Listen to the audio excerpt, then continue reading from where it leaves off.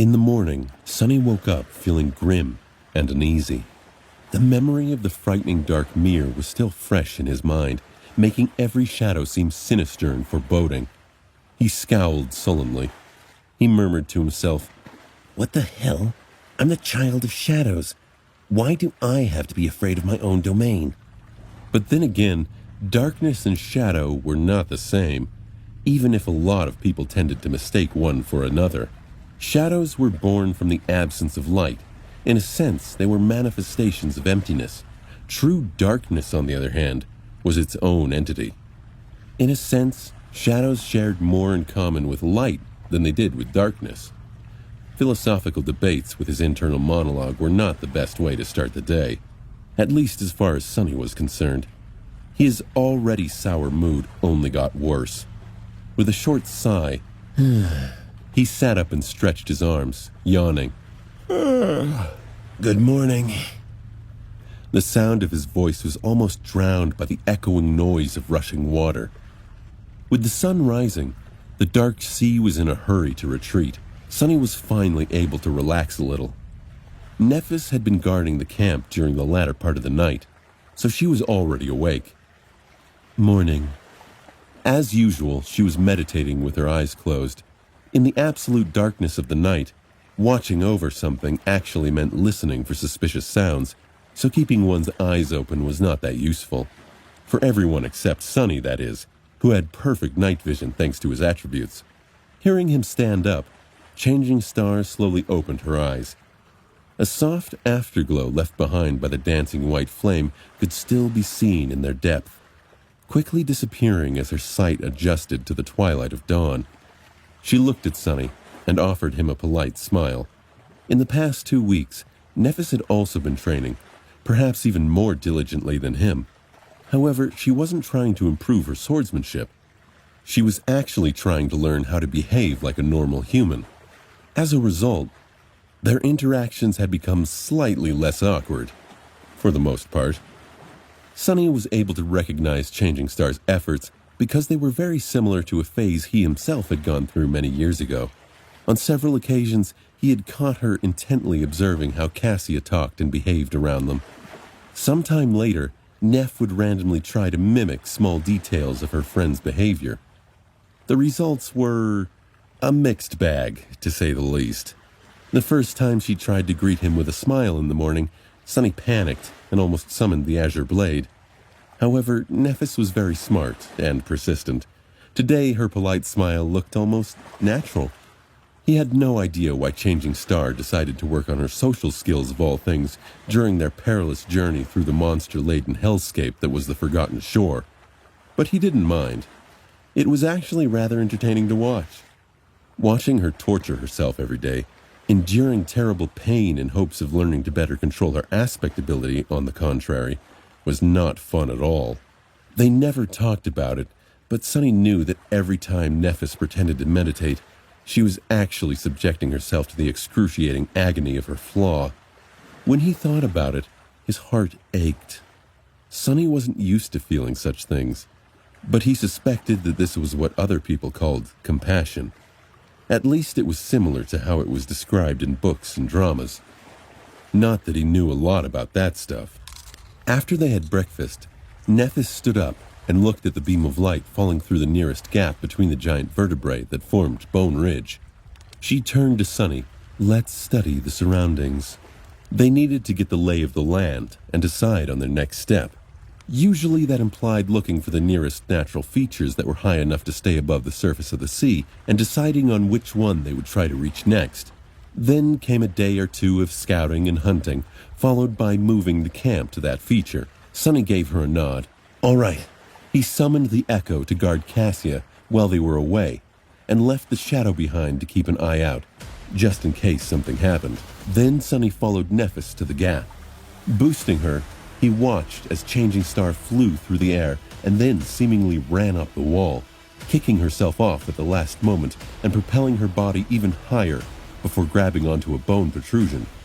Relying only on her upper body strength, she then climbed up and disappeared into the cascading light. Soon, the golden rope fell down, allowing him to follow. Yeah. Nephis helped him climb atop the gargantuan spine, and then straightened, turning to take a look west. Sonny shook his hands and did the same, expecting to see the usual picture, an endless expanse of the Crimson Labyrinth, dotted here and there with rare high points. However, what they saw left them both speechless. Some distance away, the labyrinth seemed to lose color. The crimson blades of coral stood gray and misshapen, as though struck by some unknown disease and drained of all life. The stone-like material looked brittle and fragile, ready to crumble to dust at any moment. The patch of dead coral spread as far as the eye could see. Further away, the walls of the labyrinth seemed to have collapsed into the sea of ash-gray sand. This ashen wasteland looked so alien and strange after weeks of seeing only the endless crimson pathways that Sonny felt a shiver run down his spine. The fact that they didn't notice even a single monster moving through the mud beneath made him feel even more disturbed. There was only one visible high point to the west of them. Far away into the distance, the ground rose, forming a tall hill. The hill was probably the largest they had seen, easily capable of becoming a real island once the water rose in the night. Its shape reminded Sonny of a colossal barrow. Covered in the gray sand left behind by dead coral, the hill resembled a mountain of ash. The mountain was crowned by a giant tree. The tree rose into the sky like a tower, its branches wide enough to cover the whole island in their shade. The bark of the giant tree was as black as the water of the dark sea, while its leaves were as red as blood. Contrasted against the gray sky, the crimson crown of the majestic tree looked incredibly vibrant and magnificent. Sonny gulped. What the hell is that? Nephis was either thinking or had nothing to say. She just stared into the distance, a slight frown on her face. At that moment, something glistened brightly from beneath the tree. The glimmer was clear and easily visible even from their position, like a beam of sunlight reflected by a large mirror. A moment later, it was gone, only to appear again after a few seconds. A mirror! Sonny shivered, remembering the previous night. For some reason, the bright glimmer suddenly seemed to become menacing. After some time had passed, he addressed Neph again. What do you think? She lingered a bit before turning to him. While Changing Star was deliberating on what to say, he glanced at the ashen wasteland again. This is the only way west. Sonny grimaced and looked away. He didn't like this turn of events one bit. So, are we going? Nephis turned to face the giant tree and, as though affected by its grandeur, hesitantly shrugged. Do we have a choice? Sometime later, they abandoned the remains of the giant sea monster and moved west, planning to check the situation inside the wasteland that lay between them and the Ashen Barrow. Initially, they weren't planning to approach the strange island. However, things turned out to be rather unusual once they entered the wasteland. With gray sand under their feet and dead coral walls surrounding them, the group was fully prepared to face unknown danger. Despite the fact that they had not seen any monster moving through this area from the top of the Leviathan's spine, neither Sonny nor Nephis truly believed that no one was going to attack them in this strange region of the labyrinth. There were too many ways for the nightmare creatures to hide themselves, and if there was one thing the sleepers had learned during their time on the Forgotten Shore, it was that everything here was either deadly or concealing something capable of killing them. In that regard, their first encounter with the carnivorous worms was especially traumatic. However, their common sense turned out to be wrong this time around. The wasteland was quiet and empty, completely void of any signs of life. The absence of monsters was, in theory, supposed to make Sonny feel better, but he felt even more nervous than usual instead. This whole situation reeked of danger. It was strange and unnatural. If even the monsters were afraid to approach this place, what were they doing walking deeper and deeper into the wasteland of their own free will? Were they fools not to turn around and run away immediately? Soon, they reached the point where the walls of the labyrinth had crumbled into dust. Now there was nothing but a vast expanse of gray sand between them and the hill crowned by the giant tree. Nothing could hide on that ashen flat. However, they would also be unable to conceal themselves from anyone's gaze. Sunny glanced at Nephis. Are you sure you want to do this? Changing Star lowered her chin. Then, looking forward, she scowled. Let's go. It wasn't that Sunny disagreed with her. They had to proceed. But they were leaving the harsh but well-known labyrinth for a whole new world that may prove to be even worse. Sunny prayed that wouldn't be the case, but he knew how his luck worked. As soon as they left the familiar confines of the labyrinth and stepped into the vast expanse of the ashen wasteland, Sunny felt strangely uncomfortable. It was as though he had unknowingly turned slightly agoraphobic while traveling through the complicated madness of the Crimson Maze. He had grown accustomed to being surrounded by tall walls of coral, with endless tangled paths stretching in all directions for as far as he could see. Despite the fact that the labyrinth was hiding numerous dangers, it also offered a strange sort of safety. At least in the case of Sunny, who had the advantage of being able to see beyond its twists and turns thanks to his stealthy shadow scout. Now, with gray sand beneath and nothing to break the line of sight, he had lost that advantage. The idea of not being able to hide from the enemy made him feel naked. Sunny took a deep breath and thought, Keep cool. There's no one here. That thought, which was supposed to calm him down, had the opposite effect. Indeed, there were no nightmare creatures anywhere in the desolate wasteland. But why was that? What made them so eager to avoid this place? Nephis was walking in the front of the group, with Sunny right behind her. The Echo was in the rear, moving at a slow pace. Sunny looked around, and after a bit of hesitation, he kept his voice low. I don't like this. Nephis glanced at him with her usual indifferent expression. After a beat, she turned away and kept marching onward. Stay alert. They continued forward in silence, sand squeaking under their feet. A dozen or so minutes later, Changing Star raised her hand, gesturing them to stop. She turned to Sunny. Has your shadow noticed anything? He shook his head. No. There are some irregularities here and there, like small knolls or shallow pits, but nothing is moving. Mostly it just seems flat and lifeless. He turned to Cassia. Do you hear anything? In some cases, her keen hearing was more effective than his shadow sense. When the storm caught them, Cassia had been able to sense that something was wrong long before her seeing companions noticed anything. However, Cassia simply shook her head, indicating that there were no unusual sounds around them. Nephis sighed and lowered her head, thinking. Then she cast a gaze at the distant ashen barrow. Let's continue.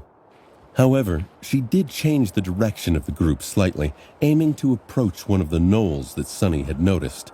By the time they approached it, it was already noon.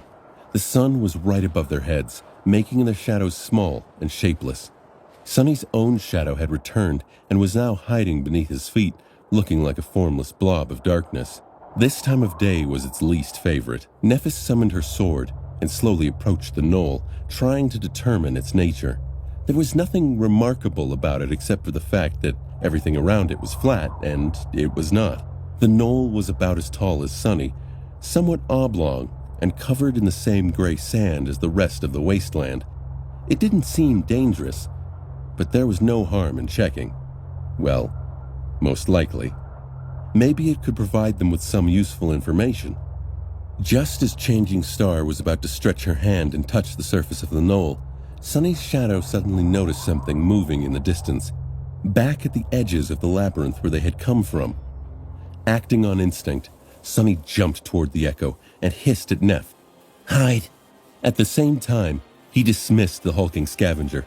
Suddenly losing her mount, Cassia flung her hands up and fell. Catching her in the princess carry, Sunny darted toward the knoll and lowered himself to the ground, placing the blind girl between himself and crouching Nephis. Changing Star put one hand on Cassia's shoulder and looked at him with a silent question in her eyes. Danger?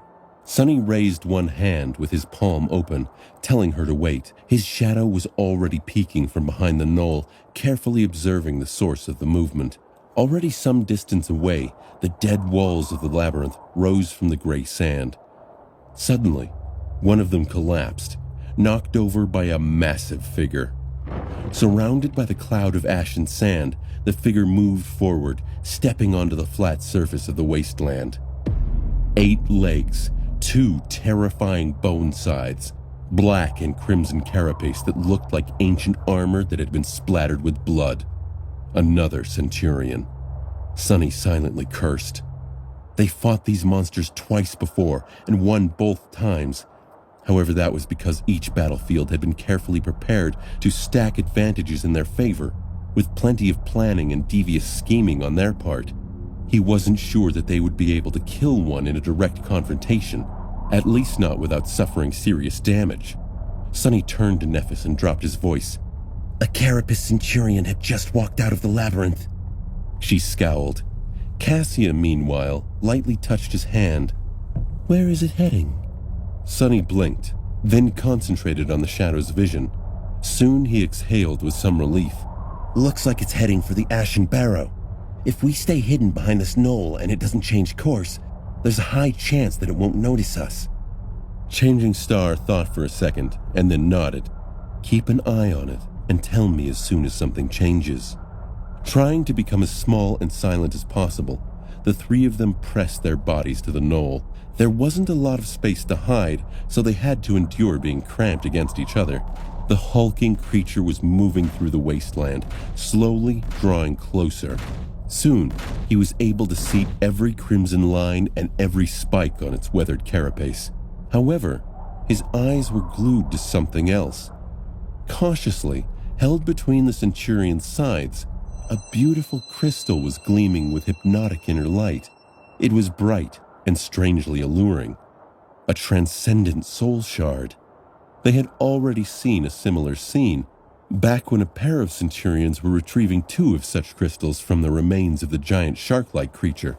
He furrowed his brow. So that was their destination. Sunny glanced at the magnificent tree standing atop the Ashen Barrow. With its onyx branches and vibrant scarlet leaves, it looked striking and majestic, like something holy hidden in the depths of hell. He shared his findings with the group, careful to keep his whisper as quiet as possible. The centurion was about to walk past their hiding spot. Despite the fact that there was some distance between its path and the knoll, Sunny was still nervous. This was the most dangerous moment. The monster came level with the knoll, then proceeded forward without blinking an eye. He exhaled. It's walking toward the barrow. Nephis did not relax, still ready for things to go south at any moment. Follow it. Sunny nodded. A moment later, his shadow slid from behind the knoll, sneakily pursuing the nightmare creature. With how much the range of shadow control had improved, he was pretty sure of his ability to tail it to the footsteps of the Ashen Hill. The centurion crossed the wasteland with the transcendent shard clasped tightly between its sides. Its bearing was somewhat strange, seeming almost pious. It looked like a pilgrim walking toward a mysterious sacred site. Soon, it approached the Ashen Barrow and suddenly stopped, as though afraid to cross some invisible line. Then the centurion carefully placed the shard on the sand and backed away from it. Its eyes turned to the ground. After distancing itself from the gleaming crystal, the massive creature kneeled. Sunny had to rub his eyes to make sure that he wasn't seeing things. He wasn't.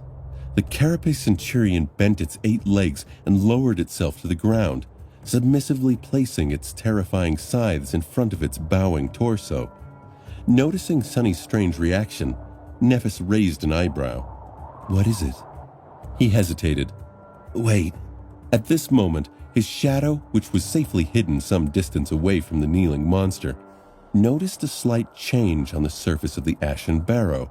The bright glimmer they had seen from the top of the Leviathan's spine was back. Only this time, it was even more blinding. The glimmer rose into the air from the shadows cast by the branches of the towering tree and moved, slowly approaching the footsteps of the hill. When Sonny was finally able to discern the source of the shining, his eyes widened. Feeling a cold shiver running down his spine, he forgot to breathe.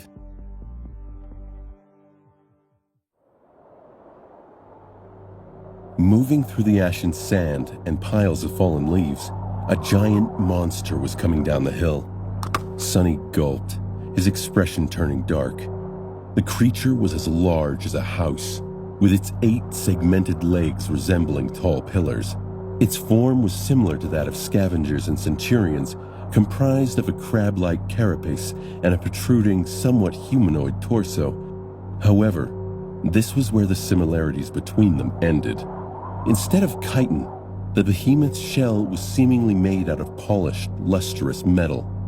It was as though its whole body had been once submerged into a crucible of molten steel, emerging from it encased in an impenetrable suit of shining armor.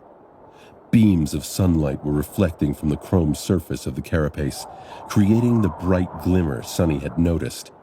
Massive, but strangely elegant, the steel monster resembled a giant knight. Sonny was ready to swear that he had noticed the shapes of 7 stars carved into its chest. However, that knight was corrupted and evil. It radiated a sinister aura, like a demon summoned from hell to sow death and slaughter. The polished armor of the creature was covered with long, jagged spikes. Its humanoid torso had 4 mighty arms, 2 ending with powerful pincers, the other 2 with razor-sharp, terrifying sides. The demon's head was more pronounced than that of a scavenger, and crowned with several tall, sharp horns. Its metal face was almost human-like, but simultaneously repulsively monstrous and bestial. Just looking at it made Sonny's skin crawl. That thing is terrifying. Whatever that creature was, its rank within the Carapace Legion was higher than that of a centurion, not to mention of a lowly scavenger. It was the next step in their evolution. A general or a commander, perhaps. What were they called? Legates? Praetorians? Holding his breath, Sonny watched as the Carapace demon descended from the ashen barrow. Stopping in front of the transcendent soul shard, it looked briefly at the kneeling centurion. The deadly awakened monster shrank under its gaze, as if terrified of the larger nightmare creature.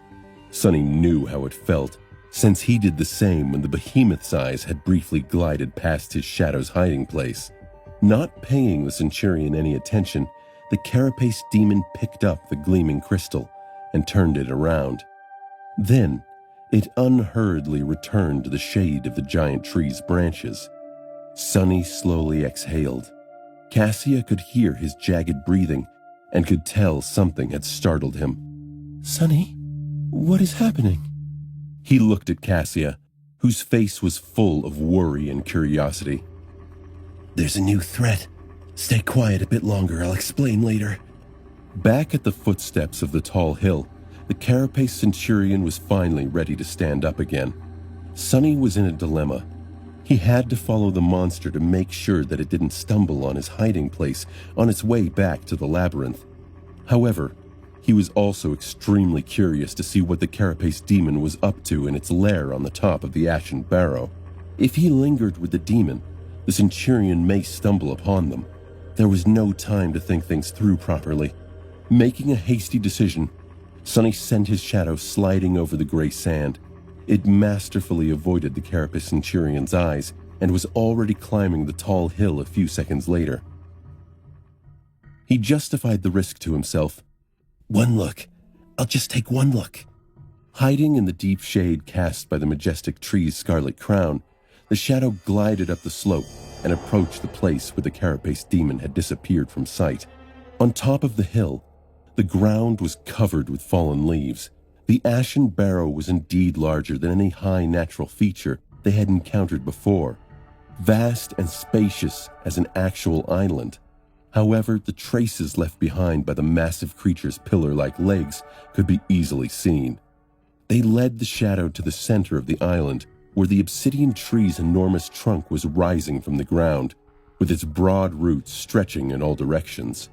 The carapace demon was standing beneath the tree, looking up at its lower branches. The transcendent shard was still clenched in its pincer. Sunny didn't understand why it hadn't absorbed the soul shard yet. What is it looking at? Sunny made the shadow trace the creature's gaze and noticed several round, appetizing fruits hanging between the scarlet leaves. One of them looked especially ripe. Suddenly, the demon dropped the soul shard into the sand and, completely forgetting about it, raised its body. It stretched a pincer up and gently grasped the fruit, then pulled on it. Without any resistance, the fruit tore off the branch, holding it as something fragile and extremely precious. The massive creature slowly lowered itself to the ground. Then, it carefully brought the fruit to its mouth and took a small bite. Sunny was shocked. It's eating fruits? This abomination is vegetarian? Bewildered and not quite sure of what he had just seen, Sunny had no choice but to command his shadow to leave and hurry to the base of the hill. The time was up, and if he wanted to catch up with the Carapace Centurion, he had to act with haste.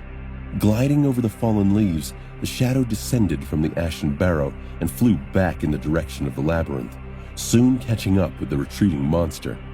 Feeling a lot of relief, Sunny made sure that the Centurion's route would not put him on the collision course with the knoll they had been hiding behind, and finally allowed himself to relax.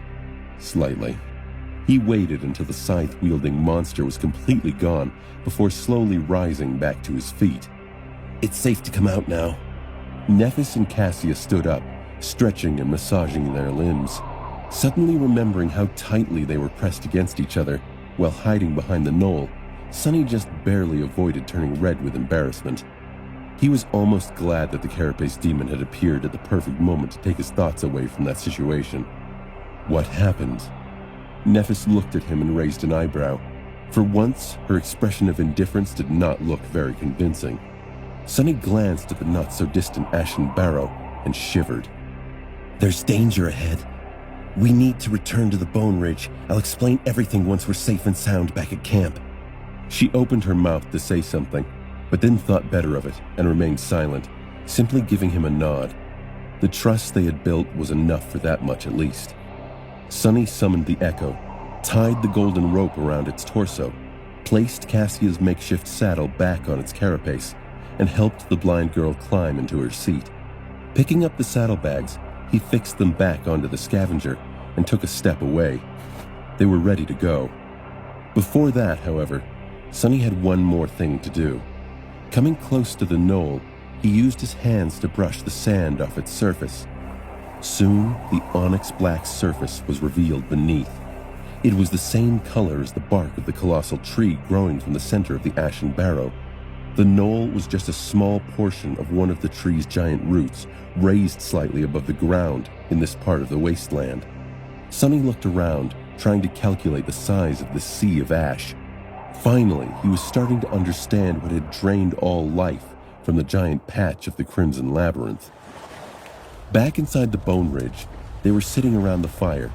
The delicious smell of roasting meat filled the air, making Sunny's stomach produce embarrassing sounds. However, it wasn't time to eat yet. He was in the middle of telling the girls about what he had seen.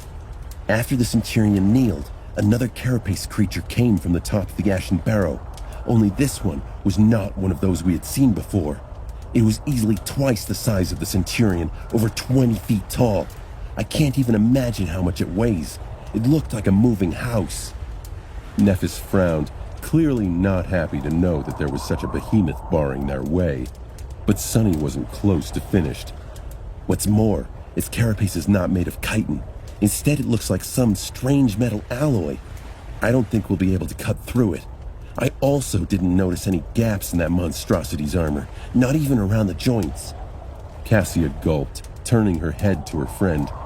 Changing Star, however, remained silent. Sunny sighed.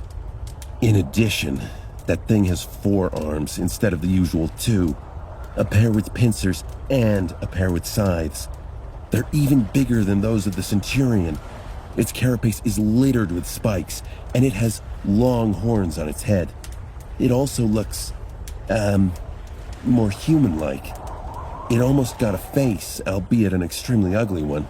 And its eyes, well, I think that it is more sentient than anything we faced before. Nephis was thoughtful. It is probably an awakened demon. Nightmare creatures with one soul core were called beasts. The ones with 2 cores were called monsters. 3 cores belonged to a class of creatures known as demons, with devils right above them with 4 cores. Sunny gave her a nod, indicating that he agreed with her conclusion. Or maybe a devil. In any case, I think we should avoid that scary bastard at all costs. Changing Star stared at him, tilting her head a little. For a minute or so, there was only silence. Sunny gritted his teeth, then sighed, then blinked a couple of times. Finally, he gave her a doomed, crooked smile. Let me guess. You want to kill it? Nephis didn't answer. She didn't have to. They all knew.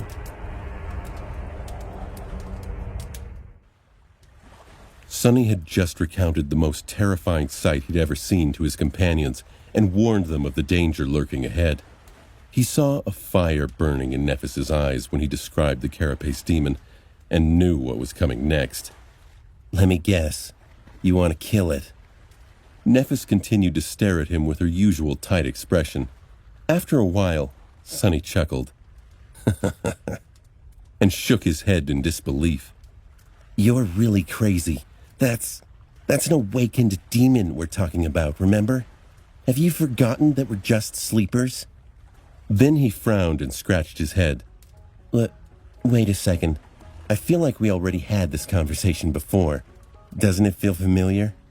Cassia glanced at the two of them and politely cleared her throat. Actually, you had said pretty much the exact same thing right before we decided to attack that first carapace Centurion. Sunny beamed.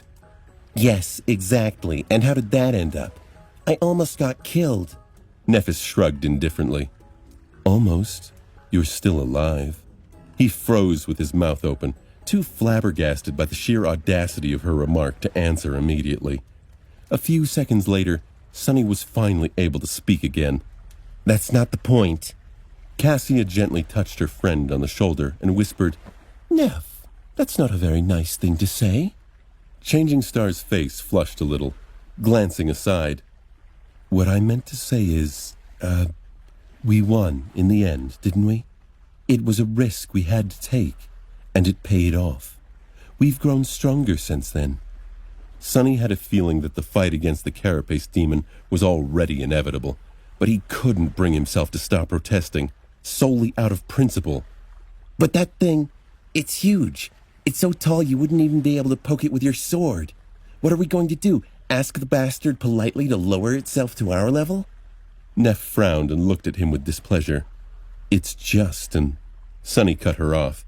Awakened demon, I know. He sighed. And shook his head again, feeling like he was talking to a stone wall. Changing Star's mind was still a mystery to him. He had realized a long time ago there was a deep, dark well hidden behind her seemingly radiant exterior. No one pushed themselves that hard, endured that much, went that far unless they were being pursued by demons of their own. He knew that from experience. Judging by how far ahead of everyone he had ever known Nephis was, her demons were especially dreadful. Much more dreadful than the terrifying carapace demon, at least. But although Sunny understood that she was running from something, he had no idea what destination she was so desperate to reach. Just why was she so hell-bent on finding that damned human castle, even more so than Sunny himself? His burning desire to come back to reality and reap all the rewards that the world owed him was so intense that it would frighten most people to death. There were very few things that he wasn't willing to do to achieve his dream. However, it only had meaning for as long as he stayed alive. Nephis, on the other hand, seemed to pursue a goal that held more meaning than her life. Why else would she be so willing to risk it? Sunny just couldn't understand that logic. It was irrational and paradoxical. What can be more important than your life? If you die, you won't be able to enjoy the fruits of your labor anyway. He looked Nephis in the eyes. Back when we agreed to fight the Carapace Centurion, we did so because there was no other choice. We were literally stuck on a rock with it. What about now? Don't we have a choice to avoid the Ashen Burrow? She stared at him for a while. That's the only way west. Sonny laughed. That, at least, he couldn't deny. When his laughter died down, he wiped the corner of his eye. All right. That makes sense. But believe me when I say it, as the only one who actually saw the Carapace demon, we won't be able to defeat it in a fight. Nephis scowled. Your point? Sonny spread his hands. Don't misunderstand. Yes, we can't defeat it, but... A dark smile appeared on his face. That doesn't mean we can't kill it. Changing Star thought about it, then raised an eyebrow. You have a plan. Sonny shook his head. Not yet. Not entirely. Let me sleep on it. However, there's one thing I know for sure. He looked west, remembering the Carapace demon's disturbing, bestial face. In the ensuing silence, Cassia turned her head to face him and asked with curiosity, What is it? Sonny blinked. Oh, yes. It's pretty simple, really. Unlike the scavengers and centurions, that thing appears to be rather intelligent, which means that it can be deceived. They spent another uneventful night inside the dead Leviathan's spine. As far as their camps went, this one was probably the safest. There was a certain comfort in being surrounded by walls from all sides, even if they were made out of bone. Sleeping on top of cliffs and coral mounds, just meters away from the surface of the dark sea, exposed to the elements, was not very restful. Sonny even entertained the thought of suggesting to Nephis that they should stay here for a while. A few weeks or even months if needed. They could slowly explore the surrounding areas, hunt monsters, and grow stronger. Then, after absorbing hundreds of soul shards and shadow fragments, armed with dozens of memories and even a few more echoes, perhaps they could attack the Carapace demon and be more sure of success. However, he quickly realized that it was a bad idea. The Forgotten Shore was perilous and unpredictable. They were rather successful in conquering its dangers so far, but it was too easy for the situation to change. One moment of bad luck was enough to doom them. One wrong turn, one unfortunate encounter, one more enemy than they were able to handle, and their lives would be over. And that was only in regard to the usual menagerie of abominable horrors they had to fight daily. The labyrinth hid much more terrifying secrets and existences, not to mention the unimaginable terrors of the deep dark sea. Every additional day they spent here gave a chance for something fatal and unavoidable to happen. Their best hope of survival was to face the Carapace demon as soon as possible.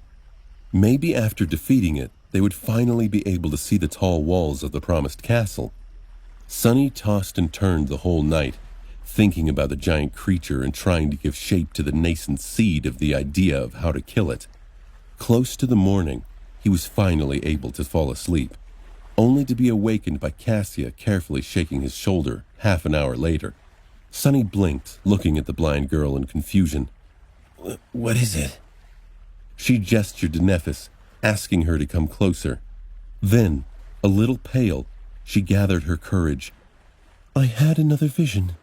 A vision about the Carapace demon. Sonny felt himself take a deep breath. Judging from Cassia's expression, the vision most likely didn't feature the trio heroically slaying the demon. Sonny knew that Cassia was careful about sharing her visions. That she was so desperate to tell them this meant it must be important. He swallowed hard and looked to Cassia, his voice somber. Tell us everything you saw. Sonny was instantly wide awake.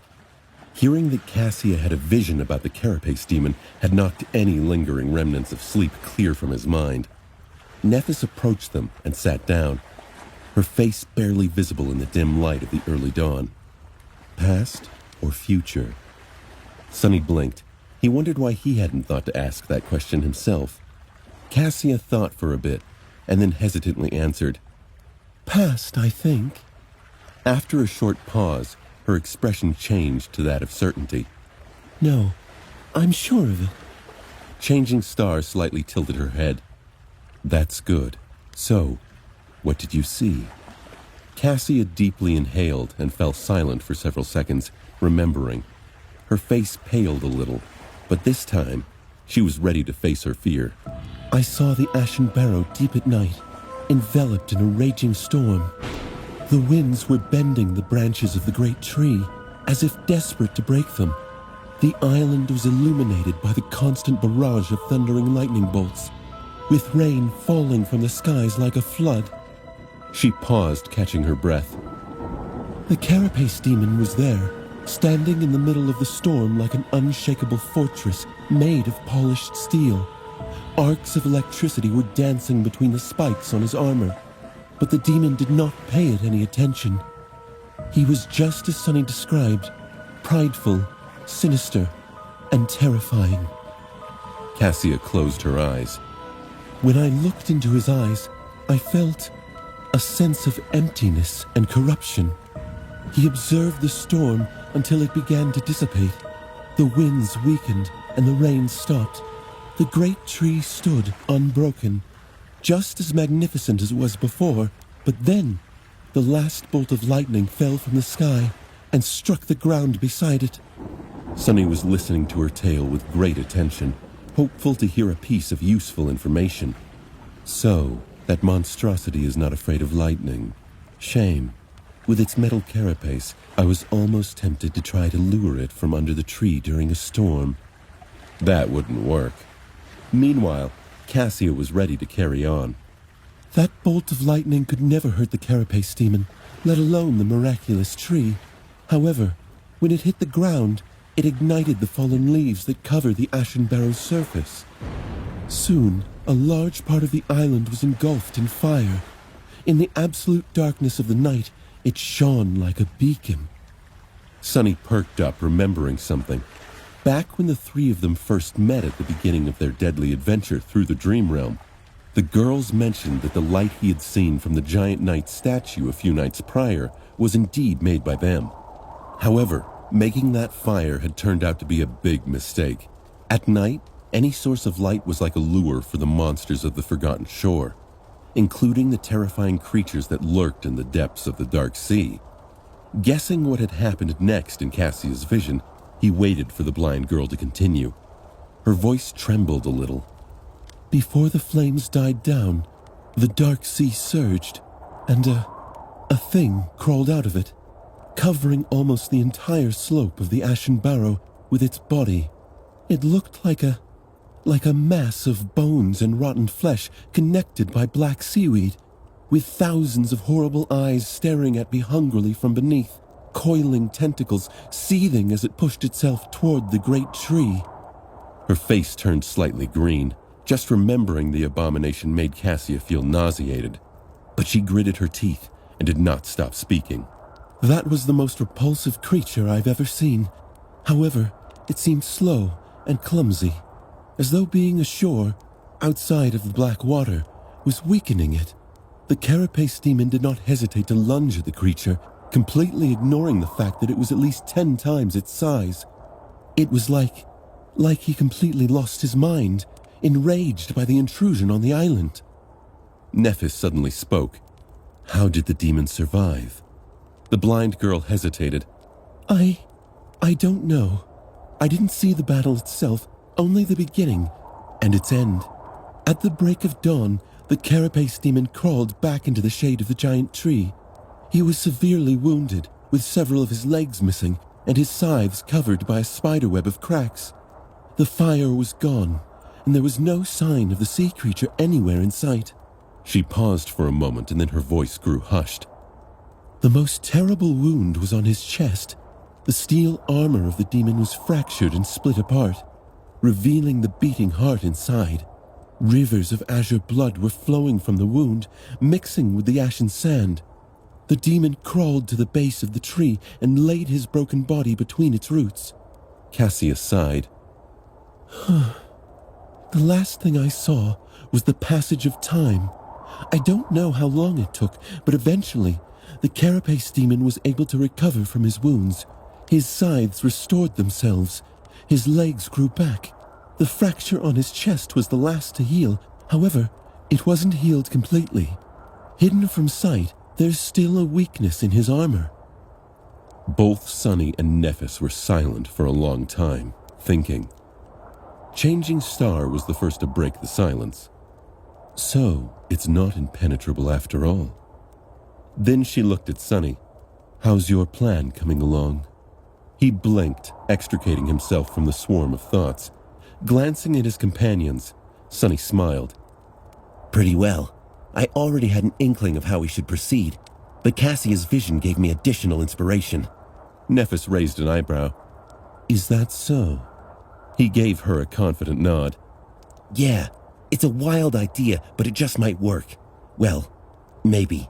In any case, it's going to be risky, and we'll have to make some preparations.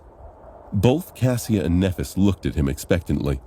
The blind girl cautiously asked, So, what's your plan? How are we going to deceive the demon?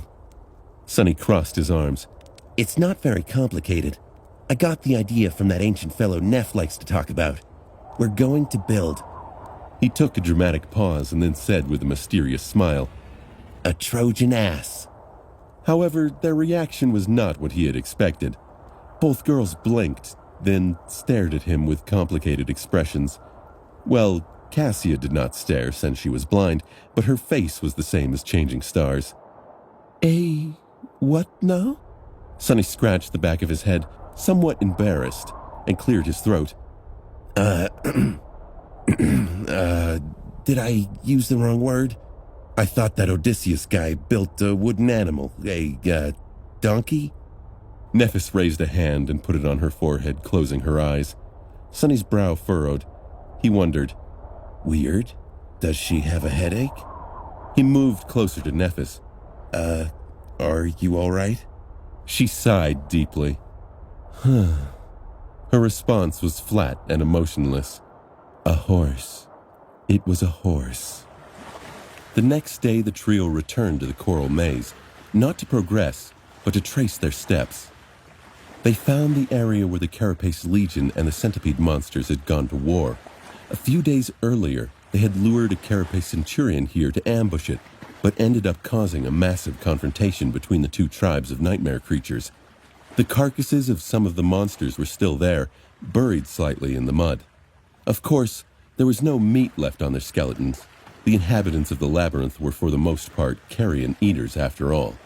However, the three sleepers were not interested in meat. They came for something else. Stopping in front of the Centurion's empty shell, cleaned of any flesh by some unknown beasts, he looked at the black and crimson carapace in satisfaction. Nephis walked over and stood by his side, an unreadable expression on her face. Is this what you wanted? Sonny smiled. Yeah, exactly. I knew that nothing would be insane enough to chew on the chitin, but in this place, you never know. I wasn't sure about its condition. Cassia scratched her head. I still don't understand what the purpose of all this is. Sonny grinned ear to ear. Just you wait. I promise this is going to be awesome. Close to the evening, with the sun tiredly descending toward the horizon, a strange creature walked out of the colorless remains of the labyrinth, if walking was even the right word. Dragging its legs in the sand, the creature somehow floated forward without moving them. It looked like a Carapace Centurion, or at least a close approximation of one. All the necessary parts were in place.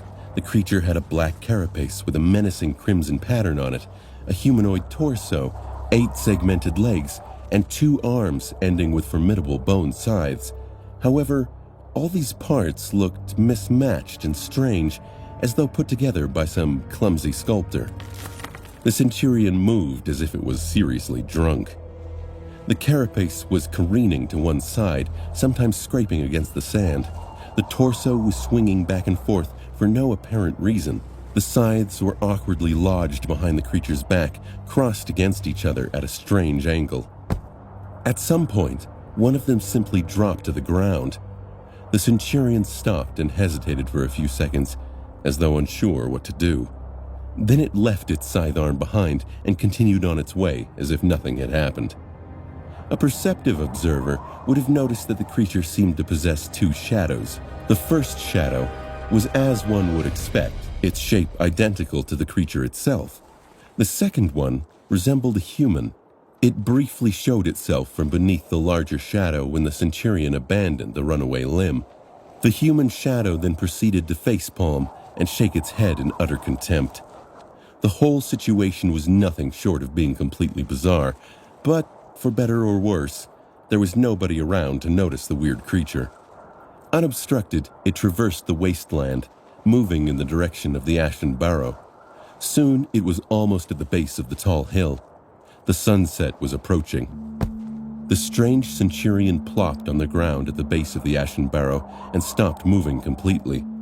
Awkward and lopsided, it looked like a parody of the other monster of its kind who had kneeled gracefully at the same spot a few days prior. Additionally, it arrived without a tribute. There was no transcendent soul shard in sight. Added to the disrespectful pose, this transgression was more than enough to get the Centurion killed. Perhaps it was suicidal. On top of the barrow, the carapace demon moved and rose from the ashen sand. His shining armor glistened, reflecting the light of the setting sun. Encased in bright metal, with a crown of horns adorning his head, the demon looked fearsome and sinister. Gazing down, he lingered for a few moments. Two dark scarlet embers ignited in the depths of the demon's eyes. Shifting his terrifying scythes, the giant monster walked forward, slowly descending from the hill to face the strange visitor. The ground shook as he approached. However, the bizarre Centurion did not even flinch. It remained completely motionless. The carapace demon stopped some distance away from the suspicious creature. He observed it, clearly understanding that its pathetic appearance might be a trap. The labyrinth was full of unimaginable dangers. Rashly approaching an unknown foe was not something an awakened demon who possessed his own form of intelligence would do. At least that was what the three sleepers had assumed. However, they were wrong. Just a second later, the carapace demon lunged forward. Its scythe flashed through the air, severing the Centurion's torso in half. The adamantine chitin was cut apart as though it was made of butter. The upper half of the monster's torso flew off, revealing only emptiness inside.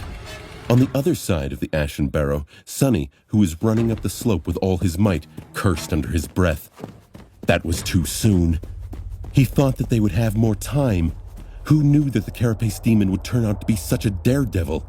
He didn't even hesitate before going all out. With Cassia riding piggyback on his back, Sonny gritted his teeth and tried to run even faster. It was time to switch to Plan B. A moment later, the weird Centurion's carapace came apart, setting the echo that had been hiding underneath it free. Pushing the pieces of chitin away with its powerful pincers, the scavenger rushed toward the towering demon. It was aiming to duck underneath it and hopefully mess up the giant's legs. The first part of Sonny's plan was rather simple. They were going to use the remains of a dead carapace Centurion to disguise the echo, which was much smaller in comparison, as one of the officers of the Carapace Legion. Then, they would send it to the base of the Ashen Barrow to lure the demon away. The three of them were going to circle the hill and hide themselves under the gray sand in advance, then run up the slope and to the center of the island as soon as the demon had left. The echo was supposed to buy them enough time to climb the great tree and conceal themselves in its branches. Then, Sonny would dismiss the echo, thus finishing the first stage of the plan. He never intended for the scavenger to actually fight the fearsome demon. However, the carapace demon's unusually swift act of aggression had messed up the timing of the whole thing. The decoy was already destroyed, yet they weren't even halfway to the tree. In this situation, there was no choice but to order the echo to attack, hoping that it could stall the giant monster. That way, of course, Sonny was putting his scavenger at risk, but there was no other choice. Just as he was about to reach the crest of the hill, the echo tried to hide itself beneath the carapace demon's massive body. It was doing the same thing that Nephis had done when fighting the first carapace centurion, intending to use the size of the enemy against it. The difference was that this time, the smaller participant of the fight was clad in sturdy carapace, as opposed to a squishy human girl who had no protection. Even if the demon tried to crush the scavenger with its weight, it wouldn't be able to kill it. However, the demon understood it too. Moving with incredible speed, he shifted his torso and struck out with a pincer. The scavenger was swatted away like an irritating insect, flying through the air and heavily crashing onto the ground. Its carapace had almost cracked. Running toward the great tree, Sonny grimaced. He wanted to dismiss the echo, but knew that it was too soon. They needed more time. Ahead of him, Nephis was already approaching the enormous black trunk. Not wasting any time, she removed the seaweed rucksack from her back, gently laid it on the ground, and began climbing, grabbing onto the cracks of the onyx bark. Meanwhile, the echo was shakily rising to its legs. A stubborn light was burning in its eyes. Producing a loud screech, it clacked its pincers in the air and once again rushed towards the demon. "Go get him, buddy!" Sonny screamed inwardly, wishing his scavenger luck with all his heart. The smaller creature bravely ran toward the steel behemoth, raising its pincers to attack. It was followed by two shadows, one bestial, the other one human. Sonny was quickly shortening the distance to the great tree. Below the hill, the carapace demon calmly stepped toward the rushing enemy, its four arms moved in unison. Suddenly, the scavenger's arms were sliced off. Its body was gripped in two giant pincers and raised into the air. Sonny didn't even have time to react. A fraction of a second later, the demon slightly strained its arms and tore the echo in two, separating its torso from the carapace and crushing both halves into a bloody pulp. On top of the hill, Sonny stumbled. The familiar voice resounded like a tolling bell in his ears. "Your echo has been destroyed."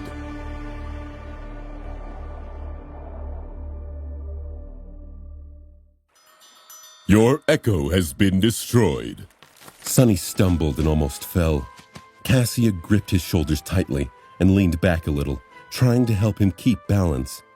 With fallen leaves flying from under his feet, Sonny somehow managed to catch himself in time. No! Anger and regret clouded his mind, but it was too late to do anything. His trusty scavenger was dead, sliced and torn apart by the giant creature. The ease and brutality with which the carapace demon had decimated the poor, brave beast would have been insulting if it wasn't so terrifying. It only took him a split second. The echo was gone. Not only had Sonny seen its tragic end through the eyes of his shadow, but he also felt the subtle connection between them disappear. In his soul sea, one of the spheres of light shimmered and vanished, leaving the silent surface of the water a little bit darker. He had lost his most valuable possession, but the bitterness Sonny felt was not only because of how useful the echo had been or how much money it could have brought him in the real world. He had grown to like the mindless scavenger quite a bit. It was big, loyal, and reliable. It even seemed to possess a strange sort of stubborn, off-putting personality. And now it was dead.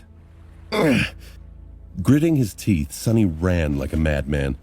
There would be time to mourn the loss of his loyal echo later. Right now, they had bigger problems. "Sonny, what happened?" Cassia's whisper sounded worried and tense. She must have felt the change in his mood through his posture and body language. To be completely honest, Sonny was in no shape to talk. Running up the hill at top speed with the blind girl on his back, no matter how delicate and light she was, had been a tall task for him without the support of the shadow. He was struggling to breathe, and there was still a considerable distance to the great tree. However, Sonny had to answer, his voice hoarse and rugged. He killed the echo. Then there was no time for words anymore, because things were turning from bad to worse. Down at the bottom of the hill, the carapace demon was standing above the mutilated remains of the scavenger. looking at them with contempt. Heavy drops of azure blood were falling from each of his 4 upper limbs.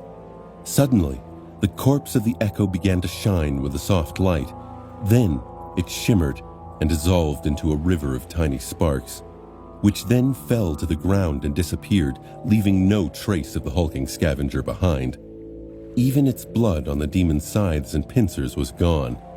After all, the Echo was just a manifestation of a slain nightmare creature and not the real thing. It came from nothing and was now returned to the state of nothingness. However, the carapace demon was not looking at the unexpected light show. Instead, he was staring at one particular spot on the ground. There, a lonely human shadow was frozen in confusion, uncertain what to do. With the body of the Echo, and consequently its spacious shadow, gone, it was instantly revealed and had nowhere else to hide. Shit!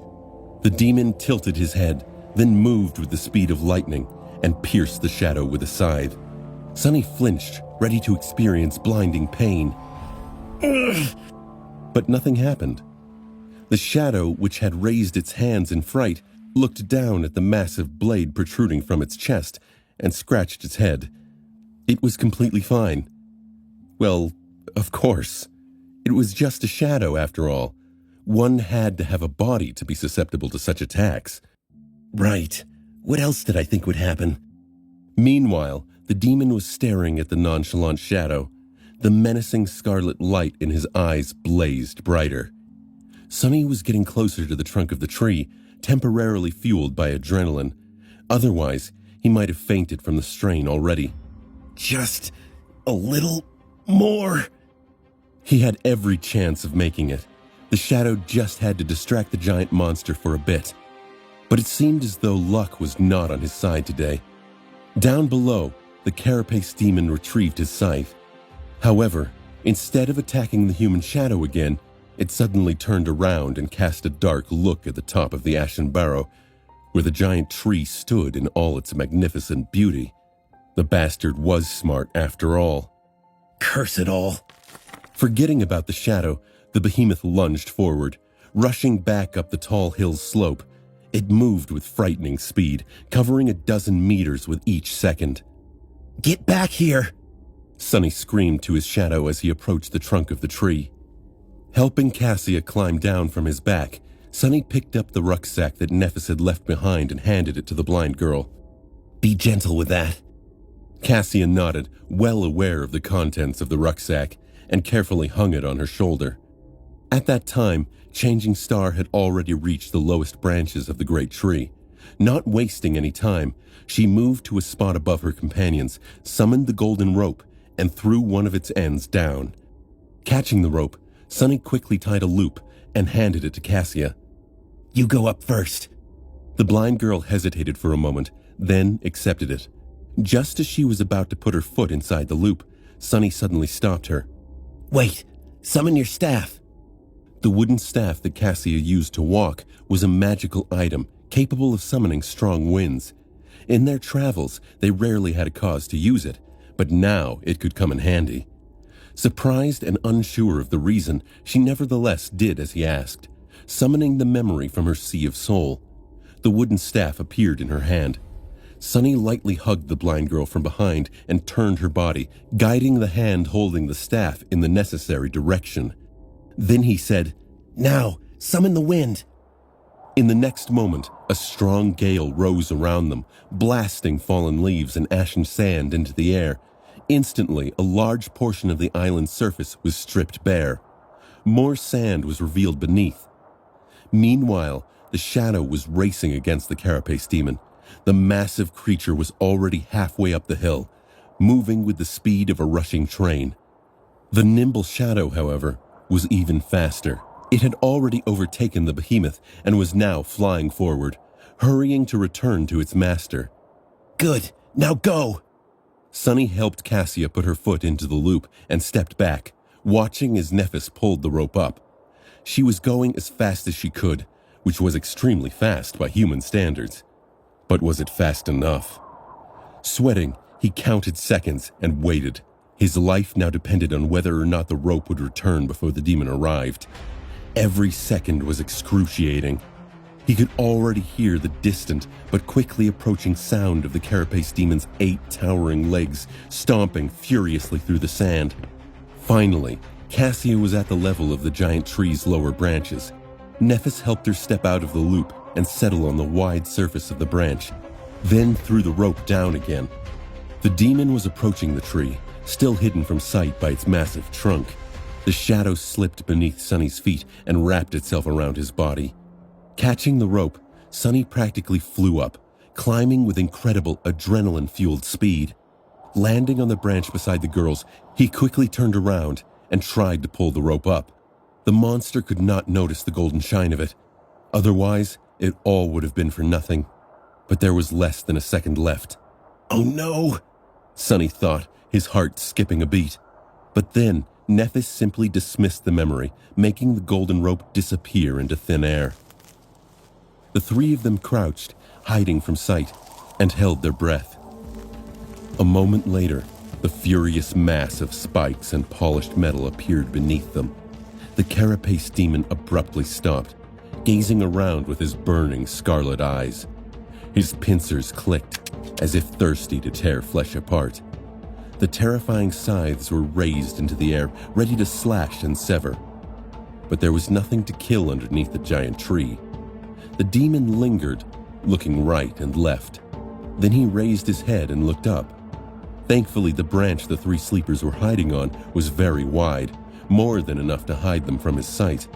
They remained motionless and silent, afraid to produce even the smallest of sounds.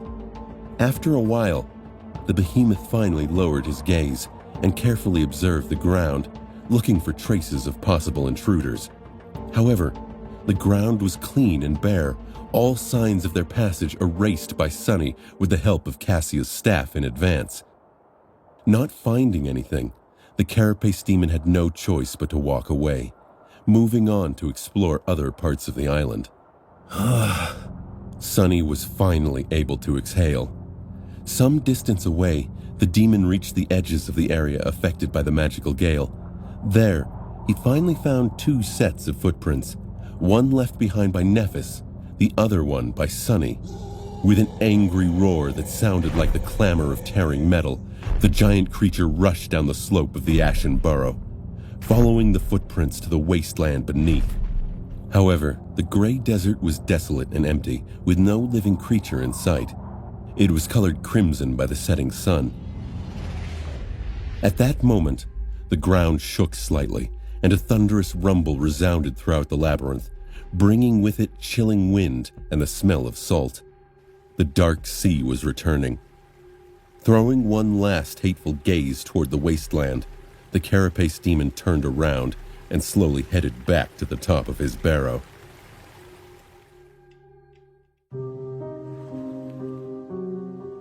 Sunny, Nephis, and Cassia sat on a branch of the great tree, waiting for the sun to set. The branch was wide enough to accommodate twice as many people, so they weren't worried about being spotted from the ground. Still, they remained silent and motionless, wary of the giant monster that sometimes appeared beneath their hiding place. The sound of his footsteps sent shivers through the tense bodies of the 3 sleepers. Not once since coming to the Forgotten Shore had Sunny hoped for the night to come faster, but there was a first time for everything. They could only proceed with the next step of the plan after darkness had fallen, so there was nothing to do now but wait. Sitting with his back against Neph and Cassia, Sunny stared into the distance and tried not to think about anything. Obsessing over past mistakes and future risks was only going to dampen his resolve, and it was already in short supply. Meeting a setback so early into the plan really threw Sunny off his game. He still hadn't recovered from the sudden loss of the precious Echo. Of course, he knew beforehand that many things could go wrong. He had even warned the girls that there were too many unpredictable elements, and thus it was impossible to reliably predict their chances of success. Nevertheless, he had not expected to lose the strongest member of their group at the very beginning. The first stage of the plan was supposed to be the safest. Things to come were going to be much more dangerous. Sunny looked at the darkening skies, barely visible through the thick canopy of the great tree's crown, and listened to the noise of the rising sea. In the dim twilight, Cassia shifted a little, and then gently squeezed his hand. Her warm touch made Sonny tense up, but then, realizing that the blind girl was trying to console him, he allowed himself to relax. Stupid. What am I, a kid? Holding hands will not solve anything. But despite these grumbling thoughts, Sonny reluctantly realized that he did feel a bit reassured, with no logical reason at all. Maybe they were going to pull this off after all. If this was their will, who dared to stop them? Soon, the night descended, drowning the world in absolute darkness. The Ashen Barrow had become an island in the black, undulating void of the dark sea.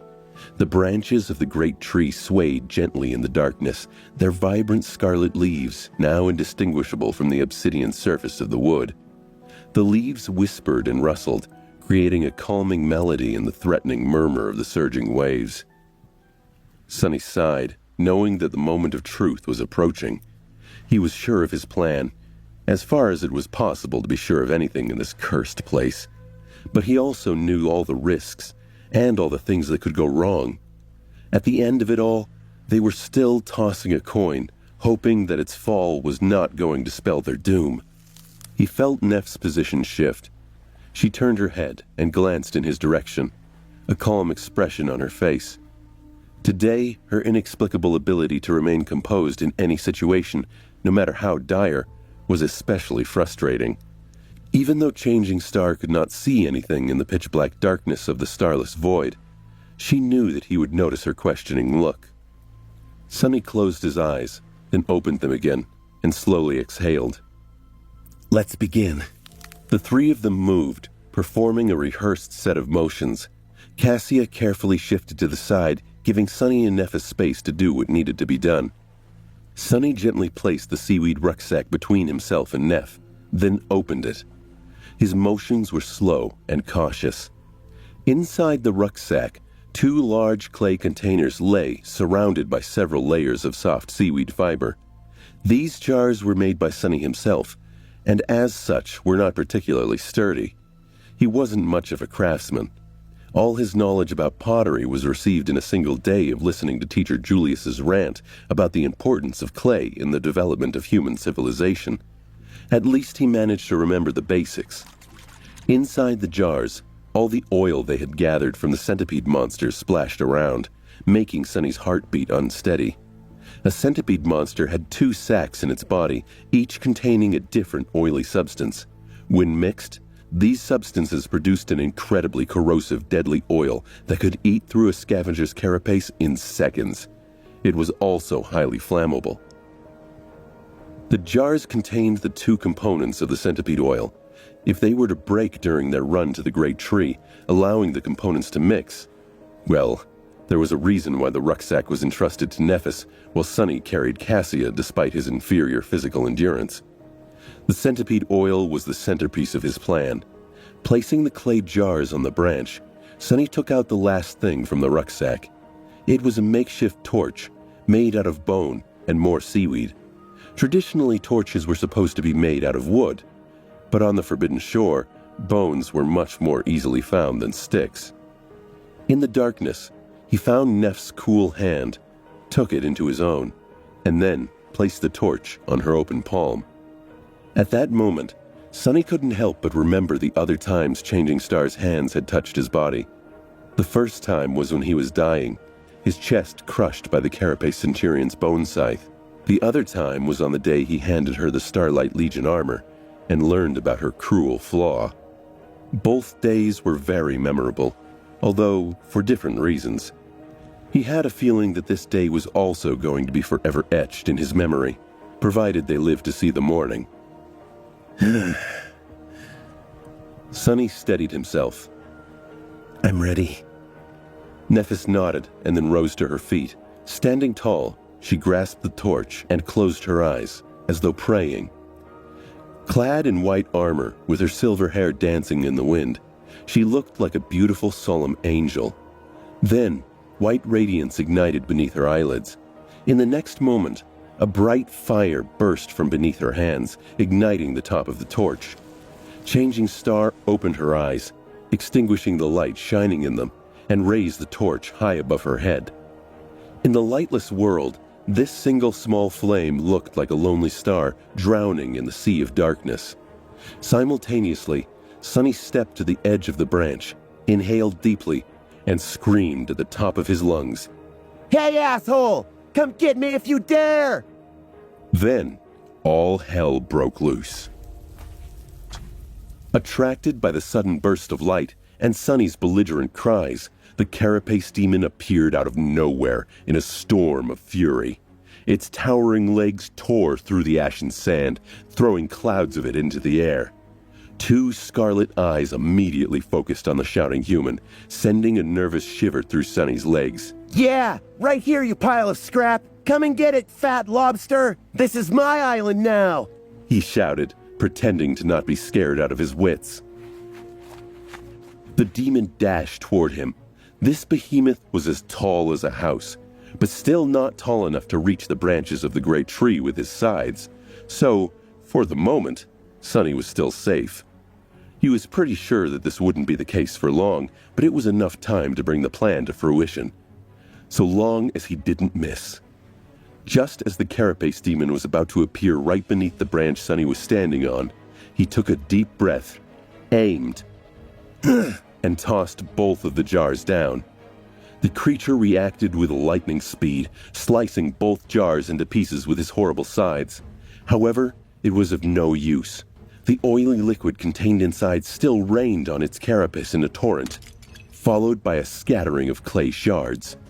If anything, it only made the surface of the impact larger, covering most of the demon's metal carapace in a layer of liquid. The two components mixed, producing the deadly corrosive oil, which then burned into the lustrous armor. Sonny held his breath. However, the centipede monster's oil, which was capable of destroying the unbreakable chitin of both scavengers and centurions, turned out to be completely ineffective against the strange alloy covering the carapace demon's body.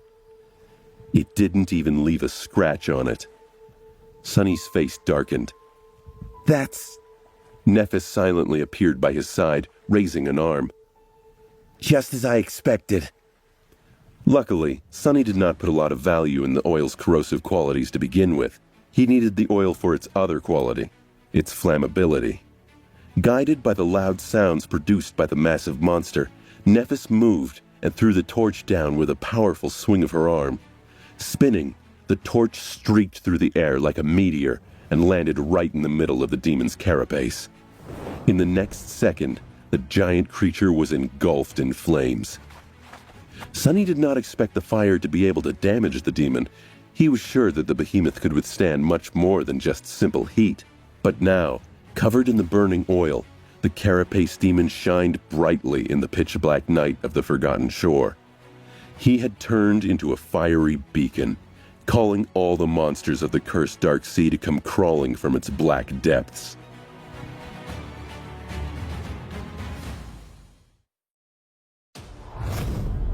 The giant demon was engulfed in flames, shining like a bright beacon in the hungry darkness of the night. His polished armor blazed with reflected light, sending radiant glints in all directions. Drops of burning oil fell to the ground, flaring up as they hit the ashen sand. For a second, it seemed as though time had stopped. Sonny was staring at the incandescent glow of the fire, his eyes wide, almost failing to believe that they had actually pulled this insane plan off. Nephis was frozen by his side, her hand still outstretched after the throw. But they really did it. They had pulled it off. Sonny never seriously considered facing the carapace demon in an honest battle. If a battle between a giant death machine and 3 powerless humans could even be called honest. However, their lack of strength did not mean that they could not murder the evil creature. They just had to be smart about how to do it. They could find something stronger to do the dirty work for them. That's why he had concocted a plan to sneak onto the Ashen Barrow, wait for night to come, light the behemoth aflame, and watch it be torn apart by the terrifying monsters from the Dark Sea. Now, they were halfway to making that plan a reality. Of course, the most dangerous part was yet to come. They still had to survive the attack of the creatures of the Black Water themselves, and before that, the carapace demon roared with fury, making Sonny feel like his ears were going to bleed. The roar sounded like a deafening cacophony of rusted metal being torn apart by giant claws. Two scarlet eyes shone through the conflagration of flames, piercing the young man with a concentrated beam of murderous hatred. They just had to survive until the sea monsters arrived. The infuriated demon was out for their blood, and they didn't know how much time it would take for the dark sea creatures to appear on the Ashen Barrow. Sonny was scared that the demon was capable of performing ranged attacks. His mind raced with thoughts of possible attacks the demon could inflict upon them. Looking into the giant's hateful eyes, Sonny sensed that the creature was thinking in the same direction. When the demon glanced in the direction of the giant tree's obsidian trunk, Sonny's heart suddenly skipped a beat. However, in the end, cold rationality won over the seething rage in the carapace demon's mind. Instead of wasting time trying to get to the three tiny humans, he suddenly rolled on the ground, hoping to use the sand to douse the flames dancing on his carapace. The whole island shook, almost throwing Sonny off the branch. Shit! Why did the bastard have to be so smart? For a moment, Sonny entertained the idea that the demon was actually going to succeed in extinguishing the fire before the dwellers of the depths had noticed it. Suddenly, Nephis turned to face the dark surface of the sea. Her face paled slightly. Sonny was a second late to react, but almost instantly, he too felt a strange change in the world around them. The rustle of the scarlet leaves suddenly felt quieter. The sound of the waves crashing against the shores of the Ashen Island louder. It was as though some invisible pressure descended on the world, making everything feel slightly different. Then, the air became colder, and a wall of thick fog appeared above the dark waters. The carapace demon had also noticed this change. He stopped trying to douse the flames and rose from the sand, the oil still burning on his carapace. Not paying it any attention anymore, the demon turned to the sea, a sense of grim resignation radiating from his posture. Then, it was replaced by dark resolve and frenzied bloodlust. The fog slowly moved, crawling onto the island. Sonny felt shivers run down his spine, realizing that it was flowing against the wind. The sound of the waves was now muffled and changed, almost imperceptibly so. And there, in the fog, something was moving. He could almost make out a figure. It was... Suddenly Cassia's small palm covered his eyes. With her voice trembling with tension, she whispered, "Don't look. No matter what happens, don't open your eyes." Sonny froze, obediently shutting his eyes. A cold sense of fright wrapped itself around his heart. He had never heard the blind girl's voice sound like this before. Not even when she was recalling her terrifying visions. Cassia slowly removed her hand. Blinded, he could only rely on his hearing. At least that was what he thought until the cold fog touched his skin. Then, in the muffled silence, he heard Cassia's voice again. Only this time, it was distorted and coming from the wrong direction. "Don't look. Don't look. Don't look." Sonny gulped, feeling his hair stand on end. The sound of the blind girl's distorted voice echoed in the fog, surrounding him from all sides. Instead of growing quieter, it was becoming louder, overlapping over itself. "Don't look. Don't look. Don't look. Don't look." Then it grew even louder still, and turned into a cacophony of screams, crashing into Sonny like a wave, sounding nothing like what human vocal cords could ever produce. "Don't look! Don't look! Don't look! Don't look! Don't look! Don't look! Don't look! Don't look! Don't look!" Sonny stood paralyzed, stunned by the onslaught of inhuman shrieks. All he could do was try not to fall to his knees. And then, when his resilience was almost broken, everything suddenly stopped. The abrupt silence enveloped the world, making him exhale with relief. It was over. A few seconds later, Cassia whispered into his ear, "Open your eyes." After hearing the clear sound of her voice, Sonny was about to do as she told. Then he stopped. Her voice did not sound terrifying and distorted.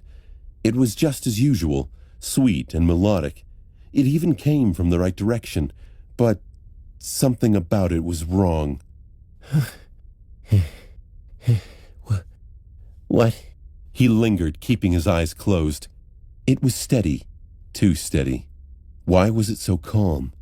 Why didn't he feel the warmth of her breath as she leaned close to whisper into his ear? How could she lean? If he was taller. Sonny froze, afraid to even breathe. Cassia's clear, familiar voice repeated, Open your eyes. Open. Then, mere centimeters away, it exploded with cold, malevolent authority. Open your eyes. But he didn't. A second passed, then another, then one more.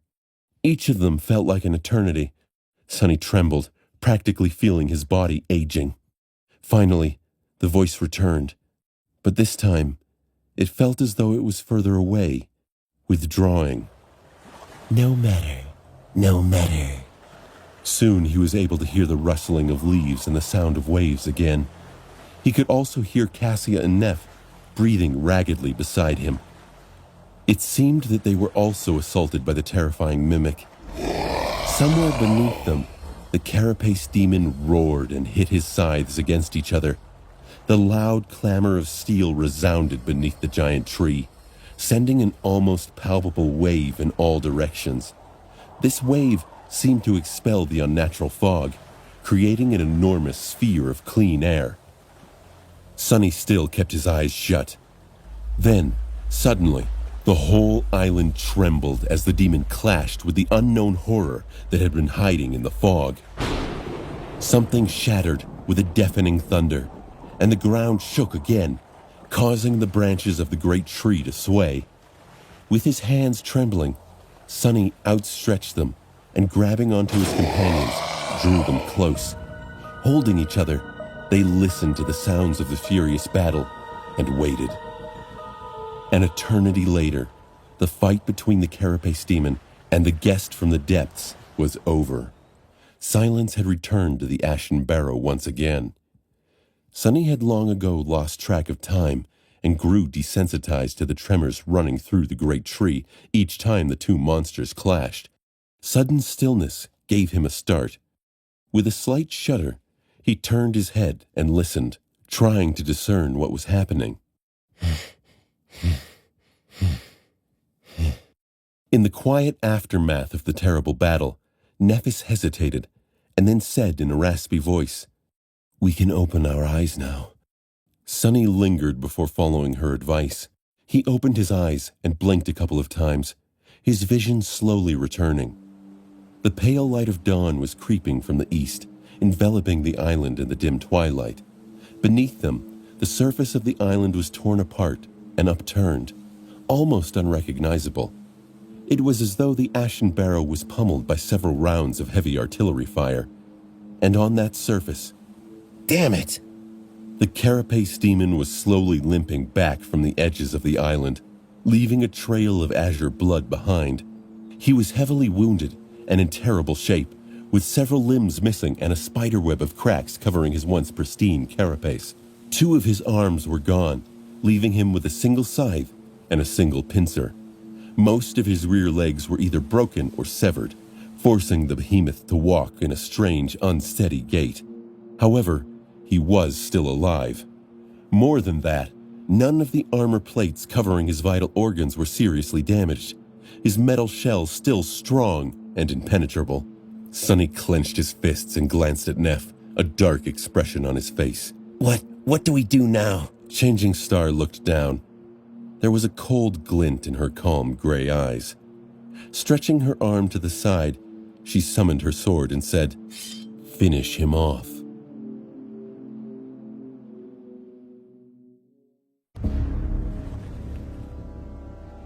Sonny looked at the wounded demon, a grim look of resolve on his face. At this point, there was no reason to argue. They had no other choice but to face the guardian of the island themselves. Sonny's bag of tricks was all empty anyway. In the end, Their fates were still going to be decided by sharp blades. Someone was going to get killed, and someone was going to be the killer. How are we going to deal with his armor? Nephis weighed the sword in her hand and glanced down. I will break through the armor. Can you create an opening? Sunny nodded, not wasting time on unnecessary questions. If Changing Star was certain of her ability to cut through the demon's carapace, he had no reason to doubt it. Creating an opening, that was not going to be easy. Even though the monster had suffered terrible injuries, he was still a force to be reckoned with. His size alone was going to pose difficulties. They would have to bring the behemoth down to his knees before even thinking of carrying out any sort of an effective attack. He was not just going to stand still under their assault either. But what else was there to do? While Nephis was tying the golden rope to the branch, Sunny walked over to Cassia and lightly squeezed her shoulder. She tried to force a smile. I take it that the carapace demon is still alive. Despite the heavy, cold, dark feeling gripping his heart, Sunny tried to make his voice sound relaxed and carefree. Just barely. Don't worry too much. This whole thing will be over in no time. One way or another, he added inwardly. Cassia's smile weakened.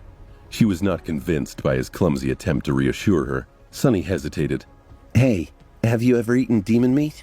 The blind girl was surprised by his question. What? No. Sunny grinned. How about a demon steak? I'm an excellent cook, I'll have you know. I think. So I had no chance to put all the knowledge from the wilderness survival course to practice. Teacher Julius had indeed spent lots of time teaching him how to cook all kinds of seemingly inedible things, as well as meats of all sorts of nightmare creatures in preparation for his journey into the dream realm. Here, hunger was as much of an enemy as the fiercest of monsters. As soon as we get our hands on some demon meat, I'll make you a steak. It'll be the most delicious demon steak you've ever eaten. I promise. Finally, a real smile appeared on Cassia's face. She gave him a courteous nod. All right. That's a promise then.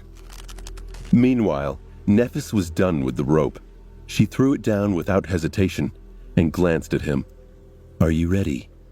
Sunny sighed and closed his eyes for a second, feeling the strength of his body being enhanced by the shadow. Yes, let's do this. As soon as their feet touched the ground, Sunny felt a heavy gaze burning a hole in his chest. Glancing up, he saw the crippled carapace demon staring right at him, a dark glint shining in his one remaining eye. The other one was gone, leaving only a bleeding black gap behind.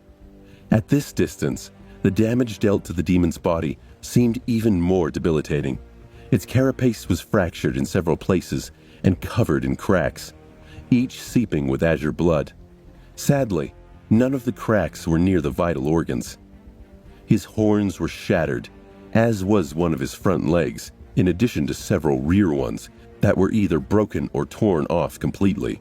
The stumps of his two severed arms were pressed tightly against his torso to stem the heavy bleeding.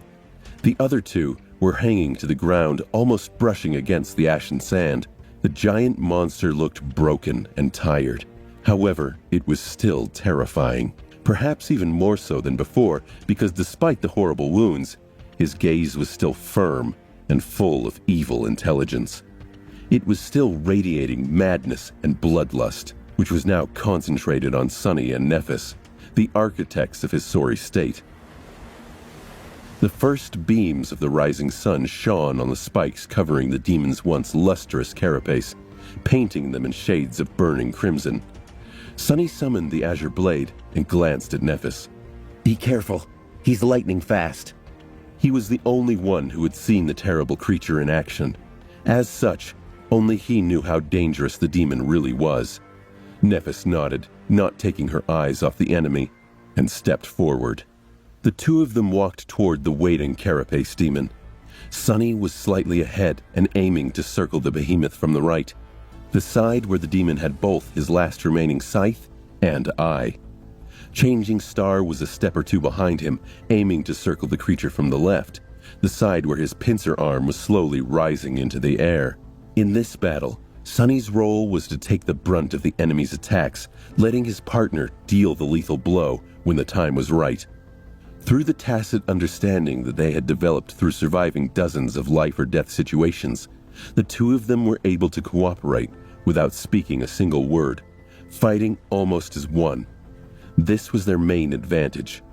As they closed in, Sonny felt a slight shift in the demon's posture.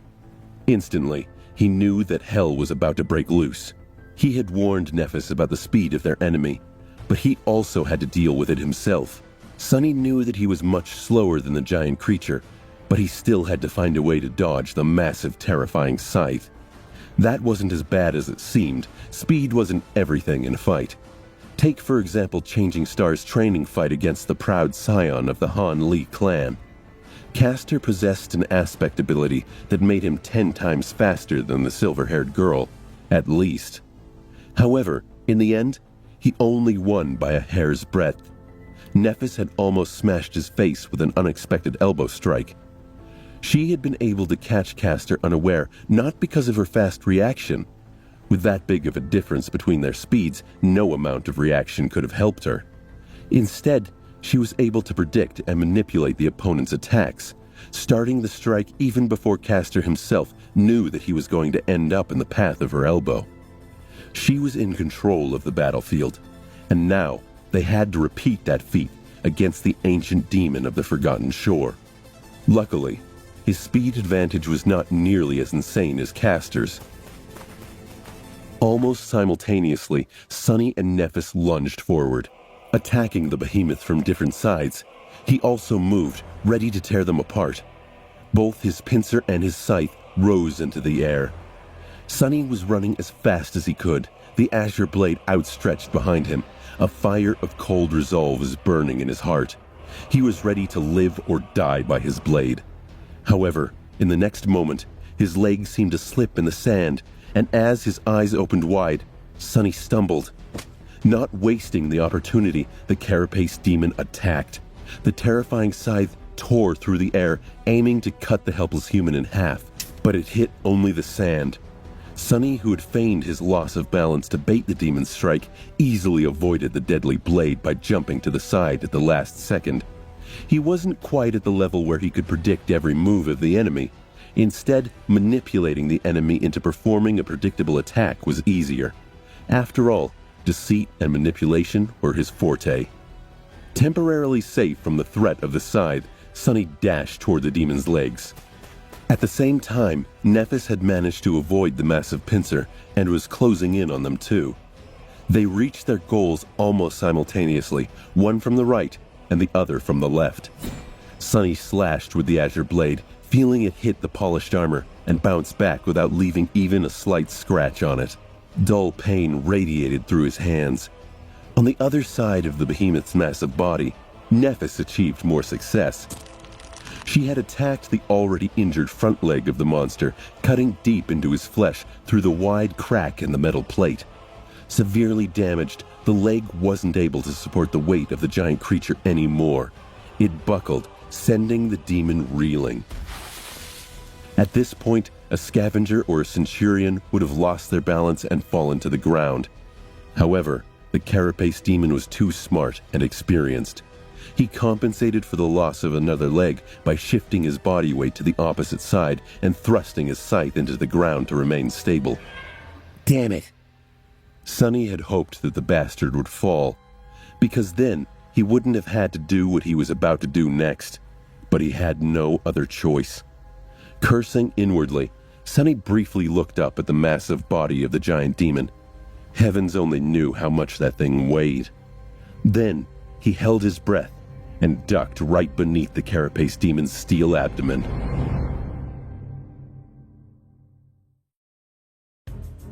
With the carapace demon using his deadly scythe to support the weight of his body, Sonny was temporarily safe from its sharp blade. Of course, the monster had other means of attack. Each one of his towering legs was like a siege ram, dangerous and capable of devastating destruction. But at the moment, his position was too precarious for the demon to lash out with them. Sonny had at least a second to do whatever he wished to do, with no risk involved. The only thing he had to avoid was going directly under the behemoth, thus putting himself in danger of being crushed to death by the demon's giant body. Coincidentally, that was exactly what he had to do. Shit, shit, shit! Glancing up at the massive armored creature, Sonny cursed and dashed forward. A moment later, he dove underneath the carapace demon, feeling the thick shadows swallow him whole. Instantly, Sonny was covered in cold sweat. There was nothing but polished metal and murderous intent above him now. All the monster had to do to turn the tiny human into a puddle of blood was to rest his body on the sand. Under the crushing weight, Sonny's organs would burst and his bones would turn to dust. There wouldn't be anything solid left of him at all. Only a thin layer of bloody goo smeared across the ground. Not the best situation to find yourself in. With his nerves on the verge of melting, Sonny brandished his sword and rushed forward. His eyes were glued to the joints of the carapace demon's legs. He was utterly focused, looking for the slightest movement, waiting for it. With no room for error, Sonny pushed every unnecessary thought and emotion into the farthest corner of his mind, not allowing dread, doubt, and his tendency to overthink things to slow him down even by a fraction of a second. Time moved excruciatingly slowly. It felt as though hours had passed, but in reality, it was only a couple of seconds. Sonny was only at the second pair of the giant monster's legs. It was then that he finally noticed the almost imperceptible change in the demon's posture. The tension in his joint changed slightly, indicating that the behemoth was about to move. This was the sign that Sonny was both hoping for and terrified of. Now, his survival was wholly dependent on whether or not he was fast enough. As soon as his eyes had registered the change in the creature's posture, Sonny pivoted on one leg and dashed to the side, trying to get away from underneath the armored giant. A small cloud of sand was sent flying by his sudden turn, but the demon was incredibly fast. He threw his body down, determined to squash the odious invader like a bug. With inertia and the limits of his human body slowing Sonny down, he felt the metal surface of the carapace begin to fall on his head long before reaching the safe zone. Death was approaching with abhorrent speed. One step, two. Was he going to make it in time? The carapace demon fell to the ground with a thunderous crash, sending large clouds of sand into the air. The impact was so strong that the whole island trembled. The furious mass of falling metal and spikes missed Sonny by just a few centimeters. He flew from underneath the demon's body at the last possible moment by performing a desperate dive. Crushing into the sand, Sonny rolled away and jumped back to his feet. Slightly disoriented by the shockwave of the giant's fall. I managed to survive. His movements were jerky and haphazard, but he wasn't fretting about the finesse in his work, only the goal, to bring the carapace demon down. Only by forcing the giant creature down to the ground, in reach of their blades, could they hope to kill it. In that sense, this dangerous gamble ended in a resounding success. The bastard was now laying on his abdomen. His carapace and his humanoid torso, where all the vital organs were situated, were well in the changing star's attack range. Now, Sonny just had to create an opening for her to deal the fatal blow, although he still had no idea about how she was planning to bypass the impenetrable barrier of the demon's armor. Creating that opening was not going to be a trivial task. Even though the monster's mobility was now severely reduced, the distance between him and the two sleepers was also much smaller, which made dodging his attacks that much harder. He was barely back on his feet when the terrifying scythe flashed through the air, threatening to slice his body in half. Sonny had no idea how Nephis was doing on the other side of the creature's enormous body against the pincer, but dealing with the scythe was almost beyond his abilities. The burning eye of the demon that followed his every move was not helping the situation at all. With very little time to react, Sonny did the only thing he could think of. He jumped as high as he could and pulled his legs up to his chest, performing a very awkward forward somersault. Because of the number of shadow fragments he had consumed and the physical enhancement brought by the shadow, the height of his jump was nothing short of impressive. The scythe's blade whistled beneath Sonny, so close that he could feel the wind brushing against his face. Landing on the ground, he dashed forward. Sonny knew that the scythe would come back, but he had a second or two to change his position, getting in front of the behemoth. He had to make the giant creature forget about Nephis completely and concentrate fully on dealing with him and him alone. To do that, he had to get in range of both the scythe and the pincer. What a lovely task. Feeling that his time was running out, Sunny spun around and raised the azure blade. Just as he thought, the carapace demon was already bringing the scythe down at him again, this time in a ruthless horizontal thrust. The sharp tip of the scythe was flying through the air, aimed at his chest. However, he had slightly underestimated the demon's reaction time. There was already no time to dodge. One small mistake was the difference between life and death on the Forgotten Shore. The scene of their first fight against a carapace centurion flashed in Sunny's mind. The situation was eerily similar to this one, with the inescapable doom approaching him at the speed of lightning, too swift and close to be avoided.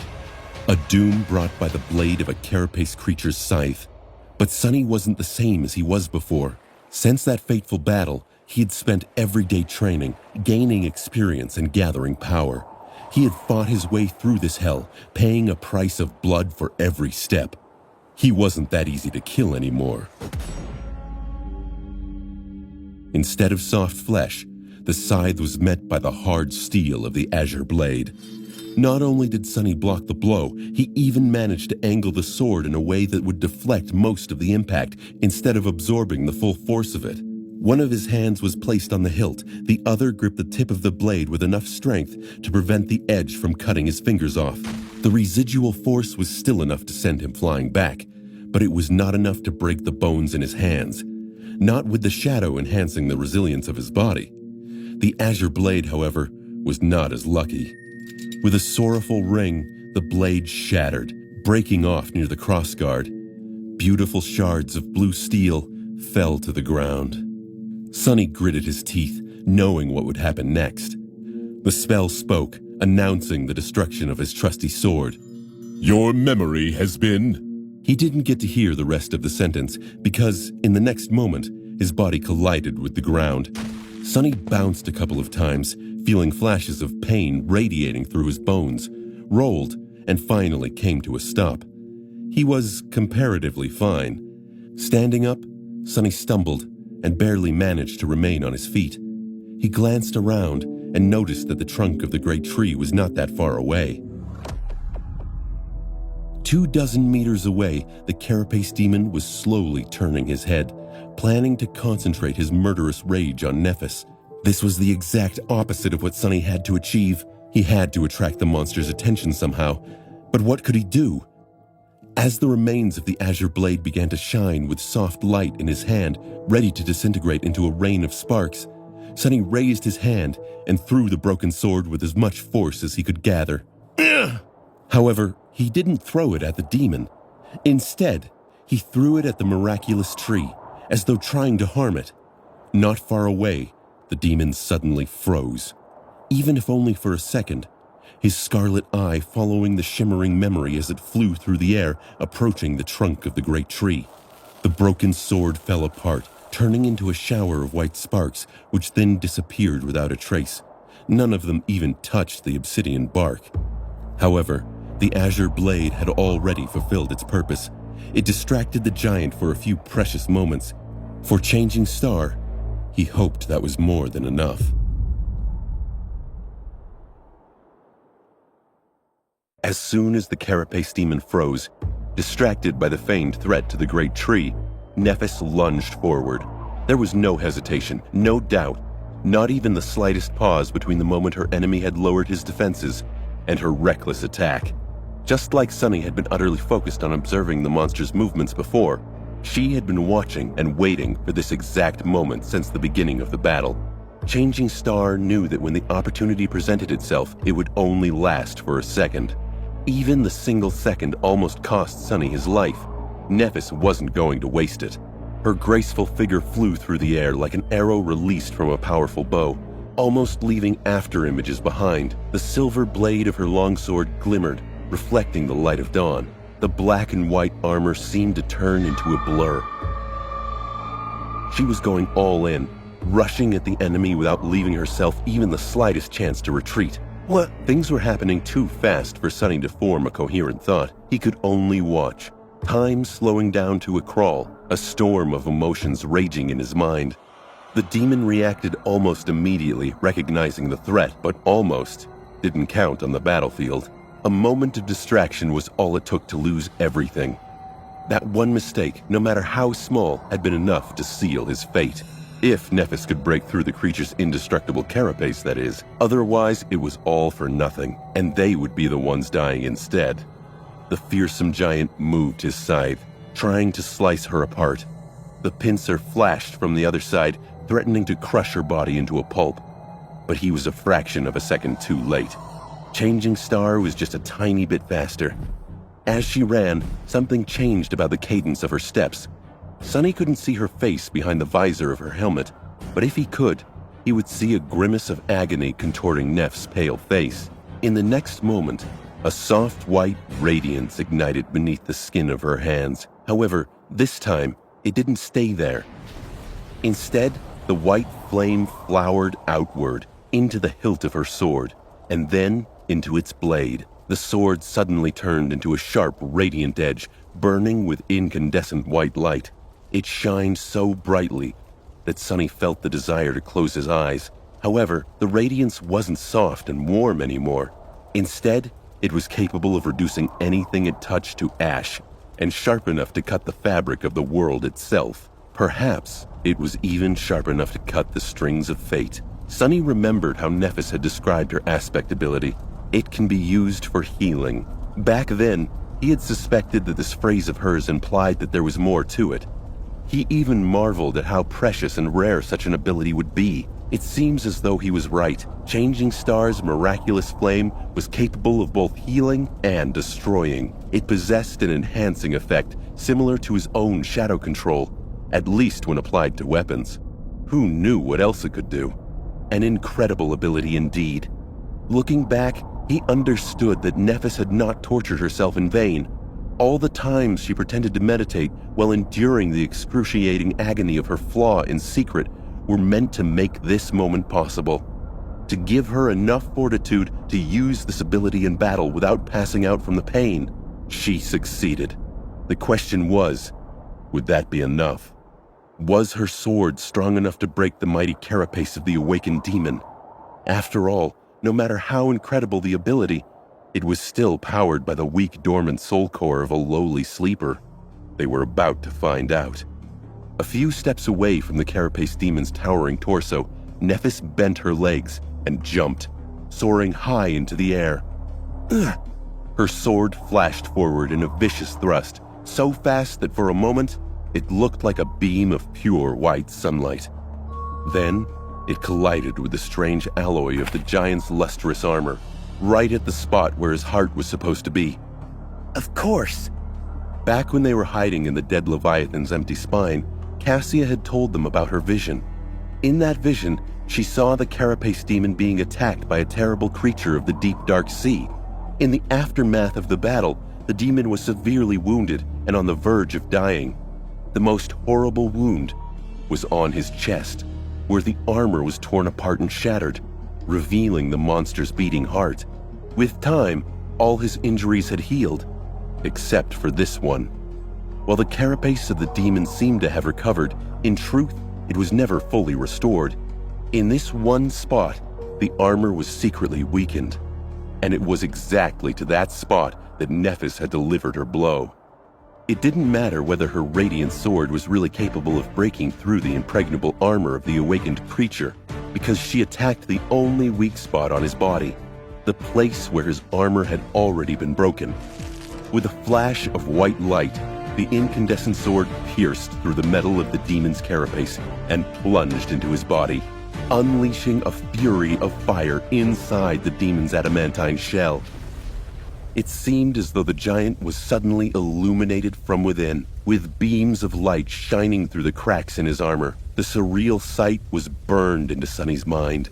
Then, Changing Star's sword reached the carapace demon's heart and sliced it apart, incinerating everything around it and making the azure blood of the fearsome creature boil and evaporate. Sonny's legs buckled, and he gracelessly fell on his ass. What? We did it! The demon staggered. His arms slowly rose, as though trying to pull Nephis into a final embrace. But then, as his body twitched, they fell to the ground. Neph landed in the sand and jumped back, ready to defend herself. But there was no need. The proud guardian of the Ashen Barrow was dying. The scarlet light in his one remaining eye was dimming, any semblance of intelligence quickly disappearing from his gaze. The demon heavily slumped, all remnants of strength abandoning his mighty body.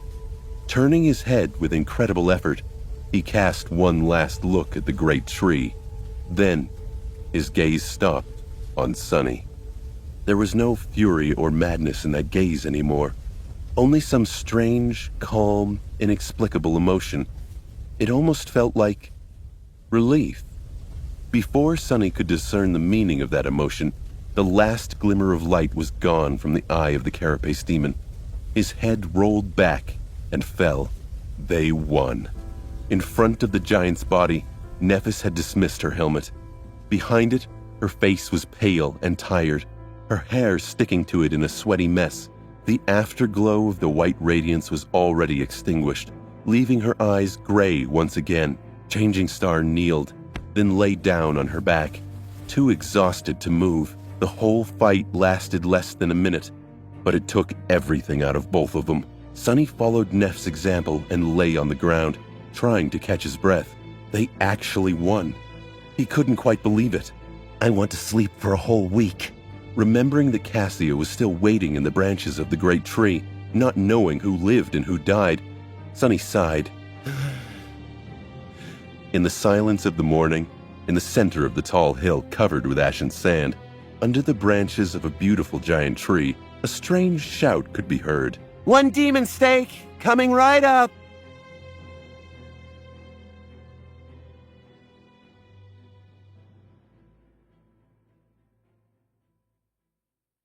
A few minutes later, Sonny heard a noise coming from somewhere above.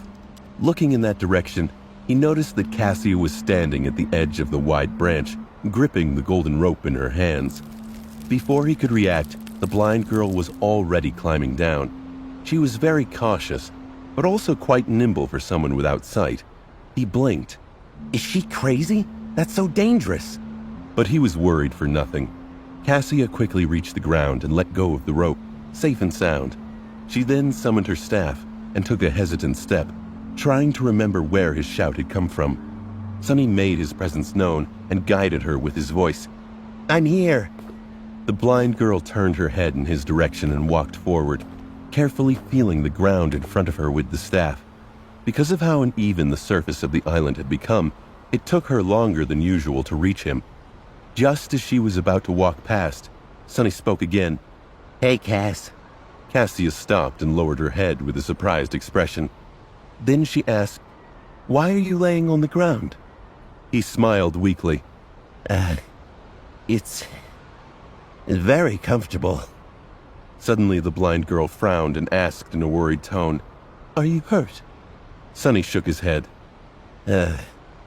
His sense of humor was not always appreciated.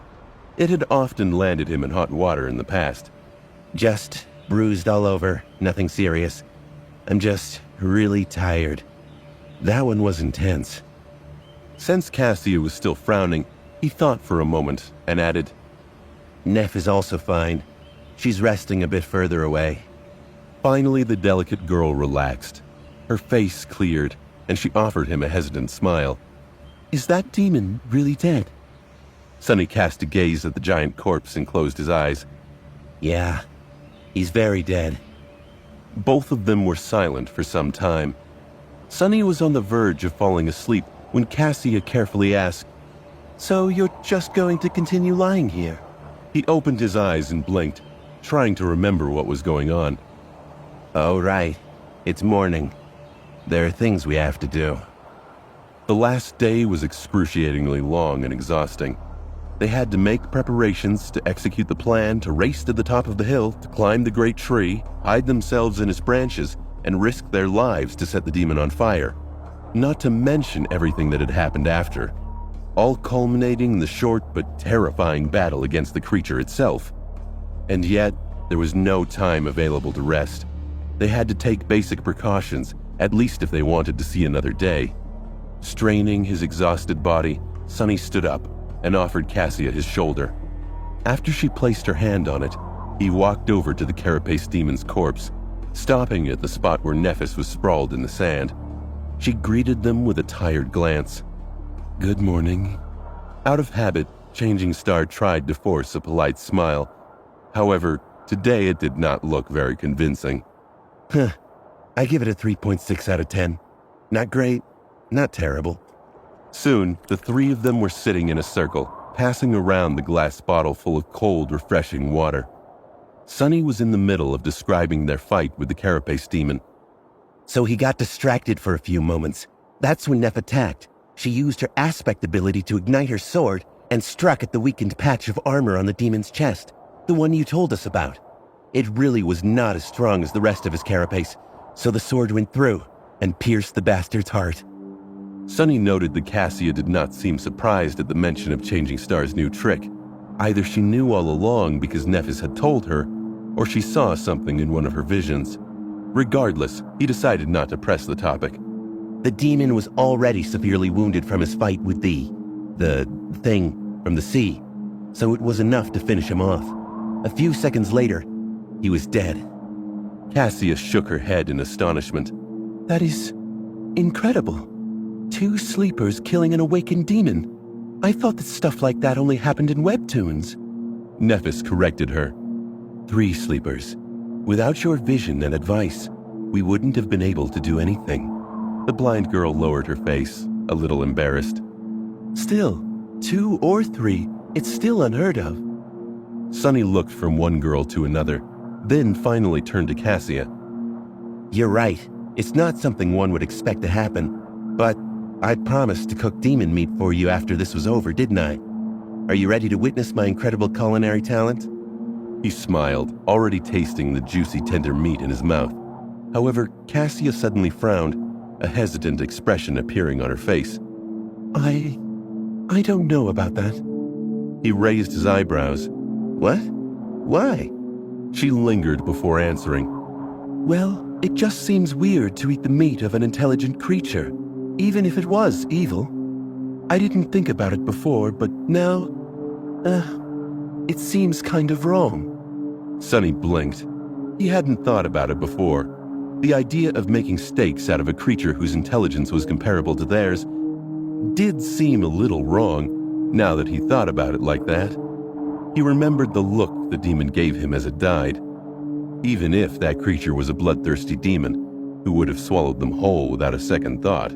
But that was just how things worked in the dream realm. Monsters devoured humans, and humans devoured monsters. It was the circle of life. Death? The circle of death? But the carapace demon was not only smart, he had his own thoughts and personality.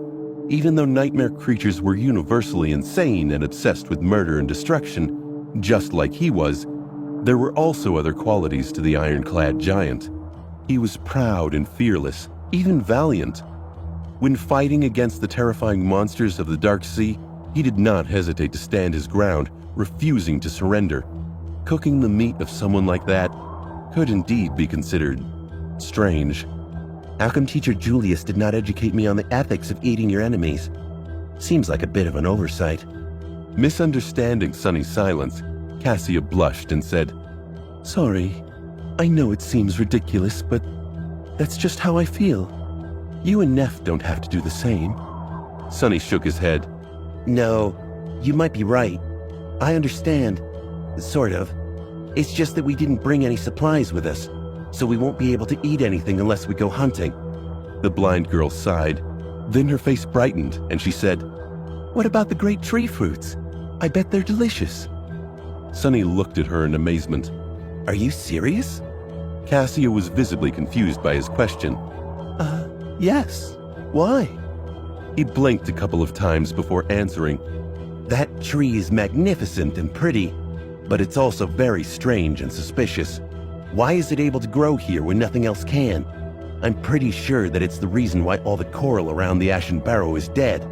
Have you seen anything else capable of damaging the labyrinth itself? Sunny looked at Cassia, then at Nephis, trying to show how serious he was about this. In any case, it's also a bit creepy. I don't think we should eat these fruits. They might be poisonous. Who knows what they'll do to us? The blind girl smiled. You're being a little paranoid, don't you think? A tree is a tree.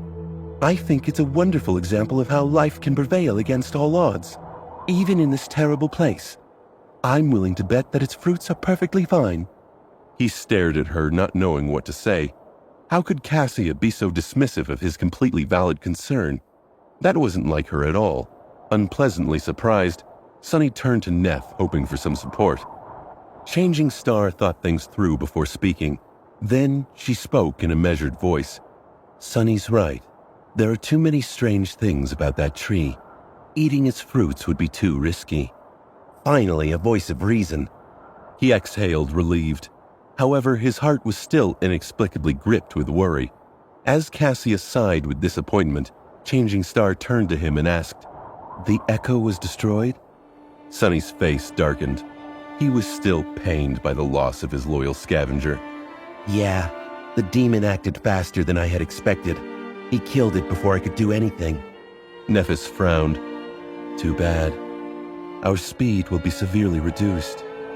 Sonny tried to hide the pain he felt from her callous words. Inside, he was seething. Have you no heart? At least pretend to be sad. My poor echo is gone. His shadow shook its head, amazed at the childishness of its master. Sonny was also surprised by his reaction, considering that his own first thought after the echo had died was about how much money he wouldn't be able to make by selling it. Yeah, it's a pity.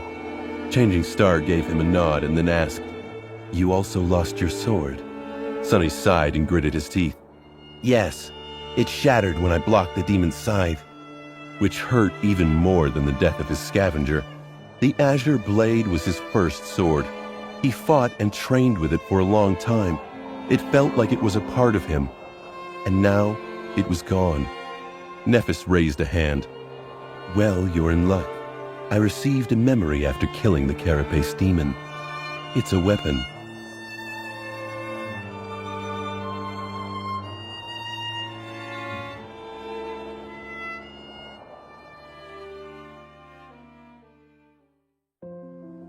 Sonny's heart skipped a beat. The Azure Blade held a certain sentimental value, but he knew he had to push sentimentality aside. It came from a Carapace scavenger, which wasn't bad at all for his current rank.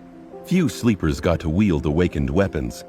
But this new memory came from an actual awakened demon. A demon! It would likely be significantly more powerful. It just had to be. Sonny stifled a groan.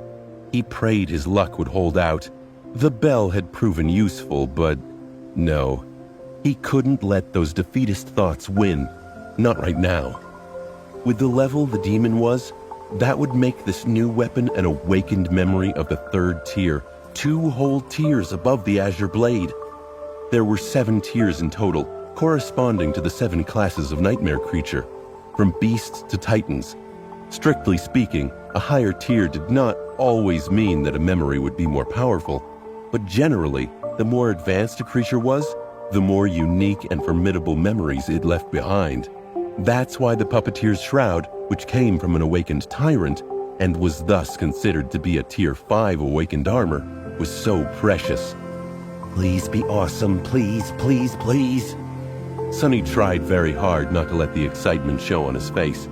Pretending to be nonchalant, he kept his voice even and said, Really? That's great. Nephis didn't say another word. She took his hand, ruining all Sonny's attempts to appear calm, and closed her eyes. He jumped, failing to hide the startled expression on his face. Sonny felt a spark of energy travel from her body to his. It was just like that time he transferred the Starlight Legion armor to her, only in reverse. His arm felt warm and felt like it was faintly vibrating. You have received a memory, Midnight Shard. Huh. Cool name. He summoned the runes and impatiently searched for the description of his new weapon. Memory, Midnight Shard. Memory rank, awakened. Memory type, weapon. Memory description. Formed from the shard of a fallen star, this stalwart blade is firm and unyielding. It favors those who are willing to fight to the last drop of blood and knows no surrender. Interesting. Not wasting any time, Sonny summoned the Midnight Shard. Immediately, an elegant sword appeared in his hand. The sword looked a bit like the Azure Blade, but only in the sense that it was single-edged and had a long hilt suitable for two hands. However, this was where the similarities ended. Its blade was much longer, nearly 3 feet long, and slightly curved. It was forged out of the same bright, lustrous metal as the Carapace demon's armor. It was also incredibly sharp. The hilt was made out of polished black wood, quite similar in appearance to the onyx branches of the Great Soul Tree. The crossguard was round and more pronounced than that of the Azure Blade, offering better support and protection to the wielder's hand. The sword had no decorations, no ornaments, no embellishments. It was simple and austere, like a true weapon designed for battle and battle alone. It seemed to radiate a cold, fearsome aura. As soon as his hand touched the Midnight Shard, Sonny felt that the sword possessed an unbreakable will. Its blade was strong enough to withstand devastating blows without suffering any damage. With this sword in his hand, nothing would be able to leave Sonny unarmed again. He felt a strange new sensation somewhere deep in his heart. When Sonny held the Midnight Shard, he could feel a subtle presence, as though there was a deep well of power hiding inside of him, just beyond reach. He couldn't quite understand how to access that power yet, but it was certainly real. I guess I'll have to win its favor first. But how do I do it? I'll have to experiment later. Admiring his new weapon, Sonny looked at Nephis and said, Even I know what type of sword this is.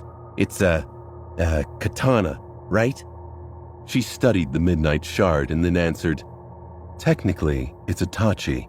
It's longer than a traditional katana and has a slightly different blade shape, but they're quite similar. A tachi? Well, it sounded nice anyway. Most of the principles he had learned with the Azure Blade could be applied to a sword of this type as well, since they shared the same foundation. That was reassuring. The new acquisition wasn't quite enough to make Sonny forget about the loss of the Echo, but his mood did improve significantly. He liked the Midnight Shard a lot. There was a beauty in its simple, resolute design. It was understated and deadly. It was a bit like Sonny himself. Plus, it was a significant upgrade. Suddenly, a dark thought appeared in Sonny's mind. Glancing at Nephis, he cleared his throat and spoke after a bit of hesitation. It's a very nice weapon. Tier 3, no less. Are you sure that you don't want to keep it for yourself? Changing Star was the one to deal the final blow to the Carapace demon after all. By right, the memory belonged to her, but Sonny really hoped that she would refuse. Nephis shook her head, her expression still stoic as ever. I already have a sword.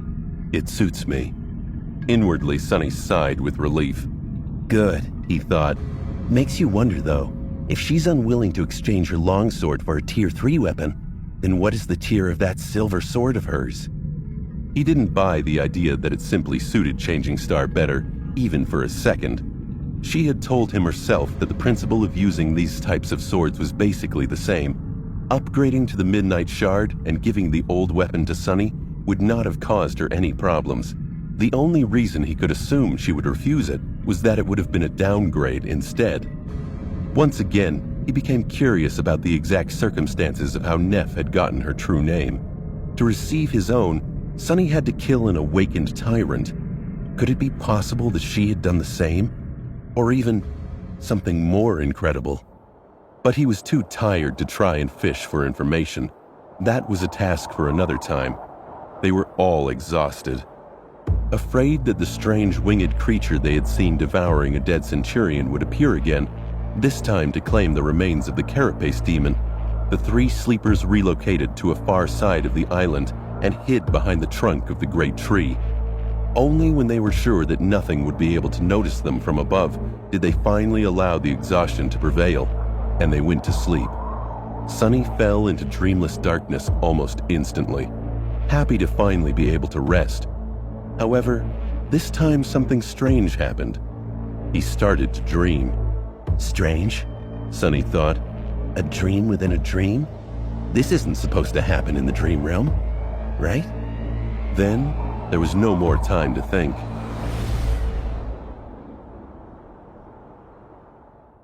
Sonny woke up from the insistent sense of alarm coming from his shadow. Groggy and disoriented, he opened his eyes and sat up. What's wrong? He looked down at the shadow and saw it repeatedly pointing up with a tense expression on its... Well, it didn't have a face. He could just tell that it was nervous. Trouble? Sonny looked up and saw nothing but the scarlet leaves of the great tree. The sky was hidden, but he could easily tell that the sun was still up. It seemed that he was asleep for just a few hours. There was no threat anywhere in sight. He frowned. What got you so spooked? The shadow just pointed up again, seemingly irritated by his stupidity. Sonny blinked a couple of times and addressed it again. High in the tree. Higher? In the sky? Finally satisfied, the shadow nodded and crossed its arms. Something dangerous is above the island. That creepy raven thing again. He had to check, but why did he feel as though he was forgetting something?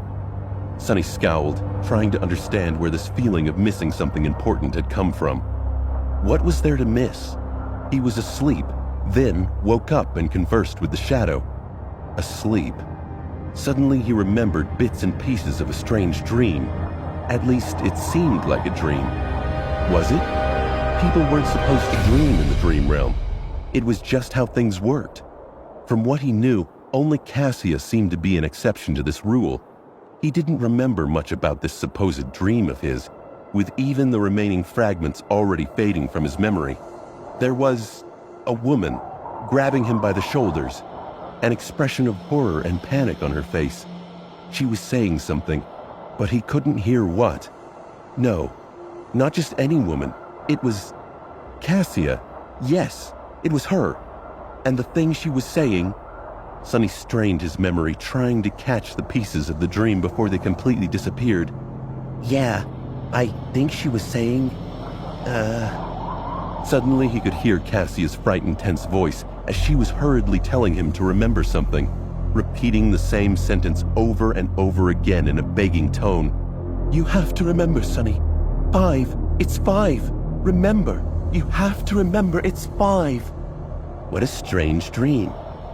Sonny cast a glance at Cassia, who was sleeping peacefully near Neff, and shook his head in bewilderment. He wasn't sure if this memory was really a dream or some strange scene he had imagined right before falling asleep. With how the dream realm worked, he was still leaning toward the latter possibility. Still, I'd better tell the girls when... He was distracted from this thought by the shadow, which waved its hands impatiently. Oh, right. There's a threat in the sky. Instantly, Sonny had forgotten all about his intention to share the contents of this strange memory of his with Nephis and Cassia. In fact, he had forgotten that it was strange and possibly important altogether.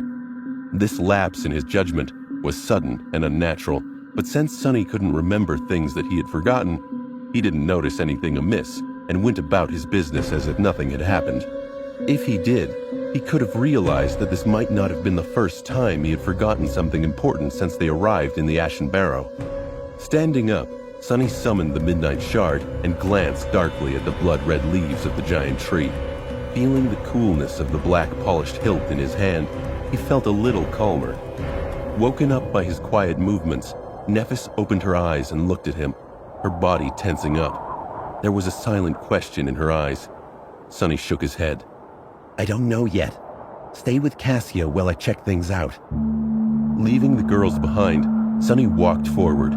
He was planning to reach the edge of the island, where the branches of the colossal tree were not as thick and the sky could be seen through the openings in its crown. Technically, he could have sent his shadow to do this instead of going himself, but in situations like this, where the danger was unknown, Sonny preferred to keep the shadow close by in case he needed to use it. Reaching the eastern slope of the Ashen Barrow, he carefully looked up, still hidden in the shadow of the great tree. Up above in the vast gray sky, a small black dot was circling around the island. Sonny's chest became heavy with wariness. Back when the terrible winged beast had first appeared, it looked exactly like this from a distance. Leaving the shadow behind to keep watch on the black dot, he returned and briefly told Nephis and Cassia about his discovery. Right now, it's just flying above the island. I don't know if it's the same creature or not, and when it is going to land." Changing Star frowned. Last time, it wasn't very interested in searching for live prey. Perhaps it's mostly a carrion eater. Maybe it's only interested in the carapace demon's carcass. Cassia offered her own opinion. Maybe we're too weak and little to satiate it. I mean, it never came for the corpses of the scavengers we had slain, as if eating mere beasts is beneath it. Sonny shook his head. Back then, it did come for the carapace centurion's meat, but it took a few scavengers with it as well before leaving.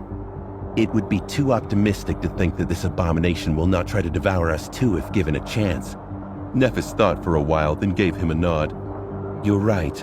The best course of action would be to stay away from the carapace demon for now, and hide when it decides to land. Then, looking up, she added, "But first, we must observe it to make sure that it's the same creature, and confirm its intentions." Having no argument against this logic, Sonny led the girls to the spot where he had left his shadow. There, they sat on the ground and watched the black dot as it circled around the ashen barrow. Observing the flying creature left them disturbed and unsure of what to do. The black dot drew closer a few times, allowing them to discern that it was indeed the same terrible monstrosity that they had encountered a few weeks before, or at least a creature of the same type.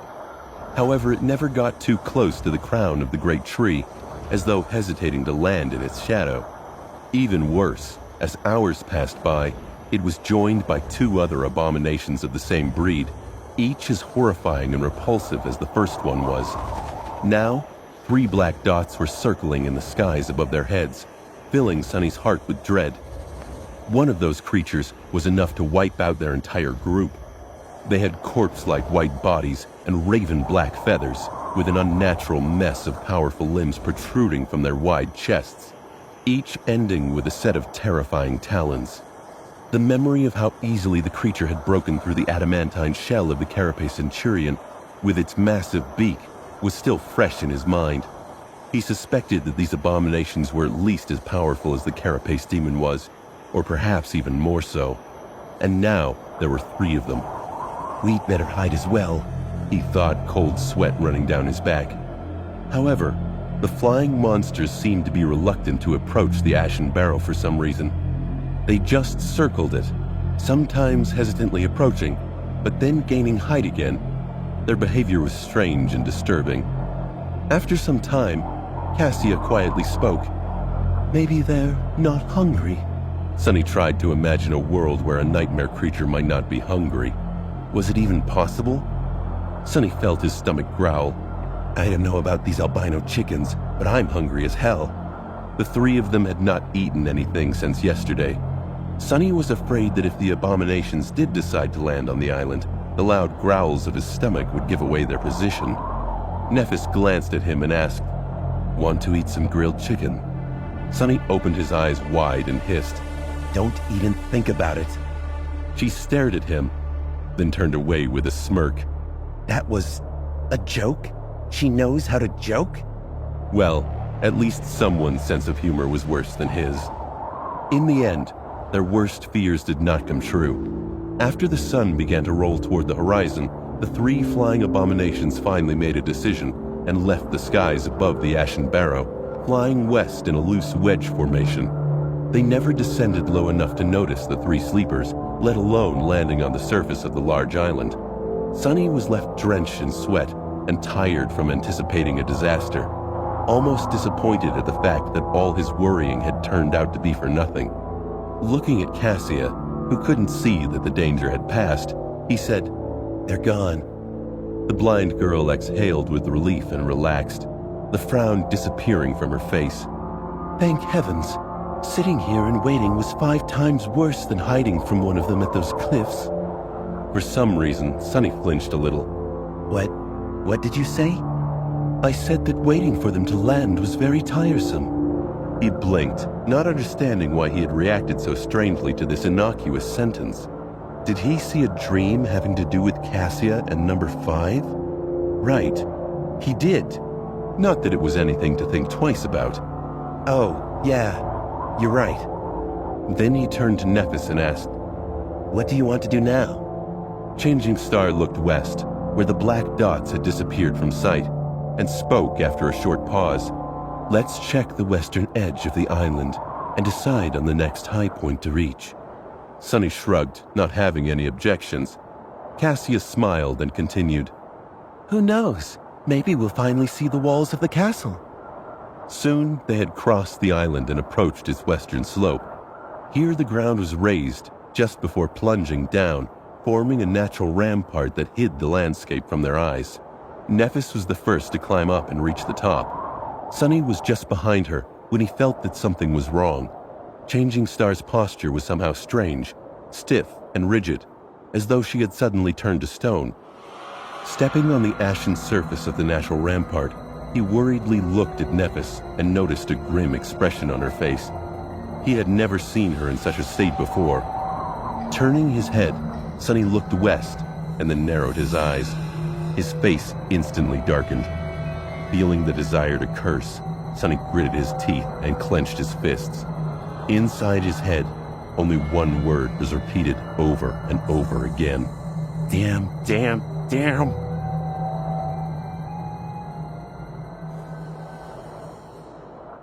Beyond the western edge of the Ashen Barrow, the landscape of the Forgotten Shore was not at all like what Sunny had expected and hoped to see. On this side of the island, the slope was much steeper. At the spot where it was supposed to end, the familiar sight of the flat wasteland was nowhere to be seen. Instead, the ground continued to slope downward at a less drastic, but still considerably sharp angle. It continued far into the distance. The whole island appeared to be standing on the edge of a colossal depression in the earth, one that stretched as far as the eye could see. With its edges slightly curved, it resembled a giant crater left behind by an unimaginable impact. From what Sunny was able to observe, the crater's diameter could only be calculated in hundreds of miles. The roots of the giant tree, which could be seen protruding from the soil far below, seemed like tiny blades of grass in comparison to the sheer size of the abyssal chasm's wall. It was like the whole world was tilted on its side, making Sunny's head spin. In short, there were no more high natural features to the west of them.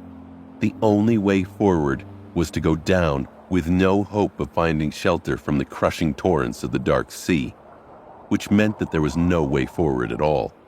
Their journey to the west had come to an end, and with it, all hope of finding a gateway to the real world was lost.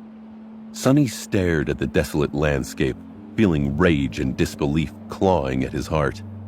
He just couldn't believe that all their struggles were for nothing, but the proof was right in front of him, real and undeniable. Damn it all! He tried to think of some cunning way to solve the situation, but there was nothing his imagination could come up with. The Dark Sea, with all its horrors, drowned the world every night, and the only way to escape it was to climb high enough before sunset. With no heights anywhere in sight, what could he do? Sunny glanced at Nephis, who seemed to be even more crestfallen than him. Her face had turned into an icy mask, a dark look full of bitterness and resentment in her eyes. He opened his mouth, trying to come up with something to say, but no words came to his mind. In the end, they both remained silent until the distant rumble announced the return of the Dark Sea. Deep in the colossal crater, dark torrents appeared from beyond the horizon, rushing to fill it to the brim. A little bit stunned, Sunny watched as the water level rapidly rose, finally turning the endless chasm into a vast sea of black. Then it began to overflow, sending an unstoppable flood of water into the wasteland. Flowing past the Ashen Barrow, it rushed inland, crushing against the coral of the Crimson Labyrinth. Soon, the whole world was covered in seething black water. Sunny licked his dry lips and turned to Nephis. His voice was raspy. "I think we found the source of the Dark Sea." She lingered, watching the last rays of sunshine slowly disappear from the sky, then turned to him with a grim expression on her face. "Let's head back." Sunny, Cassia, and Nephis all felt lost and heartbroken because of the terrible discovery. Cassia in particular seemed to be utterly shocked. It doesn't make sense. It just doesn't. She mumbled on their way to camp. How could it be?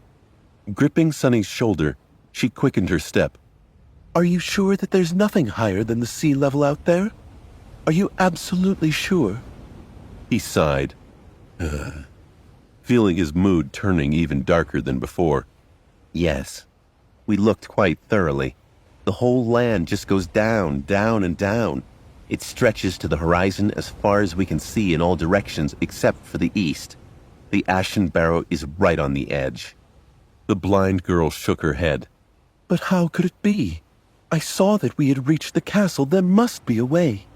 Sunny remained silent, not knowing how to answer. If there was a way, he had no idea about it. After a few seconds, Nephis answered instead of him. We will try to come up with something tomorrow. Worst case scenario, we'll have to go around the whole thing.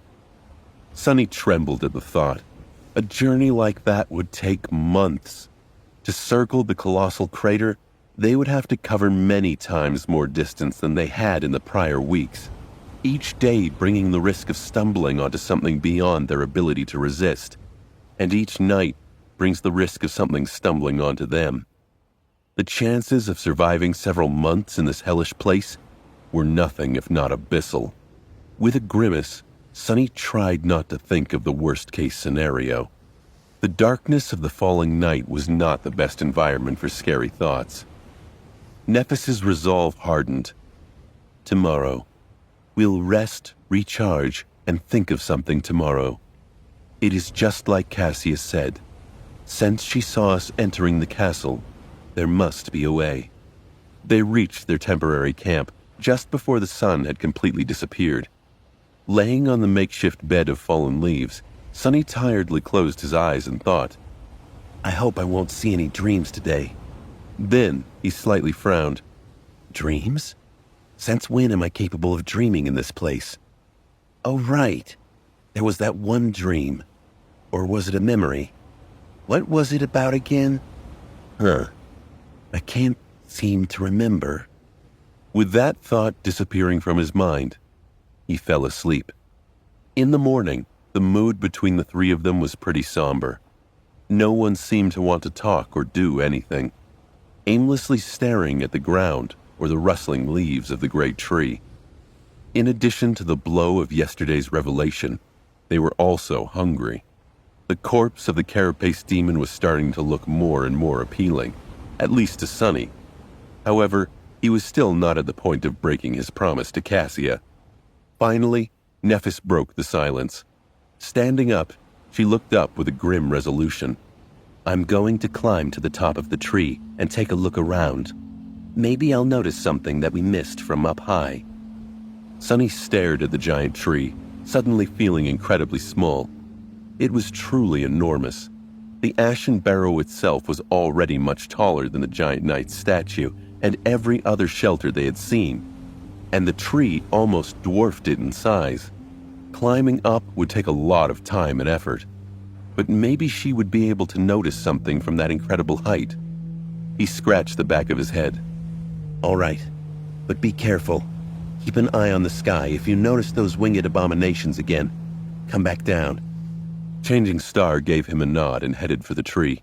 Without turning her head, she added, Take care of Cassia while I'm gone. It shouldn't be more than a few hours. Sunny waved a hand and watched her walk away. Then he tried to think of something to do.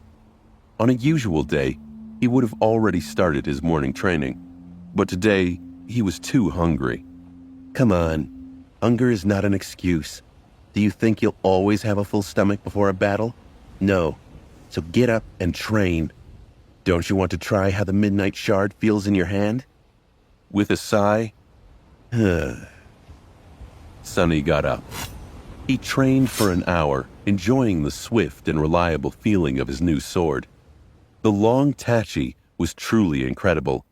It was light, maneuverable, and unrelenting. Its edge sang as it cut the air. Sunny already felt as though it was a part of him. His movements were fluid and measured, almost elegant.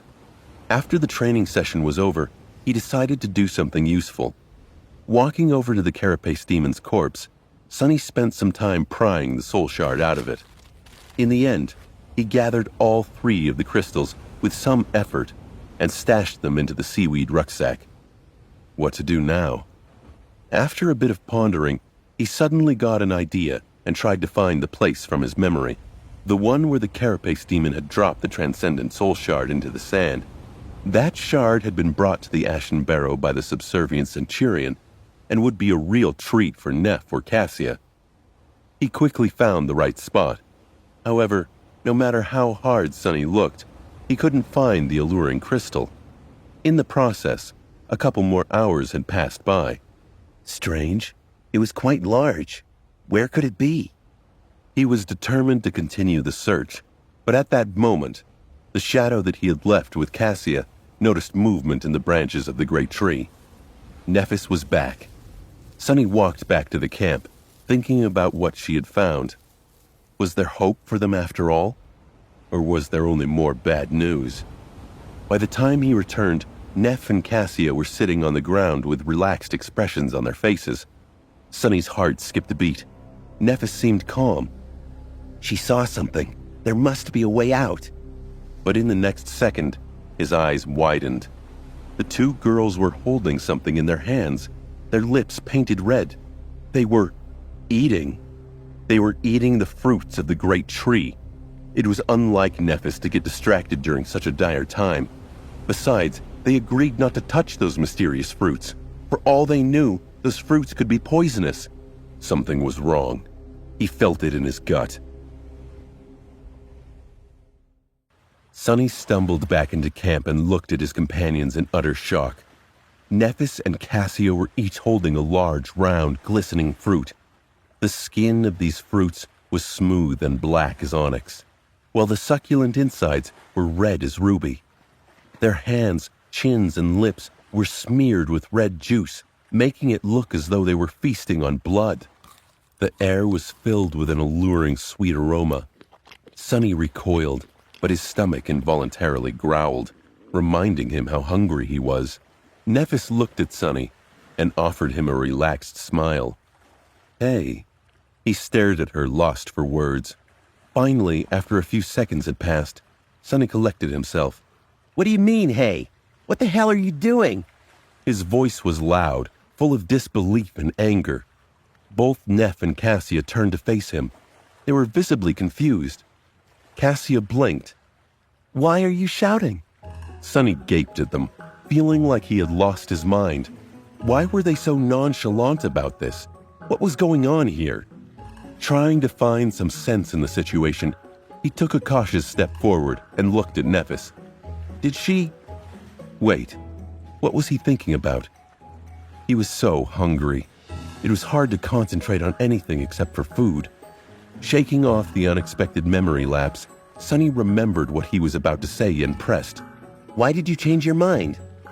Changing Star frowned. Changed my mind about what? Sonny clenched his teeth, thinking that she was trying to fool him. About the fruits. I thought we had agreed to avoid eating them. Nephis blinked, a confused expression appearing on her face. Did we? Why? Sonny opened his mouth to answer, but then froze. Actually, why did they make that agreement? I can't quite remember. He was sure that there was a reason, but his memory was completely blank. There definitely was an agreement. Wasn't there? He was pretty sure that there was, at least up until a few moments ago. Now, however, did he imagine the whole thing? There really was no reason not to eat the alluring fruits, especially when the 3 of them were so hungry. Sonny blinked. No, wait, that's not right. Nephis appeared troubled. Are you all right, Sonny? He flinched and glanced at Nephis, who was looking at him with concern. Suddenly, Sonny felt lost and confused. What were they talking about? Something about some sort of agreement. What agreement? Not knowing how to answer, he just stood there with a frown on his face and pouted.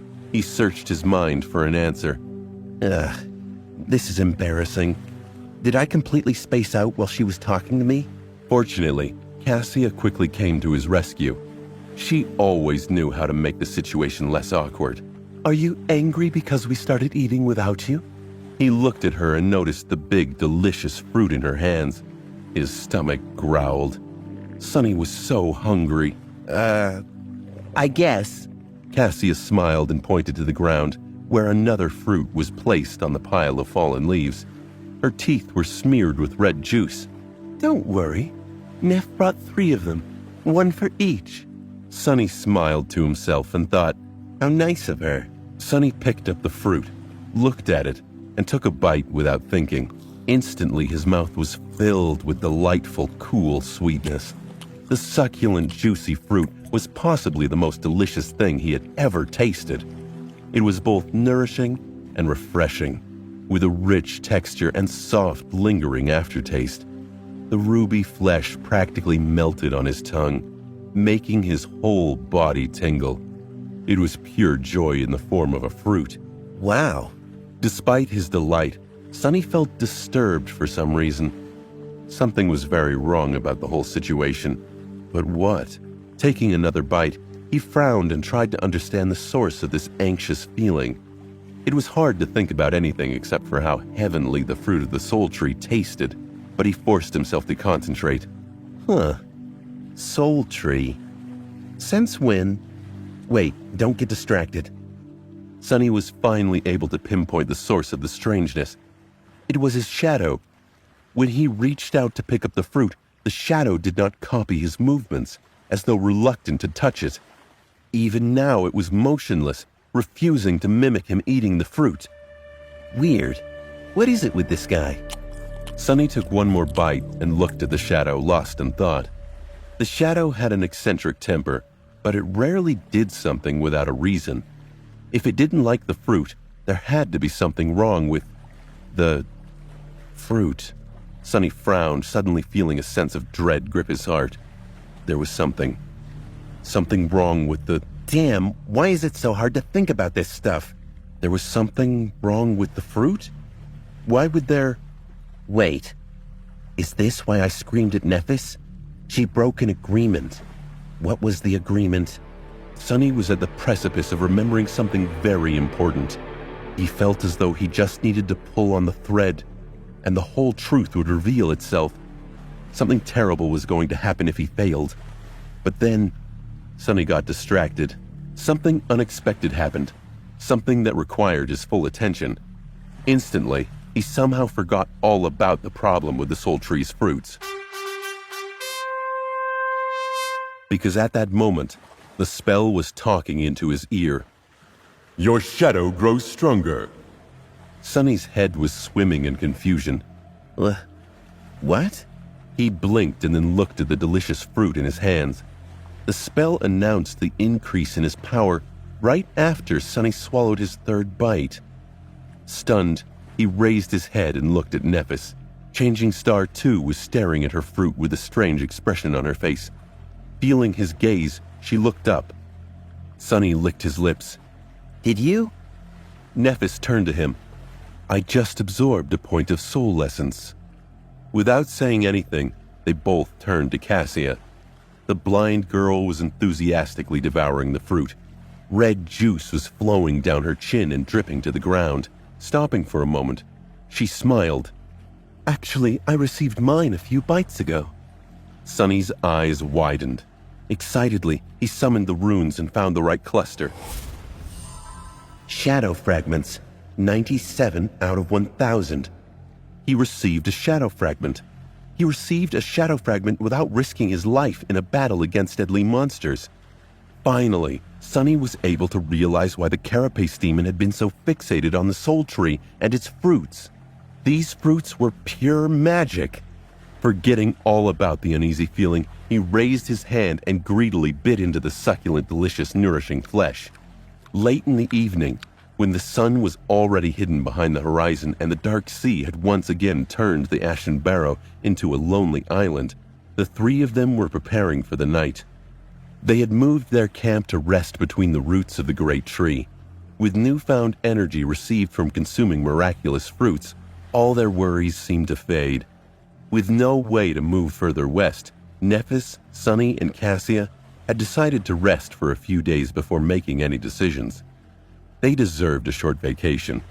The Ashen Barrows was a perfect place to recuperate. There were no monsters in the surrounding wasteland, it was large enough to protect them from the horrors of the sea, and they had plenty of food thanks to the Soul Tree. What's more, the food could even provide them with power. Where else would they be able to grow stronger without risking their lives? As far as hell goes, this place was almost a paradise. Sunny lay on the makeshift mattress of fallen leaves, feeling relaxed and optimistic for the first time in many, many days. Things seemed to be getting better. Before falling asleep, he glanced at the mighty branches of the great tree and thought with a bit of regret. He thought, with the carapace demon gone, there's no one to protect this magnificent tree anymore. When we continue our journey, it will be completely defenseless. What a shame. His consciousness was already half asleep. However, one last thought entered Sunny's mind right before he completely slipped into the embrace of darkness. What a shame no one will be here to serve it, and feed it, and help it spread its seeds.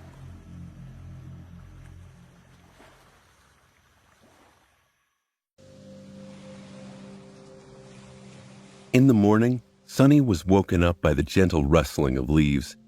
Opening his eyes, he saw rays of sunshine falling through the scarlet crown of the Soul Tree, painting the world in soft shades of pink. The sight was beautiful and tranquil. It felt as though none of the dangers and terrors of the dream realm could reach him here. A soft breeze touched his skin, bringing with it coolness and the smell of fallen leaves. For the first time in a long while, Sunny felt at peace. Is this what a vacation feels like? If so, their decision to have one was the best decision ever. He sat up with a yawn and lazily looked around. Cassia and Nephis were already awake. Seeing them put a smile on Sunny's face. Why the hell am I grinning? Shaking his head, Sunny put on a more serious expression. Good morning. The girls greeted him. Then Nephis slightly tilted her head. Hey, do you remember why we didn't leave anyone to keep watch last night? Sunny blinked. Indeed. Why hadn't anyone guarded the camp? No. I guess we were too tired. Plus, it's so safe here. Why deprive ourselves of sleep? She frowned. Sunny expected Changing Star to berate them, but unexpectedly, she just shrugged. I guess. Sunny's brow furrowed. That's not like her. Am I not the only one in a great mood? To make Neff feel better, he pointed down. Don't worry, my shadow would have warned us if anything had happened. She seemed to have forgotten about her question already, returning to whatever she had been doing before. All three of them were easily distracted these days. Sunny sighed. So, what are you guys going to do today? Cassia turned to him with a smile and answered in a teasing tone. Nothing. We're on vacation, remember? So we're just going to rest and relax. Sunny smiled. Sounds like a plan. Speaking about plans. At that moment, Cassia scowled. Her voice became comically strict. You too, Sunny. You're not allowed to plan, plot, and scheme. Just sit back and enjoy the day, all right? Sunny scratched the back of his head. All right. He felt as though he was forgetting something. But what? Looking at Nephis, Sunny hesitated. Remind me, why did you climb the Soul Tree yesterday? She glanced at him in confusion. I don't really remember. To get the fruits? Sunny smiled at the mention of the miraculous fruits and nodded. Yeah, that makes sense. A few days passed by. Sunny, Nephis, and Cassia spent them idling away, not concerned with anything in the world. Their tired bodies and minds needed time to rest. They slept until noon, ate the delightful fruits, and sat around the fire talking or simply soaking in the warmth. Sometimes they would play games or engage in other forms of entertainment. Other times, they would keep to themselves, enjoying the almost forgotten feeling of privacy. Sonny had been a loner for most of his life, so these past few weeks that he had spent side by side with other people, without even a minute to himself, were a taxing experience. He relished the opportunity to be alone with his thoughts once again. Luckily, the island was large enough for the three of them to stay apart if they didn't wish to be disturbed. Not that it happened often. At first, he had expected that lazing around doing nothing would very quickly grow boring, but surprisingly, it did not. He felt perfectly fine, simply laying on the ground and staring at the gently swaying branches of the soul tree, caught in a blissful reverie. In moments like these, he would lose track of time, often realizing that entire hours had passed only when the sun was about to set.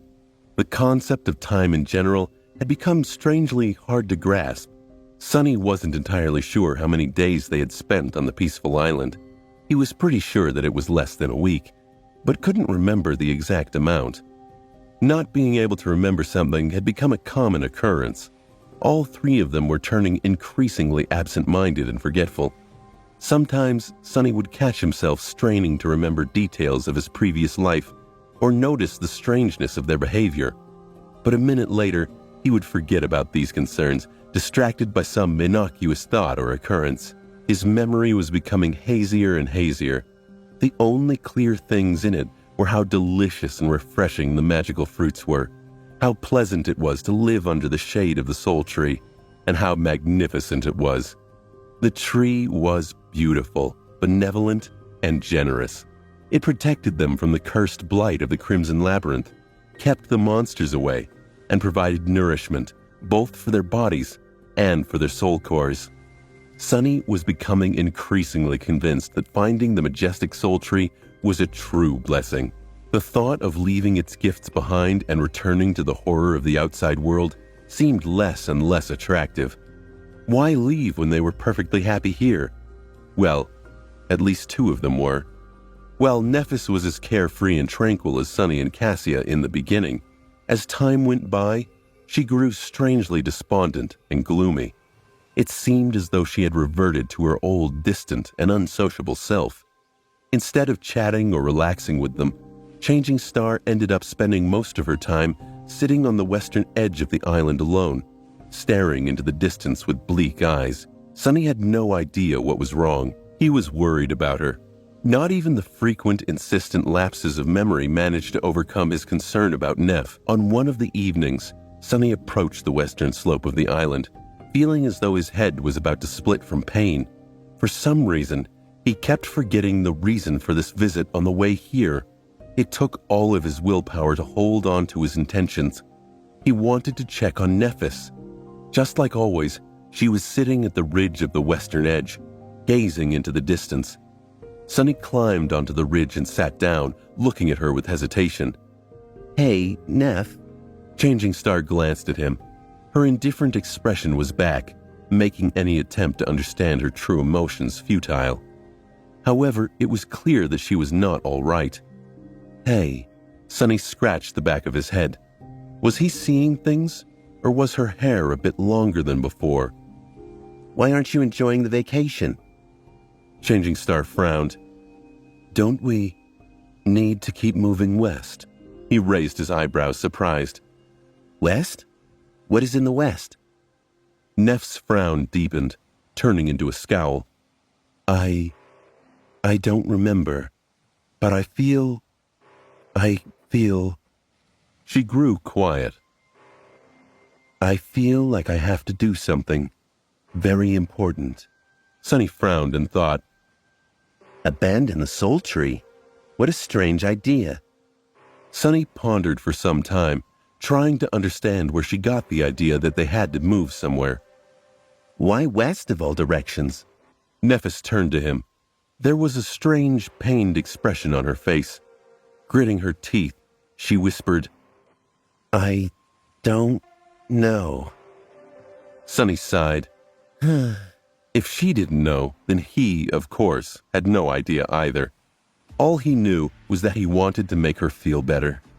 But how? Sonny frowned, trying to think of a way. He felt that there was something very obvious that he was forgetting, something that would instantly ease Neff's suffering. When the realization hit him, he froze. Of course. How could I forget? The answer was so clear. He just had to climb the soul tree and find an especially juicy fruit for her to eat. The soul tree would protect them as it always had, and always will. He only had to find a way to remind Neffis of this. Surely she'd understand. He'd make her understand.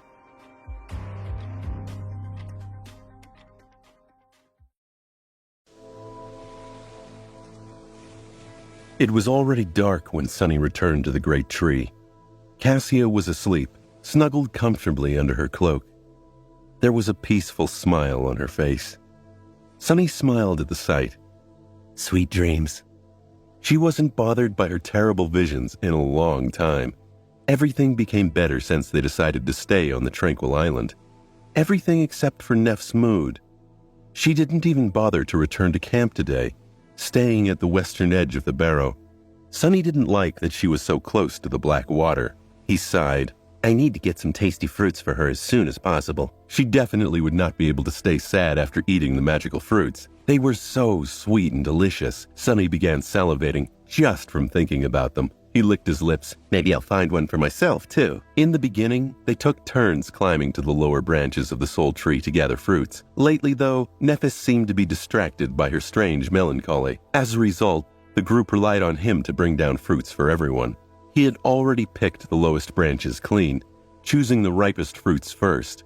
Later ones were small and not as heavy, although they still tasted amazing. Since each fruit was big enough to satiate a person for a long time, they rarely ate more than one in a day. The ripest fruits provided Sunny with 1 or 2 shadow fragments, while the smaller ones gave him 1 or even none at all. I wonder how many shadow fragments I accumulated. Should be more than 100, right? Maybe even 110. No way. We've been here just for a few days, a week at most. He could just summon the runes and check, but somehow that thought didn't even occur to him. If it did, he would have been horrified. Forgetting all about the shadow fragments, Sunny looked up and scratched the back of his head. Initially, he was planning to climb the tree in the morning and explore higher than he had previously gone, looking for the best, most delicious fruit possible to give to Neff. But after thinking about it, he decided to not wait until the night was over. He could see perfectly in the dark after all, and this way, he would be able to give Changing Star a delightful present much sooner. Stepping close to the trunk of the miraculous tree,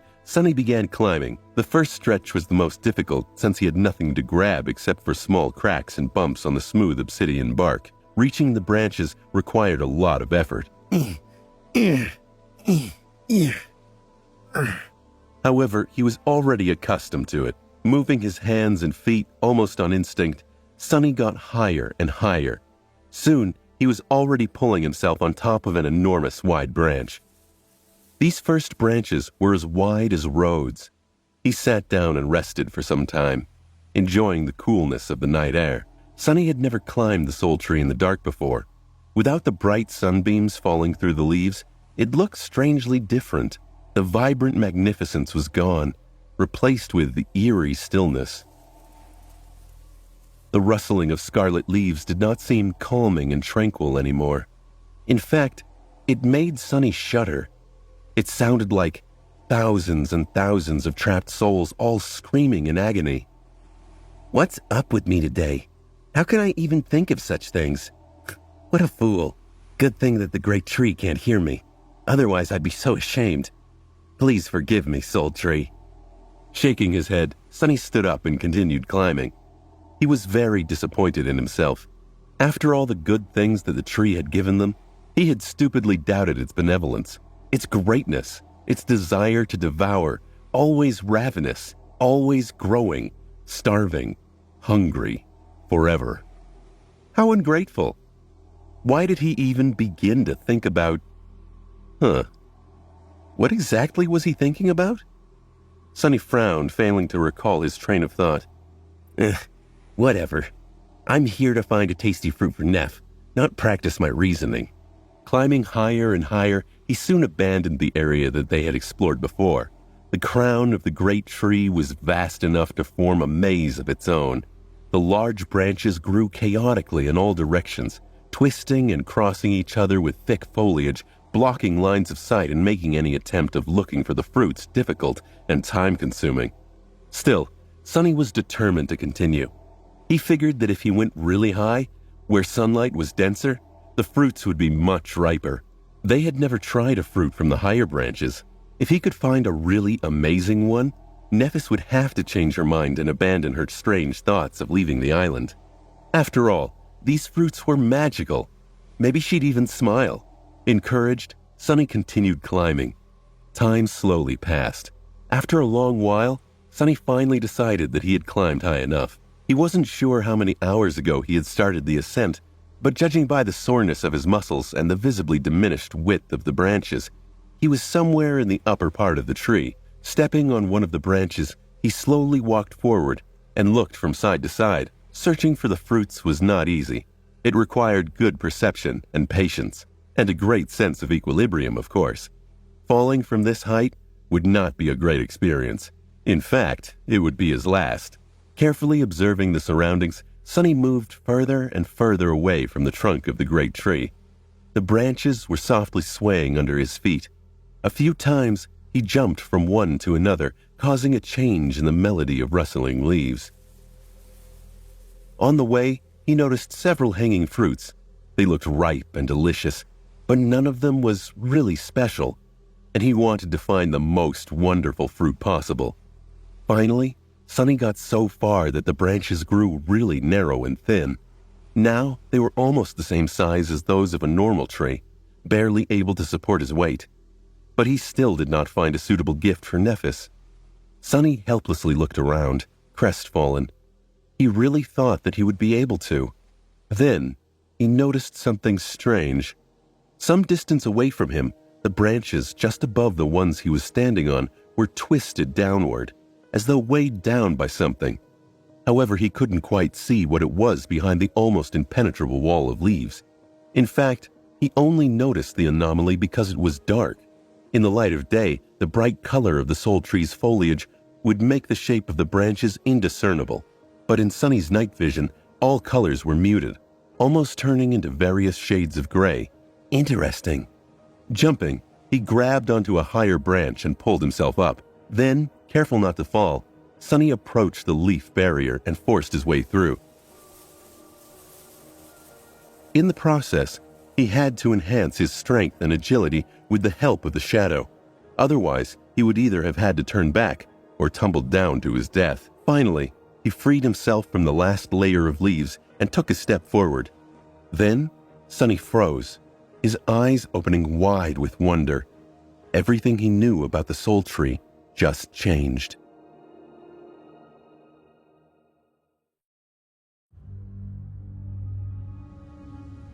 Right in front of Sonny, hidden from the world in the secretive pocket of twisted branches, a giant, elaborate bird nest rested between the scarlet leaves. The nest was spherical in shape, with a round hole at the center of it. Usually, such a nest would be made out of grass and twigs, but this one was constructed from the branches of the great tree, each at least as thick as a man's arm. These branches were twisted and interwoven together in a chaotic pattern, creating gapless onyx black walls. Sonny had never seen anything like it. Birds were a rare sight in the real world, let alone giant ones. The size of the entrance to the nest was large enough for a small truck to pass through. The nest itself was several times bigger. Wow!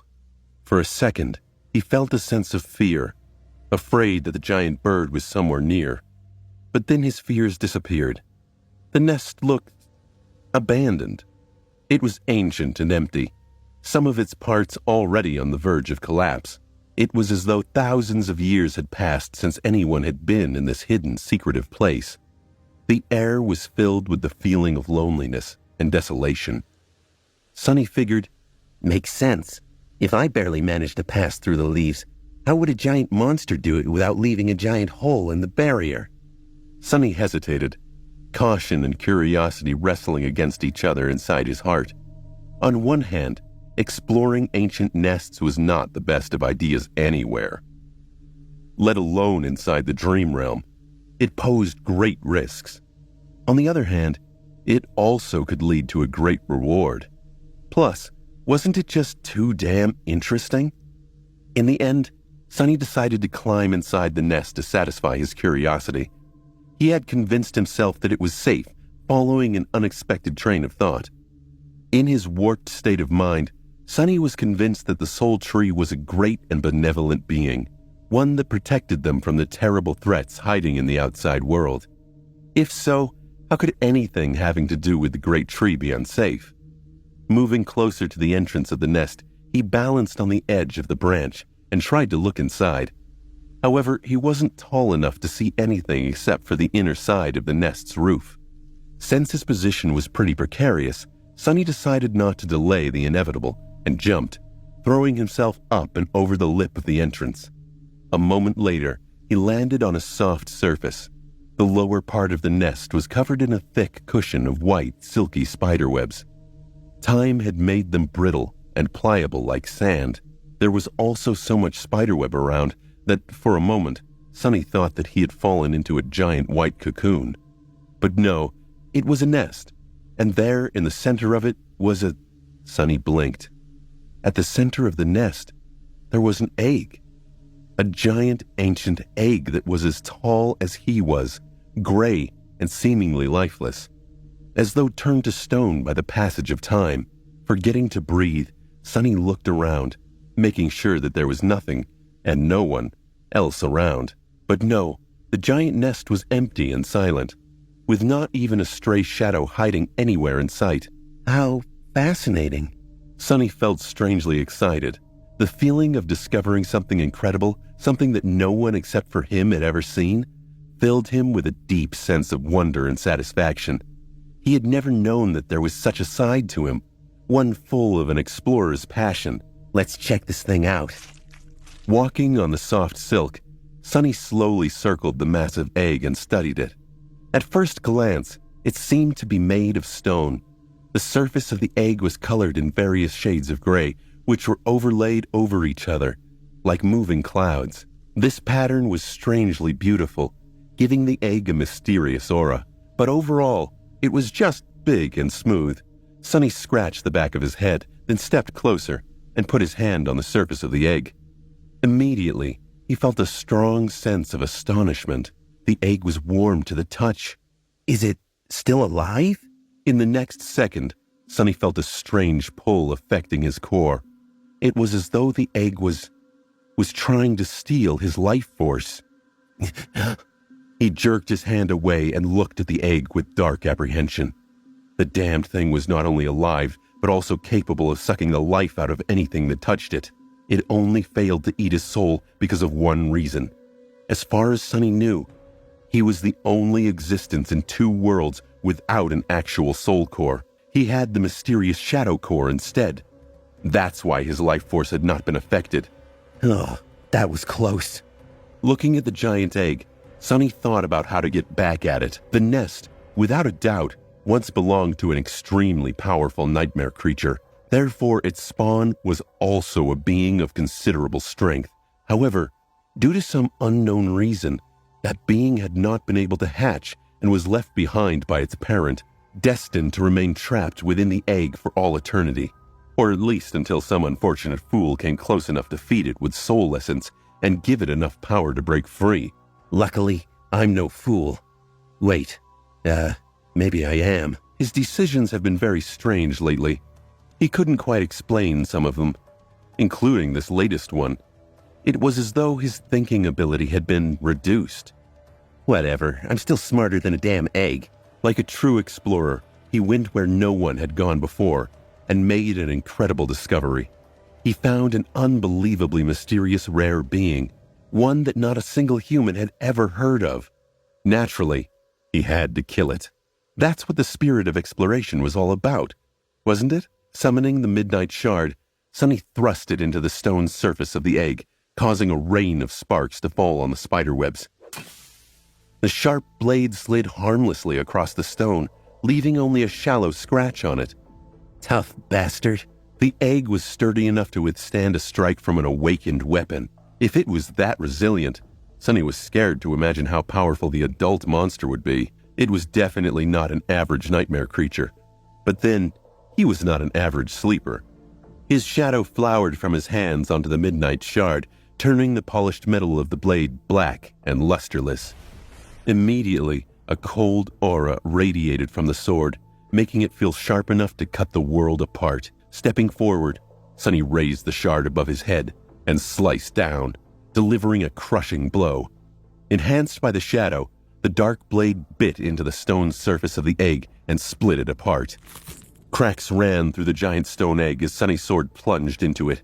A flash of sinister crimson light shined through the cracks, then disappeared, leaving behind nothing but darkness.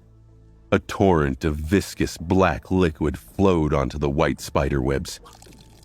In the ensuing silence, Sonny heard the spell's bewitching voice. You have slain a great devil. Vile thieving birds spawn. Sonny's eyes went wide. Had he heard that right? This thing was a devil? He single-handedly felled a devil in one blow. That couldn't be right. Your shadow grows stronger. The rewards for taking out a devil had to be substantial. He couldn't guess what his reward for this would be. Not allowing him time to think, the voice boomed. You have received a memory. Sonny gasped. What would it be?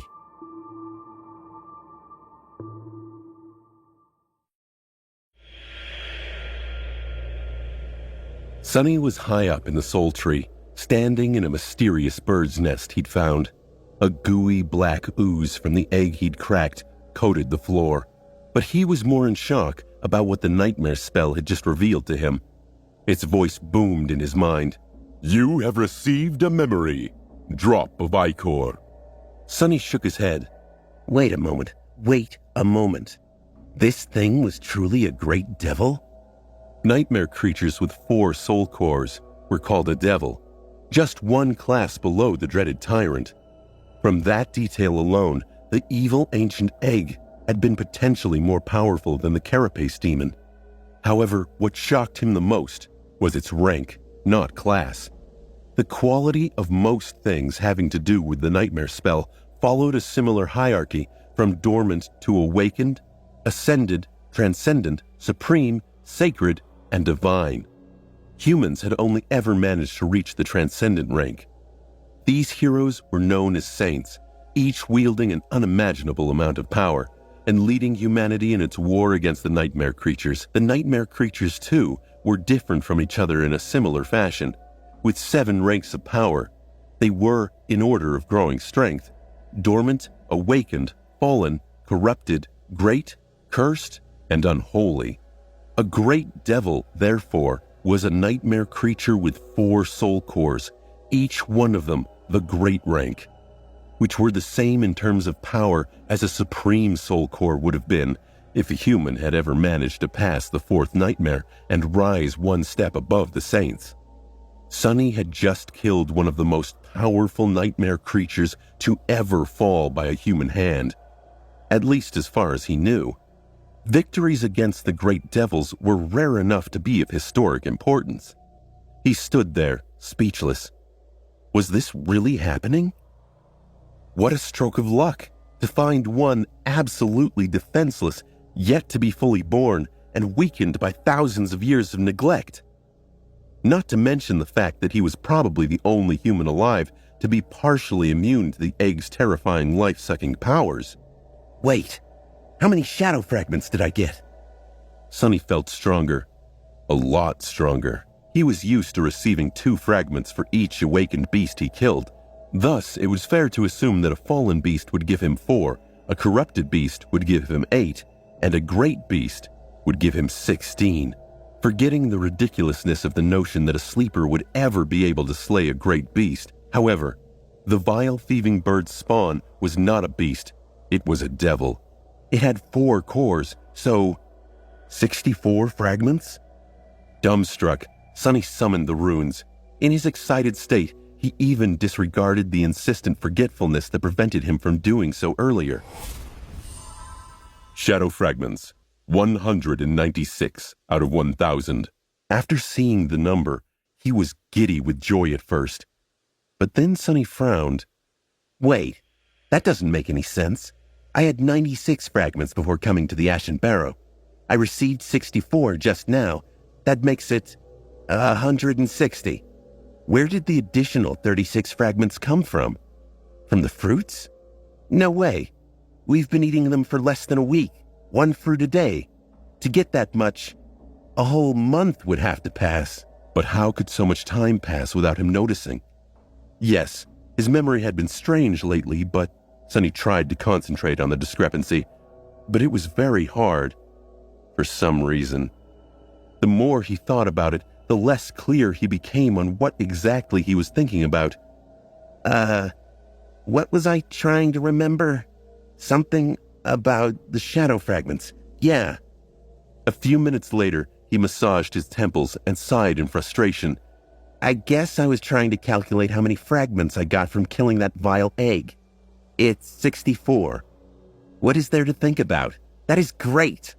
He would spend more time celebrating the insane amount of shadow fragments he had received, but there was another amazing thing waiting for his attention. A memory. He had actually received a memory from a great devil, a real, actual, supreme memory of the 4th tier. Fantastic. Sonny summoned the runes once more and looked at his memories. Memories: Silver Bell, Puppeteer's Shroud, Midnight Shard, and Drop of Ichor. Hurriedly, Sonny concentrated on the new one.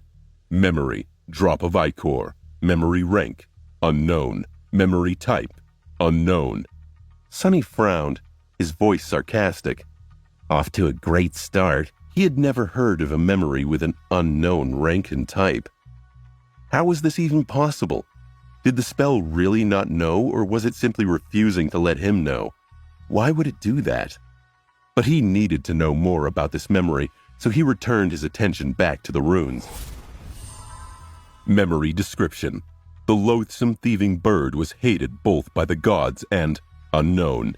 However, it only cared about shiny things. Enamored by Weaver's beautiful eyes, it stole one of them on a dark, starless night. Impatient, the vile creature looked at its bounty while still in flight. However, when it saw the reflection of unknown, forever frozen in the depths of Weaver's pupil, it went mad and screamed, dropping the eye on the mortal realm below. All that was left in its greedy beak was one drop of pure golden ichor. Sonny's brow furrowed. What the hell was that?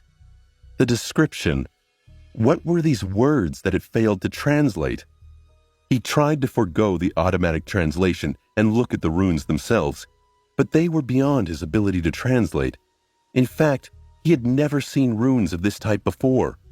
Weirdly, studying them caused him to feel dizzy and nauseated. That is very, very weird. Also, to his shame, Sonny had to admit that he had no idea what the word ichor meant. It simply wasn't in his vocabulary. Maybe if he went to school and got an education like other sleepers, he would know. Sonny hesitated for a minute or two, then cautiously summoned the strange memory. Instantly, golden sparks of light appeared in the air in front of him, coalescing into a spherical drop of radiant golden liquid. What am I supposed to do with this? Before he finished his thought, the spell spoke again. Its voice sounded a bit strange. The voice sounded almost excited. You have acquired a drop of ichor. Do you wish to consume it? Sonny blinked. Was he supposed to consume a memory? Things were getting weirder and weirder. He hesitated. What was going to happen if he did consume it? Memories were rewards given by the spell to the awakened. As such, they were usually useful, very rarely useless, and never harmful. At least, that was the common narrative. However, this one was out of the ordinary, and it was the spell he was talking about. The damn thing was nothing if not unpredictable, usually with catastrophic consequences. The safest approach would be to put the golden liquid back into his soul sea and never touch it again. But it was a memory received from a great devil. Chances were he would never hold another one in his whole life, not even in his dreams. Sonny was simply unwilling to let this opportunity go. Trying to calm his rapidly beating heart, He licked his lips. Yes, I want to consume it. The voice replied, and Sonny could swear it seemed pleased. As you wish. The golden sphere separated into two streams of beautiful, radiant liquid. The streams flowed through the air, approaching Sonny's face. He felt a gentle touch caress his cheeks. Then, the golden liquid reached his eyes and flowed through them, entering his soul through the pupils. Soon, it was gone. Sonny was frozen, not knowing what to expect. A second passed, then another. He raised his trembling hands to his face, finally feeling something. In the next moment, Sonny opened his mouth and let out a terrible, wailing shriek as unimaginable blinding pain tore through his entire being.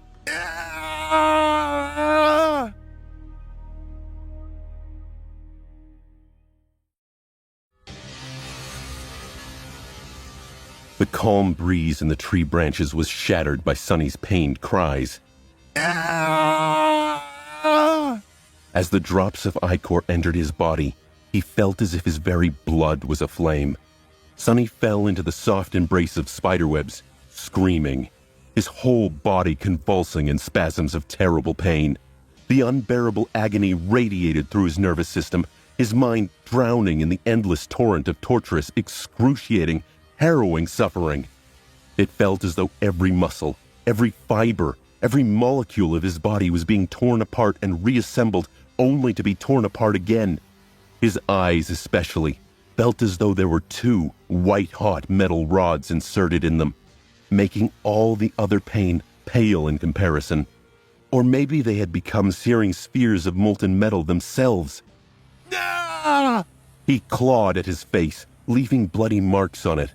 However, seconds later, they were already gone, erased by some unknown force.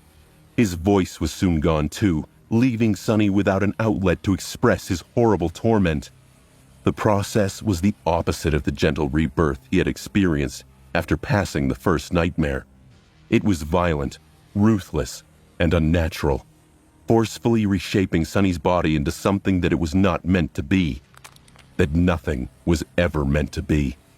Powerless to stop it, Sonny had no choice but to endure the agony. All he could do was try not to go mad from pain. Tears were streaming down his face, leaving bloody trails in their wake. There was no end to torture. Then, after what felt like an eternity, there was. The pain subsided, lessened, and finally vanished. Sonny was left laying on the thick carpet of spiderwebs, utterly drained and depleted. The spell's voice whispered, "You have acquired a new attribute." It paused and added, "One of your attributes is ready to evolve." But Sonny was too overwhelmed to care about the spell's proclamation.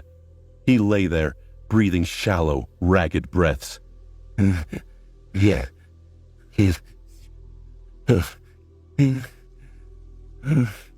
The only sound that filled the air was the wind outside the nest, rustling through the leaves. Sonny remained motionless for a long time, slowly coming back to his senses. The memory of the terrible ordeal was still echoing in his mind, making him shudder from time to time. He was afraid to open his eyes and look at his body, afraid to see himself changed in some horrific, repulsive way. Have I become a monster? Feeling a sense of dread, Sonny shut his eyes tighter. However, he did not feel like a monster. He didn't feel different at all. From what he could tell, he still had 2 hands, 2 legs, and soft human skin. There was no change in his strength and resilience. It was as though nothing had happened. He goaded himself. Come on, just do it. With a nervous sigh, Sonny opened his eyes and looked himself over. Everything was the same. He shifted his perception and studied himself again through the shadow. He was still human. Well, something did change, but he couldn't quite describe it. It was as though his vision was slightly different from before. The world seemed deeper somehow. Sonny only noticed the difference because of the contrast between his own perception and that of the shadow. Previously, they were more or less similar. He tried to remember the description. A drop of ichor that came from the weaver's eye. Carefully, he raised a hand and touched his eyes. They felt the same, but they were also different. He just couldn't understand in what way. Lowering his hand, Sonny noticed a drop of blood on one of his fingers. It came from a small scratch on his cheek, which had not healed like the others. Deep inside his blood, Sonny noticed a barely visible hint of the golden shine, as if the radiant drop of golden liquid he had absorbed was still there, now a part of him, strongly diluted and fused into his own bloodstream. The shine was so faint that he had almost missed it. Sonny suspected that in the light, it wouldn't have been visible at all. What the hell have I done to myself? That was the moment when he accidentally glanced at the puppeteer's shroud. Simultaneously thinking about the golden shine, something switched in Sonny's head, and suddenly he saw the memory differently. His eyes widened.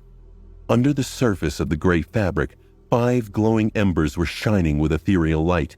Each of them represented a nexus and anchor of countless diamond strings that stretched to different parts of the armor, weaving an intricate, elaborate, unpredictable pattern. It looked a lot like the inner void of the spell, only at an infinitely smaller scale. However, Sonny was surprised to find out that he sort of understood the pattern. A newly found innate knowledge helped him sense the traces of logic behind the seemingly chaotic placement of the strings, a defined purpose behind every twist and turn. They were meant to achieve certain effects: durability, resilience, and another, more complex type of protection. The hint of understanding came naturally to him, as though it was his innate ability. I need to study this further. Intrigued and apprehensive, he entered the Soul Sea. A familiar dark expanse of still water appeared in front of his mind's eye. There was the looming shadow core, the shining satellites of his memories, and the strange feeling that something was moving just beyond the periphery of his vision. Out of habit, Sonny turned his head to try and catch sight of that something, knowing that he would not see anything. However, this time, he did. With a startled yelp, Sonny flinched away and lost his balance. What the hell? What the actual hell? Out there, in the darkness, at the border of the dim light cast by the shining memories, stood motionless black figures. They were shadows. Shadows of creatures he had killed. There was a shadow that resembled the slave with broad shoulders and bloodied back, one whose name Sonny had never bothered to learn. His figure was deformed and horrifying, as he had been transformed into a murderous beast after becoming the host of a Mountain King's larva. That larva was then strangled by Sonny. The shadow of the Mountain King itself was towering above him, just as dreadful and abhorrent as the tyrant had been when still alive. Sonny shuddered as he remembered escaping from the horrid creature's claws. The shadow of the cruel slaver that had hit him with the whip was also there, standing beside the tyrant. This was the first, and for now the only normal human whose life Sonny had ended with his own 2 hands. He even stole the boots and cloak off the dead man's body. On both sides of them, there were other shadows. Hulking carapace scavengers stood silently, their pincers lowered to the ground. A fearsome centurion's savage silhouette could be seen among them. Surrounded by giant centipedes, bulbous knots of carnivorous worms, and a few strange man-eating flowers, every single being that had fallen by Sonny's hand was there in the form of a shadow. Or to be more precise, every being whose shadow fragments had been absorbed by him. Even though shadows had no eyes, he couldn't help but feel that they were all staring at him, silent, motionless, watching. Feeling cold shivers running down his spine, Sonny gulped and stood up, his legs shaking a little. Finding out that a small army of dead shadows had appeared inside your soul sea was not the most pleasant of surprises, let alone if those shadows once belonged to creatures who you had personally slain. He clenched his teeth. What did any of this mean? Had these creatures always been here? And what did they want from him? How could he rid himself of their presence? Could he? Or was he forever trapped with them, haunted by every life he'd ever taken for eternity?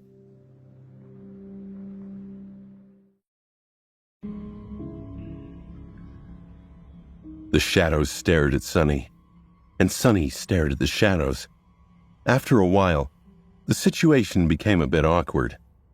Sonny shifted a little. Are you guys not going to do anything?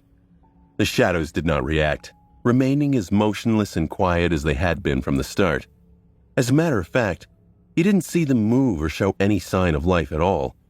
In that regard, they were even more lifeless than his echo had been here in the Sea of Soul.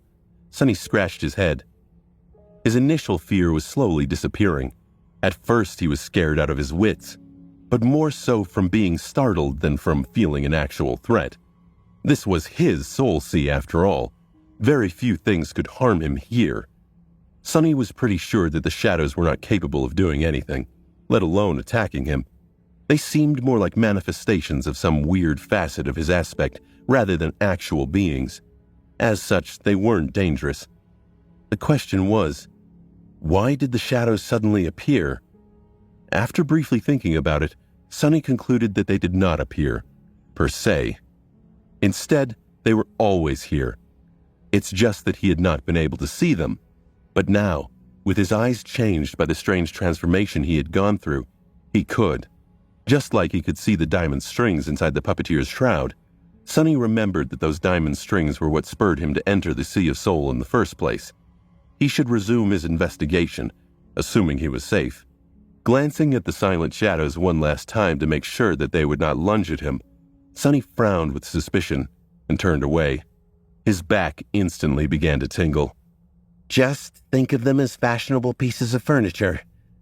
Who says Soul Seas don't need a touch of interior design? Somewhat consoled, he walked closer to the shining spheres that represented memories and summoned the puppeteer's shroud. One of the spheres floated down and slowly dimmed, revealing the armor within. Just like before, Sonny could see 5 glowing nexuses and countless strings permeating the gray fabric. They resembled miniature stars assembled in a constellation. Sonny considered what those nexuses may mean. The shroud came from a tyrant, which is a class of nightmare creatures with 5 soul cores. 5 soul cores, 5th tier memory, 5 nexuses. Makes sense. For some reason, the number 5 moved something in his mind. Sonny scowled, not understanding the feeling of unease that suddenly appeared out of nowhere and disrupted the flow of his thoughts. Trying to concentrate on the task at hand, he summoned the runes describing the puppeteer's shroud. The familiar description appeared in the air around the armor. Memory, puppeteer's shroud, memory rank, awakened, memory tier, 5, memory type, armor, memory description, a worm of doubt. Sonny tilted his head to the side. The identification of the tier was new. It seems that the spell decided to be helpful and incorporated Sonny's new understanding of the inner workings of memories into its, interface. Tiers were not something that humans had learned from the spell. Instead, it was just an improvised way of differentiating memories of different power levels within the same rank. It was often unreliable and outright wrong, but it was better than nothing. But in the case of Sonny, the information was 100% true. He could confirm it with his own 2 eyes, just by counting the number of core remnants inside a memory. He could even understand their purpose. That might be extremely useful. However, his attention was drawn to something else. At the very bottom of the description, a new cluster of runes appeared. Memory enhancements, enchanted durability, doubtless. Sonny smiled. That was what he was hoping for. Previously, he had only been able to intuitively sense the special qualities of his memories, with no way to learn their true nature and limits except for the trial and error approach. And using that method during a battle was not conducive to survival. Now, however, he concentrated on one of the enchantments. Enchantment, doubtless. Enchantment description. Provides the wearer with a small amount of protection against mind attacks. Sonny grinned. Good to know. The amount was small because it was just an awakened memory. Since enhanced durability was self-explanatory, Sonny dismissed the puppeteer's shroud and summoned the silver bell. The small bell had only one spark of light, which was much less bright than the ones inside the puppeteer's shroud at that. Studying the runes did not show anything interesting. It was a Tier 1 dormant memory with a single enchantment that increased the range at which its ringing could be heard to several kilometers. Finally, it was time to take a look at the Midnight Shard. The graceful blade appeared in front of Sonny in all its austere beauty. Memory, Midnight Shard, Memory Rank, Awakened, Memory Tier 3. Memory Description: Forged from the shard of a fallen star, this stalwart blade is firm and unyielding. It favors those who are willing to fight to the last drop of blood and know no surrender. So far, Sonny found it to be a solid memory, nothing surprising or amazing about it. He kept reading. Memory Enchantments: Unbroken. Enchantment Description: This blade refuses to be broken, and thus is durable beyond reason. It will greatly enhance the power of its wielder when they are close to death. However, only if the wielder is unwilling to surrender. Sonny sighed, simultaneously satisfied and disappointed. Now he knew how to access the well of power that hid in the deepest parts of his heart when the Midnight Shard was in his hand. However, it could only be done when he was at death's door, wounded and minutes away from perishing. It could either save him from a dire situation or create an opportunity for a very heroic last stand. Sonny did not care for heroics, so the second option did not seem appealing at all. The first one was much more useful, but only in the case of him screwing up terribly and getting himself in a lethal amount of trouble. In other words, it could only be used if he failed. In normal battles, the special qualities of the Midnight Shard were of no use at all. A pity, but an ace in your sleeve in case things really go south is not bad either. Done with his memories, Sonny was ready to learn of the new attribute he had received. Considering how much pain he had to go through to acquire the damn thing, he had pretty high expectations. Looking for the cluster of runes representing his attributes, Sonny focused his attention and carefully read their names. There were 5 attributes: Fated, Mark of Divinity, Child of Shadows, and the new one, Bloodweave. Sonny was about to summon the description of the Bloodweave, but then stopped. Something was not right. Something did not add up. The feeling of unease from before had returned, now much stronger. When did he first feel it? For some reason, his thoughts were slow and murky. He felt a strong inclination to forget all about the strange feeling and concentrate on something else, but this time, he did not. It was when I was studying the puppeteer's shroud, and it was connected to the number 5. 5. What meaning was there to the number 5? With his attention beginning to wane, Sonny bit his lip, causing drops of blood to roll down. A burst of pain cleared his mind for a moment. He remembered distinctly noticing 5 attributes. He listed them in his mind: Fated, Mark of Divinity, Child of Shadows, Bloodweave, and... What? There were 5. 5 attributes. He had seen it clear as day, but he only counted 4. Bewildered, Sonny stared at the runes. He was sure that there was a 5th attribute, but no matter how hard he tried, he couldn't read its name and description. Every time his gaze fell on the runes corresponding to the 5th attribute, he would find himself distracted, his memory wiped clean of any mention of it. Just remembering that there were 5 attributes was incredibly hard. Clenching his teeth, Sonny tried to keep his concentration, not allowing himself to be distracted. He was not going to forget. 5. It's 5. There's 5 of them, damn it! Immediately after he said those words out loud, something changed. It was as though an invisible veil had fallen from his eyes, or rather, from his mind. Sonny froze, shock and fear permeating his heart. He was remembering. Didn't I see a dream? Yes, of course. He saw Cassia standing over him with panic in her eyes, begging him to remember the number 5. No. Wait. Was it a dream? At the time, he believed so, but then he forgot. Just as he had forgotten what actually happened on that day, on the day when Cassia woke him up to tell him something important.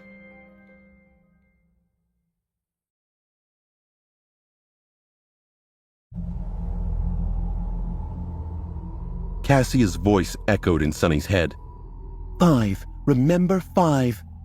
He could hear her panic, her desperation, but he couldn't seem to remember why she had been so insistent or when they had had this exchange. For a minute, Sonny wanted to shrug it all off, but he knew he couldn't this time. He cast his mind back and tried to grab onto the memory that kept slipping through his fingers. It was the same day they killed the carapace demon.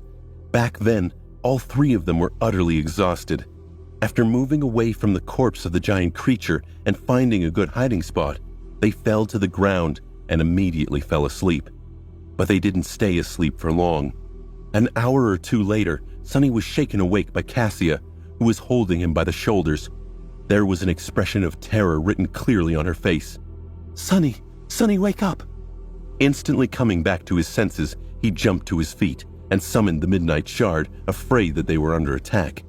However, there was no one around except for panicked Cassia and wary Nephis, who was in a similar pose, her sword raised and ready to strike. Confused, Sonny looked at the blind girl. Cassia, what's the matter? Grabbing him by the shoulders again, she brought her face close and whispered in a begging tone. Sonny, you have to stop it, please. You're the only one who can.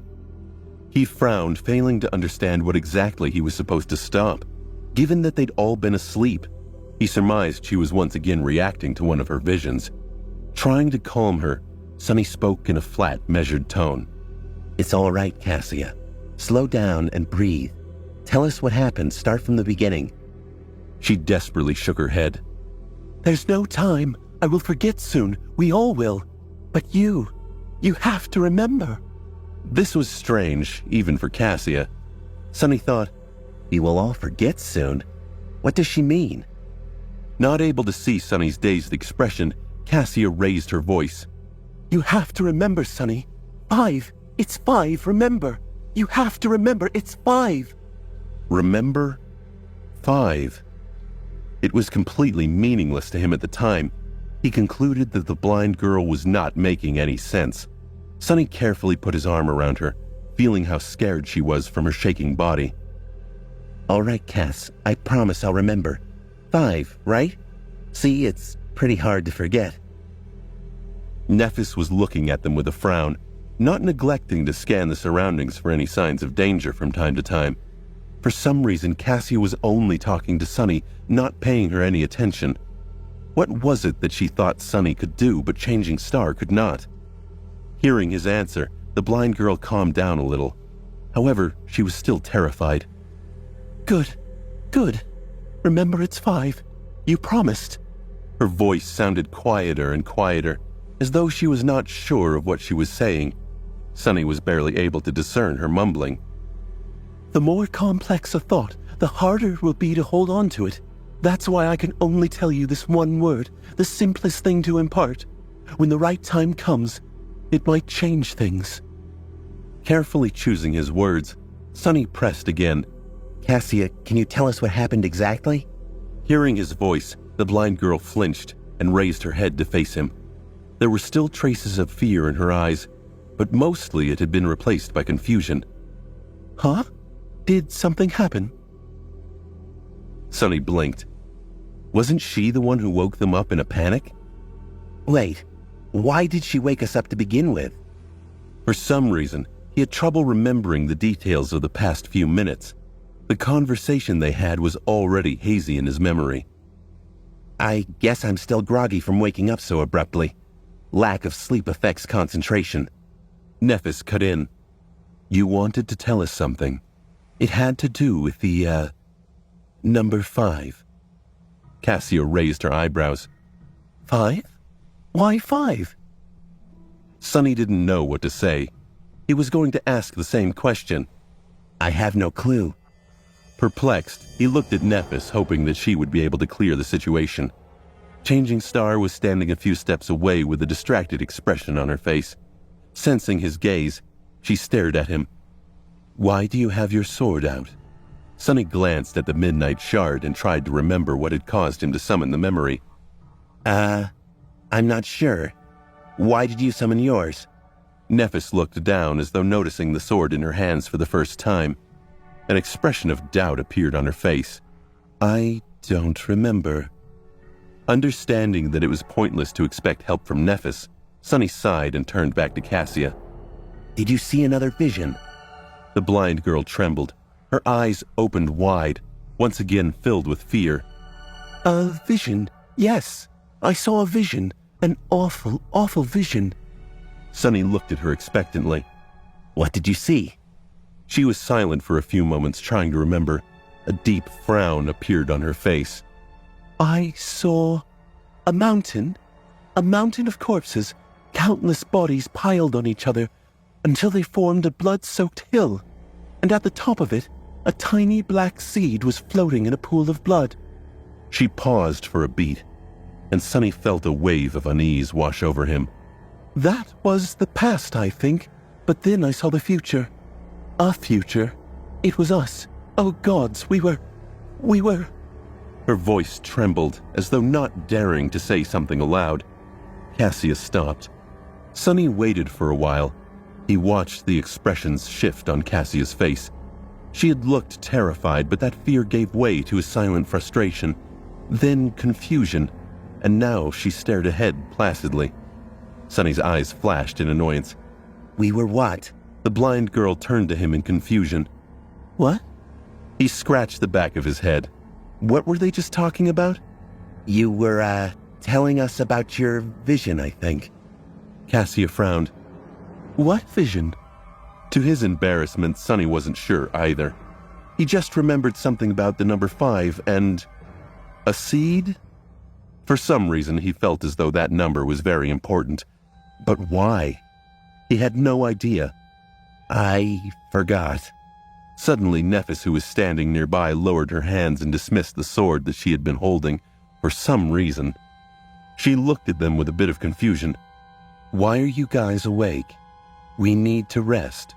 Something might get attracted by the demon's corpse, so we'd better return to peak condition as soon as possible." Distracted and already forgetting about the conversation with Cassia, Sunny blinked a couple of times, shrugged, and decided to go back to sleep. None of this made sense anyway. They were probably struck dumb by exhaustion. He felt so tired. A few hours later, when the shadow noticed the winged creature circling the island, Sunny awoke again. By that time, the memory of Cassia's warning was so fragmented and hazy that it seemed like a strange dream. But the seed was already planted deep into his subconscious, and now that it had blossomed, Sunny was finally able to fight through the haze of oblivion and remember everything. It seemed incomprehensible to him that he'd ever forgotten. How could he have been so stupid? And was he bound to forget again? He almost felt like that would be nice, better. He bit his lip. No, he had to remember, and he had to move fast. Each second, the danger would only grow graver.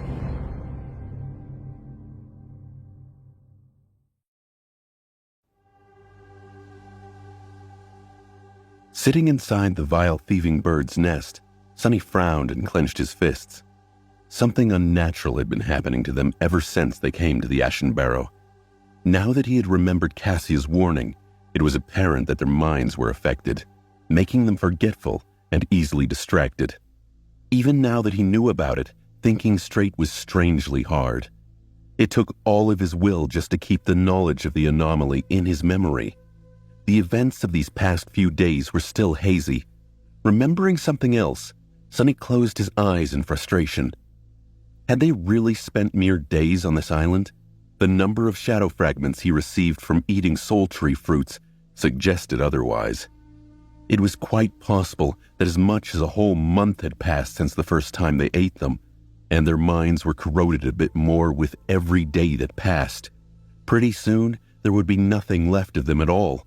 Only empty shells walking around wearing their faces. Sunny's face paled. With a growing feeling of dread, he realized that there were large gaps in his memory. He could not remember how they got to the Ashen Barrow and where they were going. Other things, too, were unclear and blurry. Sonny took a deep breath. Stay calm.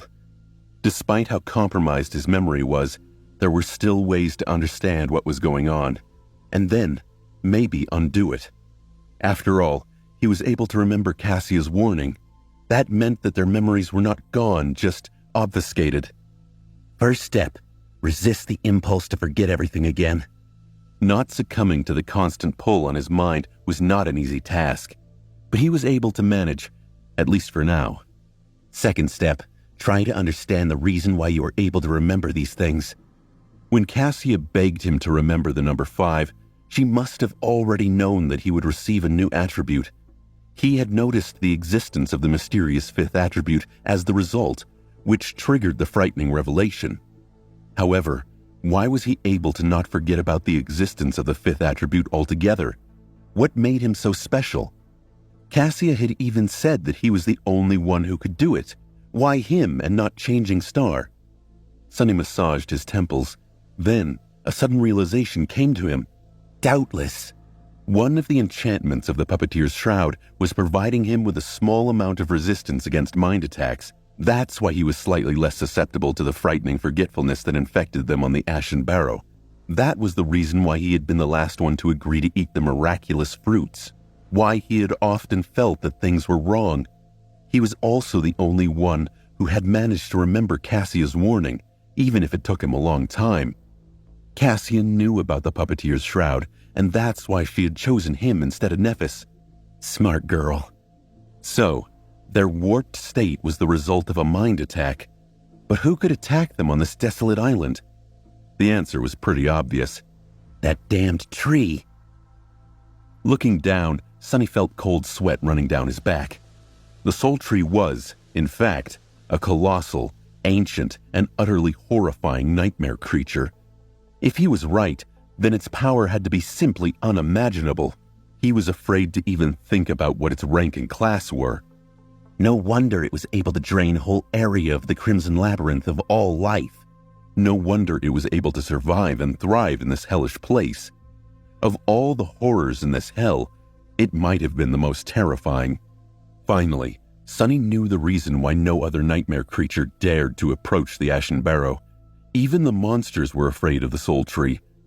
Except for equally harrowing things that dwelled beneath the waves of the deep dark sea. There was no way for them to destroy it. The Soul Tree was just too big, old, and powerful. For a moment, Sonny entertained the idea of setting it on fire, but quickly abandoned it. He would need a volcanic eruption or some sort of divine intervention to burn that colossus down.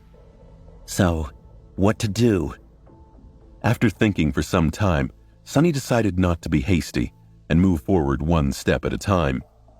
First, he had to know the exact situation with his attributes. Summoning the runes, he tried once again to read the description of the hidden 5th attribute. The result was the same. He knew it was there, but could not remember what it was, no matter how much he tried. Sonny sniggered. Figures. Confirming that it was still impossible for him to solve that mystery on his own, Sonny moved his attention to the Mark of Divinity. New runes appeared under its description. Mark of Divinity. Attribute description. You bear a faint scent of divinity, as though someone briefly touched by it once, a long time ago. It was just as Sonny remembered it, though there was a second line under the new description now. Mark of Divinity is ready to evolve. Proceed. Sonny wasted no time. Yes! Immediately the name and the description of the attribute changed. The new runes read, Attribute, Spark of Divinity. Attribute description. Every fire starts from a spark. Somewhere deep within your soul, a radiant spark shines with divine light. Sonny didn't feel any changes within himself. It seemed as though the question of whether or not he wanted to proceed was just a formality, and the attribute already evolved back when he had consumed the drop of ichor. My affiliation to divinity has increased. Neat. Although I'm not sure how it might be useful. Was that spark of divinity the reason why he was now able to see the inner workings of memories, as well as some other stuff like the shadows in his soul sea? If so, was it a universal trait of all awakened with high divine affiliation, or just his? For some reason, Sonny felt that it was the latter option. According to the Drop of Ichor's description, it was linked to a being called Weaver. It seemed more than a coincidence that Sonny consumed Weaver's ichor and then became able to see the strings that gave memories their unique qualities. It wasn't hard to see the connection. If this was true, did it mean that there were different kinds of divinity? And he inherited a small amount of Weaver's very special kind of divinity. Was Weaver even a deity? All the gods Sonny had heard about were named similarly. There was Shadow God, War God. Well, that's it. He had never heard the names of any other god. However, Weaver's name was different. Maybe Weaver was not a deity at all. Maybe he, she, or it was actually one of the unknown. Sonny shook his head, feeling that he had almost allowed himself to get distracted and release the hold on his memory. The nature of this divinity was a worthy question, but it was for a different time. He could not allow himself to go on tangents now. Concentrating, he looked at his new attribute, Bloodweave. Attribute description. You have inherited a part of Weaver's forbidden lineage. Your blood has been altered and imbued with odd tenacity. So he would be less likely to bleed out in the future? If that's what the description means, it was a very nice enhancement. However, it did not help Sonny battle the soul tree. It was time for the next step. His highest priority now was making sure he didn't forget all that he learned. The tree wanted him to be lulled into a sense of security badly, but he refused to be its puppet. Sonny made his way back to the central trunk and started back to the ground. He'd noticed that pain seemed to help drown out the tree's mental attacks, which meant it was time for Sonny to embrace the pain.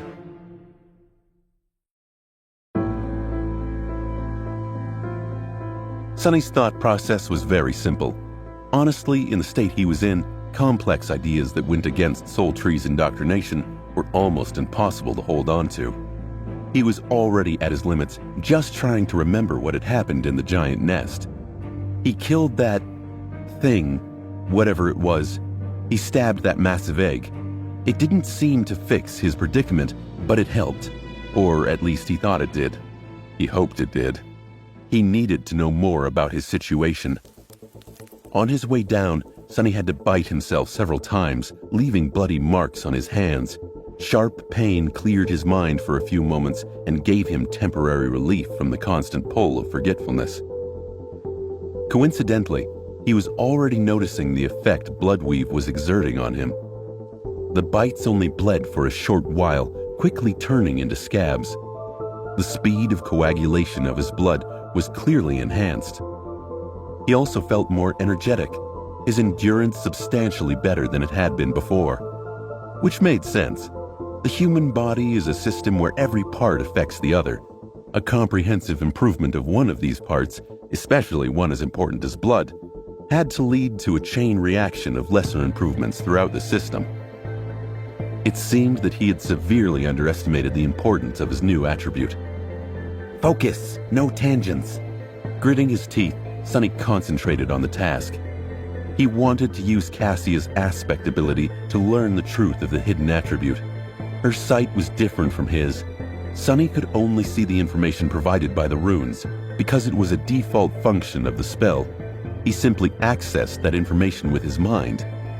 Cassia's sight, however, came from her aspect. Thus, even if their minds were compromised, it should not have affected her ability to see other people's attributes.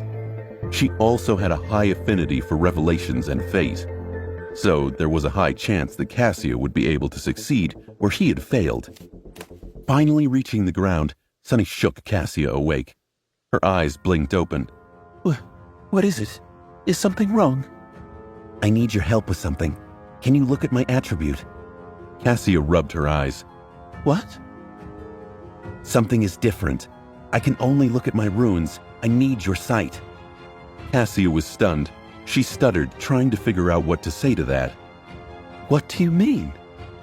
woke the blind girl up and, after a short conversation, mentioned, My attributes. Can you take a look at them? Cassia was visibly confused by this question. Can't you do it yourself? Sunny smiled. I can, but I think you'll be surprised when you see them. The blind girl hesitated. All right, but if it turns out you woke me up for nothing.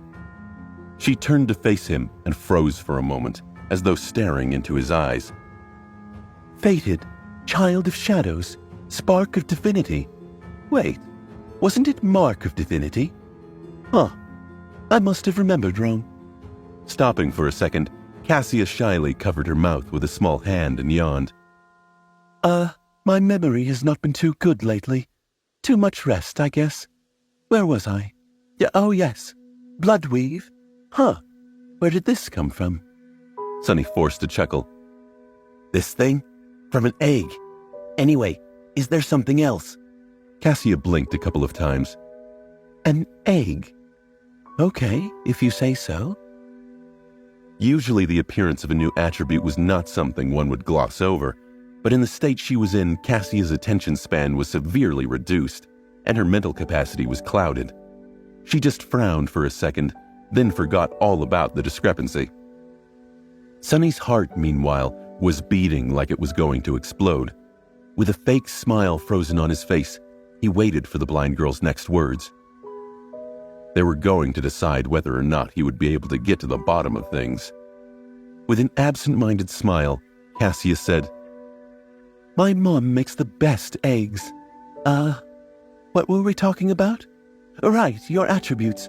The last one is enthralled. Wait, where did this come from? Knowing that there was very little time, Sunny hurriedly asked, The description. What does the description say? A bit of tension slipped into his voice. Startled by this intensity, Cassia didn't ask the same question again and simply said, You have been mesmerized by the ancient fiend, soul-devouring tree, and are being turned into its thrall. Once the process is complete, there will be no escape. As soon as Sunny heard these words, it was as though heavy chains fell from his mind. Suddenly, his memories returned in an avalanche, making him stagger. His eyes opened wide. Only now that he had fully recovered his memory did Sunny realize the extent to which his mental state was warped, how much of his true self was gone, how close he came to being completely obliterated without even knowing that a terrible monster was slowly devouring his mind. An extreme feeling of terror filled his heart. For a few moments, Sunny lost the ability to speak, covered in cold sweat and shaking. Calm down. Calm down. It didn't happen. You stopped it. You're back. It didn't eat you. Slowly, he was able to get a grip on his panic and achieve some semblance of composure. He came very close to the edge, but did not take the last step. He was still himself. It wasn't over yet. They still had a chance. Looking at Cassia, Sunny slowly exhaled and said, Thank you. The blind girl smiled and raised her eyebrows. For what? She had already forgotten all about their conversation. Sunny was free from being mesmerized by the soul devourer, but Cassia was not. Her memory, mind, and thinking were still compromised, turning worse by the minute. A pained smile appeared on Sunny's face. Struggling to keep his tone light and cheerful, he said, For helping me out just now. Thank you so much. Sorry about waking you up so early. Go back to sleep. I'll take it from here. Cassia hesitated for a few moments, then got distracted and forgot that he was there at all. Yawning, the blind girl lay down and covered herself with her cloak. Soon, she was asleep again, happy and blissfully ignorant of the fact that her days were numbered. Sunny watched her for a while, a grim expression on his face. How had she been able to say all of that, the very thing that broke Sunny from the tree's thrall, and have it have no effect on her? How was he going to break Cassia and Nephis from its spell? He couldn't leave them like this. No, he had to act, and fast. Finally, he turned and walked away, thinking, This thing isn't going to keep you. If it does, it will be over my dead body.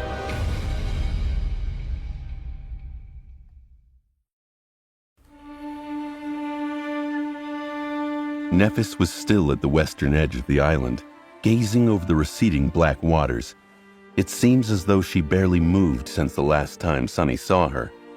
Looking at her with clear eyes, free from the most debilitating effects of being enthralled, he was able to notice things that he had not noticed before. Nephis's hair was indeed longer. Back at the academy, it was short and usually parted to the side. Now silver strands were already long enough to cover her ears, hanging messily without their usual luster. Changing Star's face seemed much thinner, with dark circles under her eyes and a bleak, dull expression. Her usual confidence and energy were gone, replaced by exhausted stillness. She looked as though some unknown illness was consuming her from the inside, slowly turning that once radiant woman into a pale shadow of her former self. Sonny suspected that he knew what that illness was. He had known for a long time that Nephis had a mysterious goal, and that her determination to achieve that goal was nothing short of frightening. That burning desire of hers, it seemed, was strong enough to resist even the enthrallment of the Soul Devourer. However, while the feelings remained, the actual memories were gone. Thus, Nephis had been left longing desperately for something that she did not know, with no way to understand the nature of her emotions or satiate them. This inner conflict was the reason for her terrible state, and was something Sonny could possibly use to save her. Coming closer, Sonny sat down and looked at Neph, wishing to see her striking gray eyes shine once again with unbreakable resolve. "Hey, Neph." She turned her head to him, not saying anything. Sonny gritted his teeth, feeling dark anger blossoming in his heart. That loathsome tree. "I have something to tell you." Trying to stay calm and not miss anything, he told Nephis everything that he had found out. He told her about his trip to the upper parts of the Soul Tree, the giant nest he had discovered, the vile thieving bird's spawn, and how he had killed it, the strange memory with no rank and type, the new attribute he had received, and the hidden one he had accidentally discovered. Finally, Sonny told her about the nature of that attribute, the true nature of the Soul Devourer, and how long they had been on the island, and what they had forgotten. When he finally finished, Changing Star's expression didn't change one bit. Looking away, she simply said, "I see." Sonny blinked. "I see? I see? That's all you have to say?" She glanced at him and smiled darkly. "What do you want me to say?" He gaped at her and clenched his fists.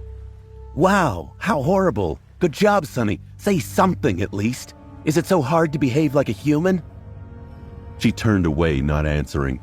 Sonny stared at her for several seconds, then said in a tired, defeated voice, "I don't know what to do. Tell me what to do, Neph. How do I get us out of this?" She was silent for a while.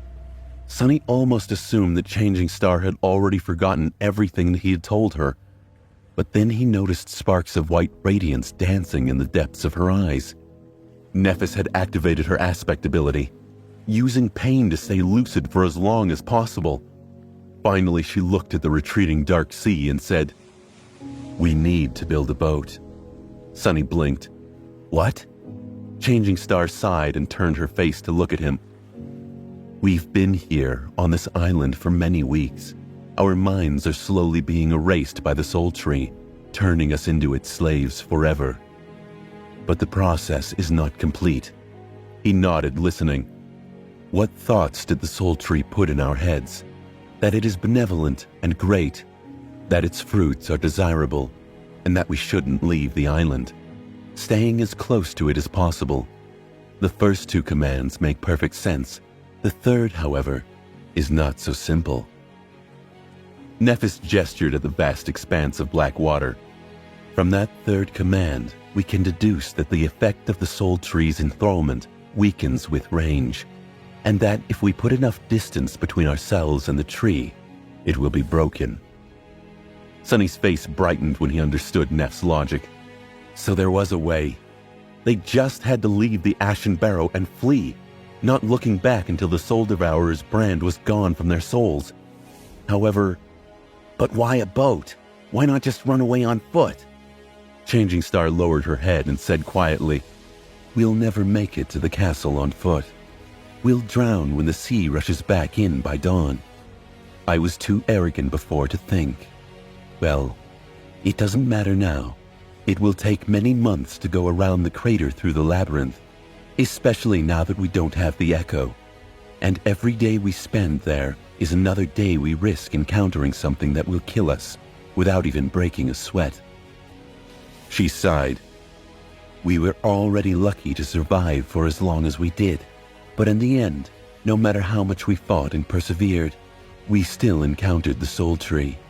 This should have been our end. Do you know how improbable it is that we even got a chance to have this conversation?" Sonny hesitantly shook his head. "First, we had to have an oracle in our group to see the future. Then Cassia had to formulate and execute an ingenious plan in the short amount of time her memory remained intact.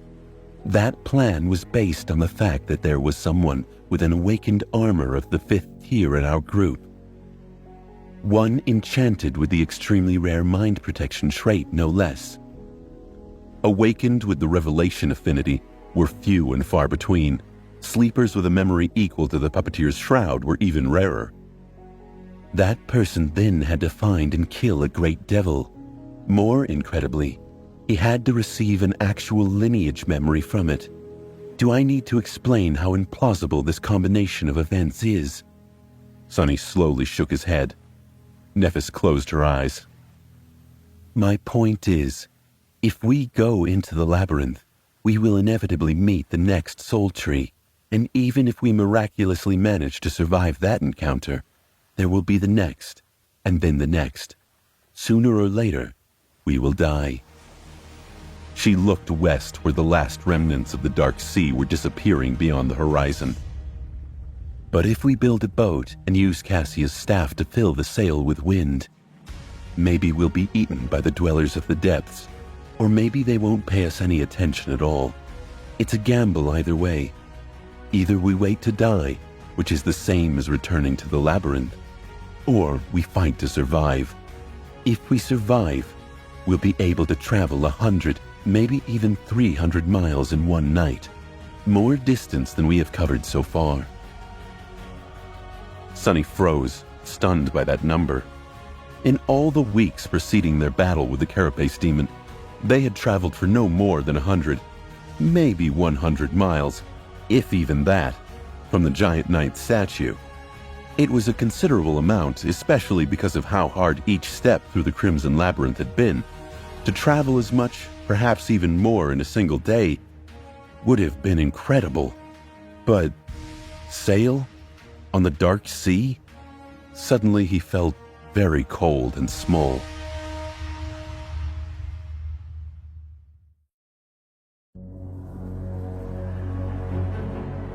Trying to gather his courage, Sonny looked into the distance and spoke in a raspy voice. "You've seen the creatures that dwell under these waves. Do you really want to swim across them?" Changing Star was silent for a few seconds, then sighed. "We are damned either way, Sonny. What do we have to lose?" She fell silent for a moment and grimaced, pale flames dancing in her eyes.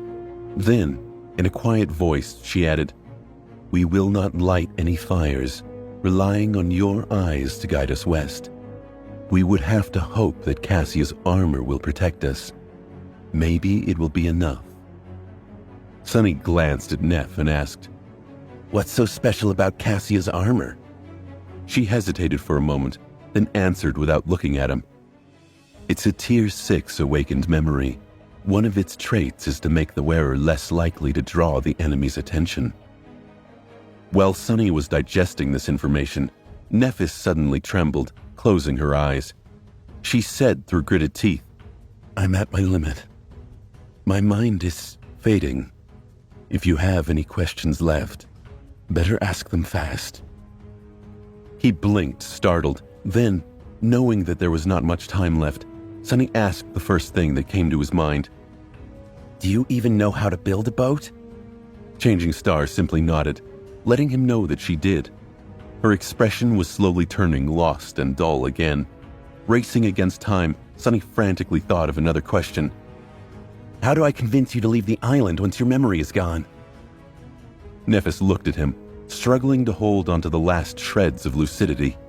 For a moment, her eyes became clear again.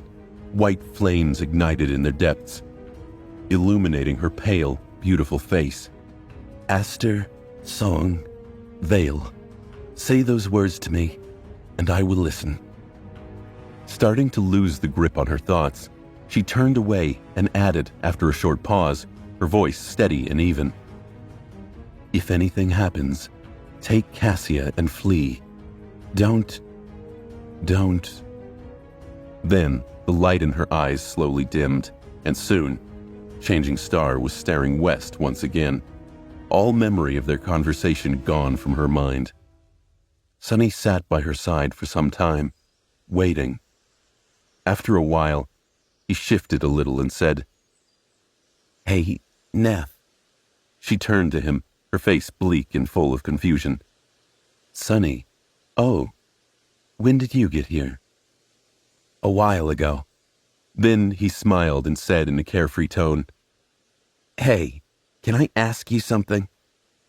Do you know how to build a boat? Nephis was very surprised by his question, but eventually agreed to help him.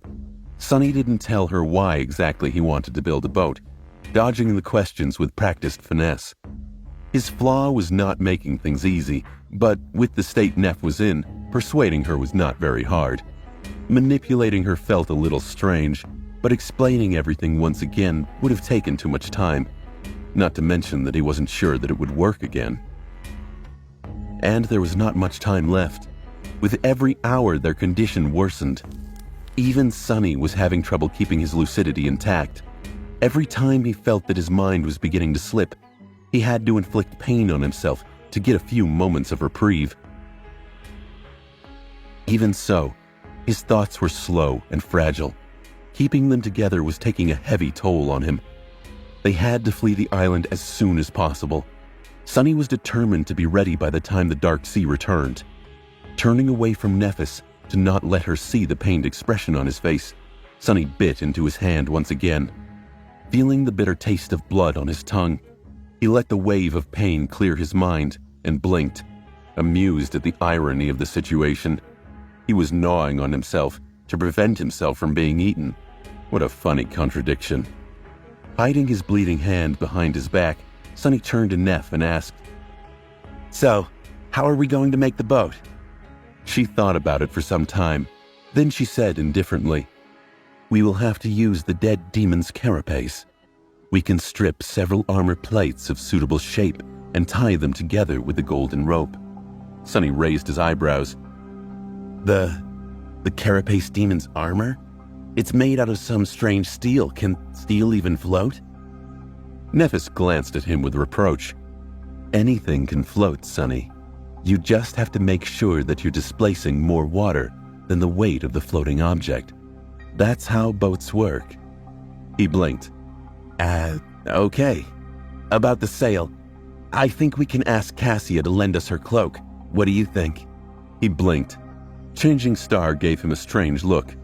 I mean, yes. I still don't understand what got you so excited about boat building, but I'm sure she'll be willing to help you out with this, passion project. Sunny smiled. Great. Let's go butcher the demon then.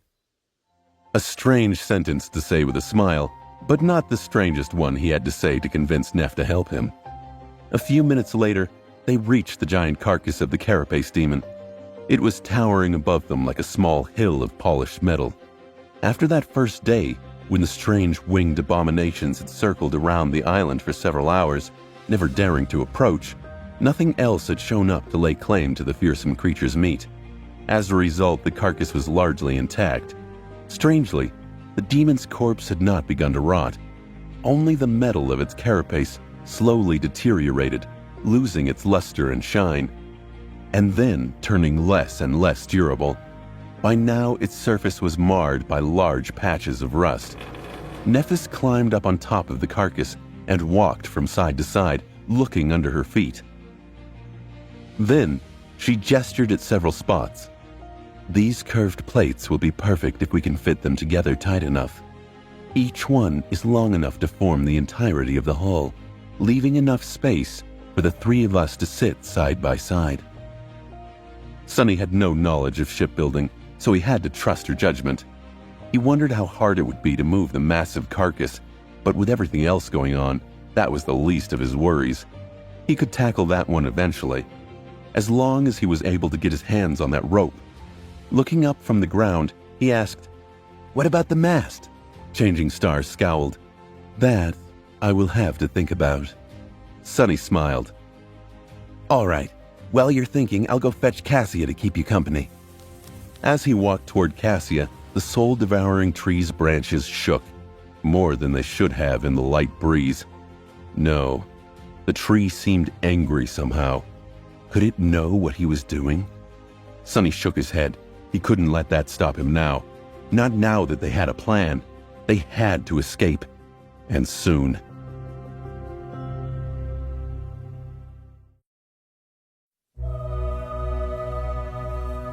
Sonny had a lot to do before sunset.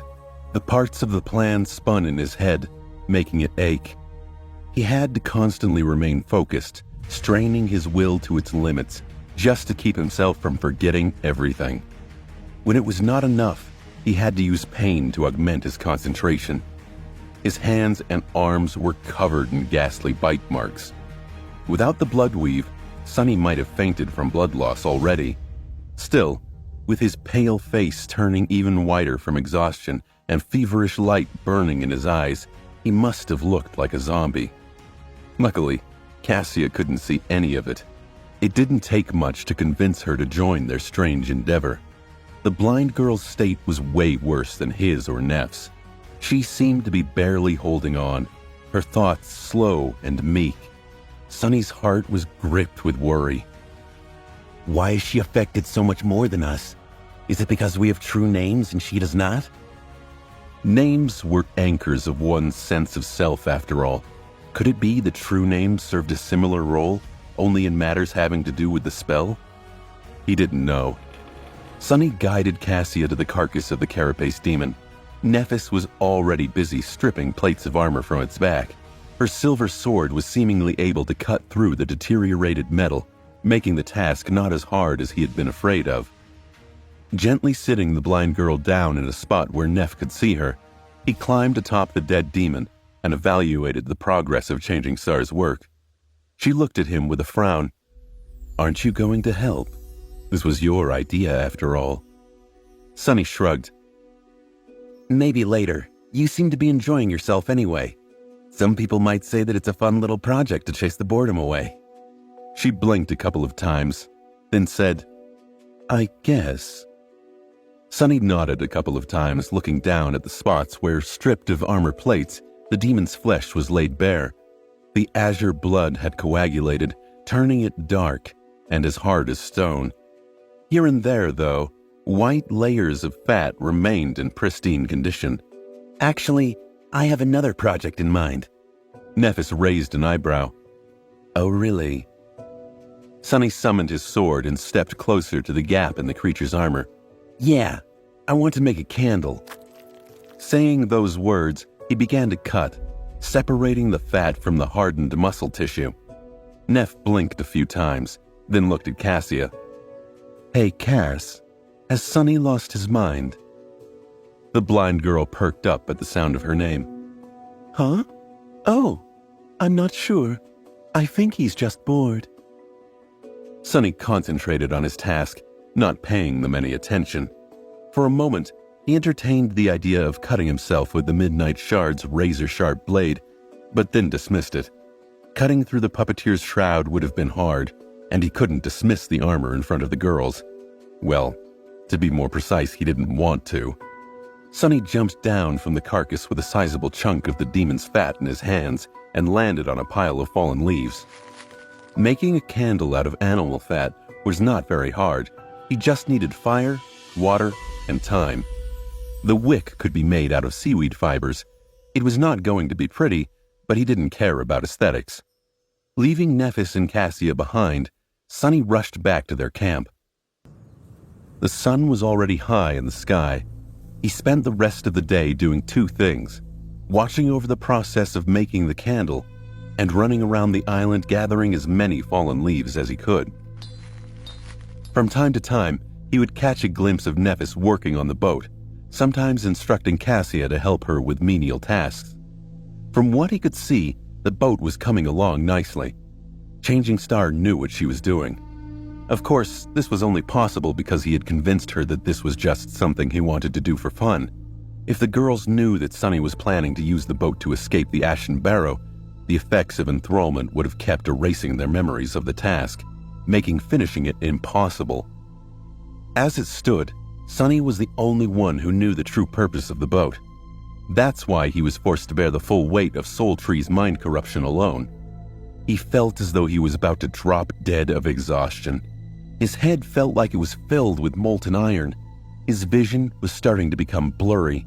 But stubbornly, Sonny refused to give up, no matter how tired he was, how much he wanted to let go and ease the suffering, returning to the bliss of not knowing.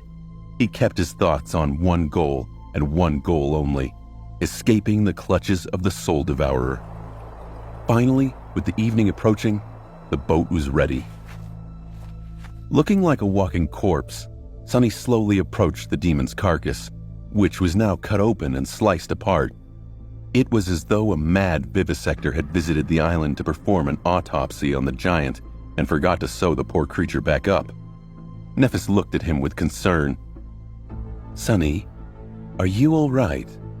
Giving her a crooked smile, he shrugged. "I'm fine, comparatively." He did not specify what exactly he was comparing his current condition to. Turning his head, Sonny looked at the boat with dark satisfaction. It was not how he had imagined it. The hull was made out of curved plates of polished metal, with sharp spikes protruding from them in all directions. The plates were held together by the golden rope that was tied tightly around them. Changing Star had managed to make the gaps between the different parts of the hull so thin that no water could sip through. The mast was made out of the demon's spine and ribs, with Cassia's enchanted cloak hung on them to serve as the sail. There was even a steering oar fashioned out of the tip of the giant's scythe. He had expected to see a makeshift raft, but what met him was an actual vessel. Yes, it looked crude, but also strong, eerily macabre, and strangely impressive. Sailing upon the cursed sea on a boat made of demon bones sounds like the beginning of a legend, or a metal band's album cover, he thought, temporarily mesmerized by the ghastly visage of the carapace vessel. Nephis looked at him with a hint of satisfaction. Happy? Now what? Sonny gathered his thoughts. Now. As soon as he tried to think of what they had to do next, an invisible barrier appeared in his mind, blocking any attempt to continue with that thought. Now we... No matter how hard he tried, Sonny couldn't quite remember what he wanted to do. With a scowl, he raised his hand and bit down on his mangled palm, feeling drops of blood flowing into his mouth. But even that pain did not help him destroy the barrier. Sonny smiled darkly and kneeled, placing his hand on the ground. Summoning the Midnight Shard, he raised his other hand and brought the pommel of the sword down without any hesitation. Ugh! As the brittle bones of his ring finger shattered from the powerful strike, a wave of agony washed over his mind, obliterating the adamantine barrier. Now, we get the hell out of here.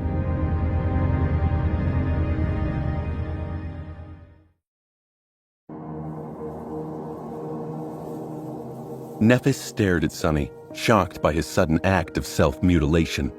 Hissing through gritted teeth, he dismissed the Midnight Shard and slowly rose back to his feet.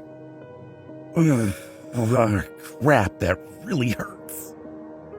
His poor finger was red and swollen, pulsating with sharp pain. It was unmistakably broken. Sonny was so full of self-pity that he wanted to cry. Why am I so unlucky? First that nightmare in the nest, now this. How come no one else is suffering, just me? He conveniently decided to forget that Changing Star had been literally torturing herself for weeks, and that due to her blindness, Cassia was always covered in bruises. Hearing his pained voice, the blind girl turned her head and asked, "Sonny, what happened?" He grimaced and tried to smile. It's nothing serious, really. I just sort of smashed my hand a bit. Nephis opened her mouth to say something, but he hurriedly interrupted whatever she was going to say. Anyway, Neph, can you help me drag this gruesome masterpiece of yours to the edge of the island? At this point, one wrong question could make things very complicated. He didn't want to reveal the true purpose of his actions until the last moment. That way, he would have more leeway in how to deal with problems, should they arise. Changing Star hesitated. A few seconds later, she shrugged, looking at him with a concerned frown. "Are you sure you're okay, Sonny?" He forced a smile. I will be if you help me. Giving up, she shook her head and walked over to the front of the boat. Sonny turned to Cassia. We're off, Cass. Wait here for a bit, all right? I'll come get you soon. She lingered as though not quite understanding his words, then answered with an uncertain expression. Okay. Sonny raised his healthy hand to grip her shoulder, then hesitated and turned away with a dark look in his eyes. Enduring the pain, he walked toward the boat. Hold on a little more, Cassia. It will be over soon. I promise. The night was already approaching. Sonny and Nephis dragged the boat across the island, pulling it as oxen yoked to a wagon. The ashen sand was not the most difficult of terrains, but the spikes on the strange vessel's hull were making the task harder. Thankfully, the boat was lighter than it looked. Sonny knew that the alloy of the demon's carapace was extremely light from his experience with the Midnight Shard, which was forged from the same lustrous metal. If he were to believe the sword's description, this miraculous alloy came from a shard of a fallen star. Whether this omen was good or bad, he didn't know. Soon, they heard a thundering rumble in the distance. It came from the direction of the colossal crater. The dark sea was awakening. Gritting his teeth, Sonny grabbed onto the golden rope that was coiled around his chest and pulled harder.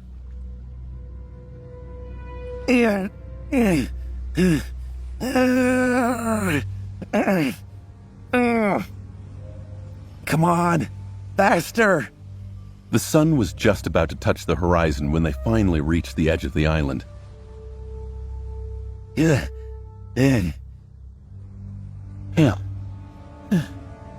Falling to his knees, Sonny released the rope and gasped for air, his chest rising and falling frantically.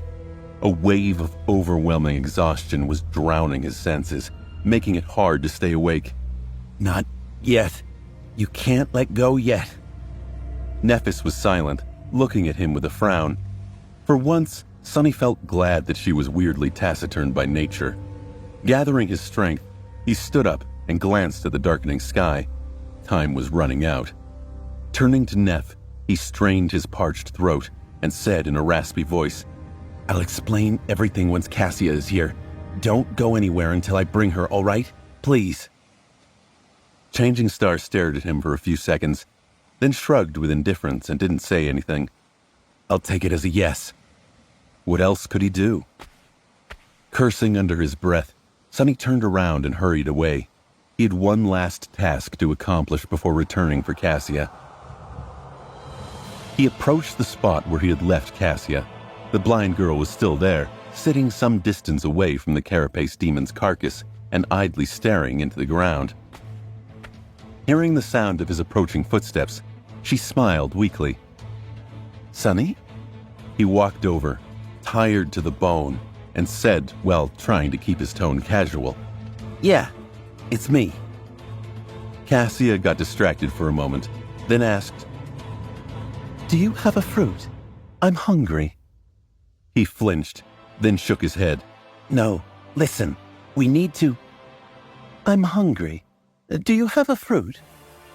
Sonny stopped, looking at the blind girl with a forlorn expression. She sounded like a broken doll, repeating the same phrase over and over. Her condition wasn't good. He licked his lips. Come with me and your hunger will disappear. This was the best misdirection he could come up with within the confines of his flaw. However, this time, he failed to achieve the desired effect.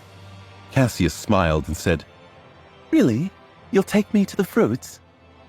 Due to his exhaustion and the debilitating effect of the enthrallment, Sonny got distracted for a moment and failed to control the flaw. Without realizing it, he opened his mouth and said, No. Cassia pouted and lowered her head. That's not nice, Sonny. Why did you lie to me? Still reeling from his mistake, Sonny missed the moment and made things even worse, turning a small oversight into a real problem. Because I want to take you away from this cursed island.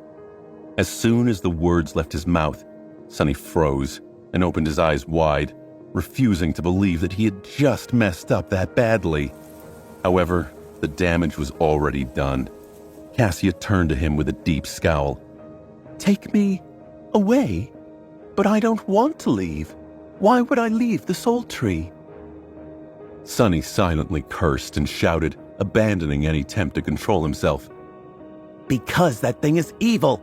It's pure goddamn nightmare. Come on, let's go. Grabbing her hand, he tried to pull the delicate girl away, but she resisted with surprising strength. Let go of me, you jerk. Cassia ripped her hand away from his grip and flinched back, looking at Sonny with anger. I said I don't want to go. You're acting strange, Sonny. Stop. Sonny froze, not knowing what to do. This island is our home. It's so nice here with the three of us together. Why do you want to leave? He lingered, struggling to do what he knew had to be done. Finally, Sonny gritted his teeth and said, Because it's 5, remember? I'm sorry, Cassia. Then he lunged forward and violently grabbed the blind girl, easily suppressing her resistance. What are you doing? Stop! Help! Help! Neff! Throwing her over his shoulder, Sonny turned around and ran toward the edge of the island. Cassia resisted desperately, using her small fists to pummel his back with a rain of punches.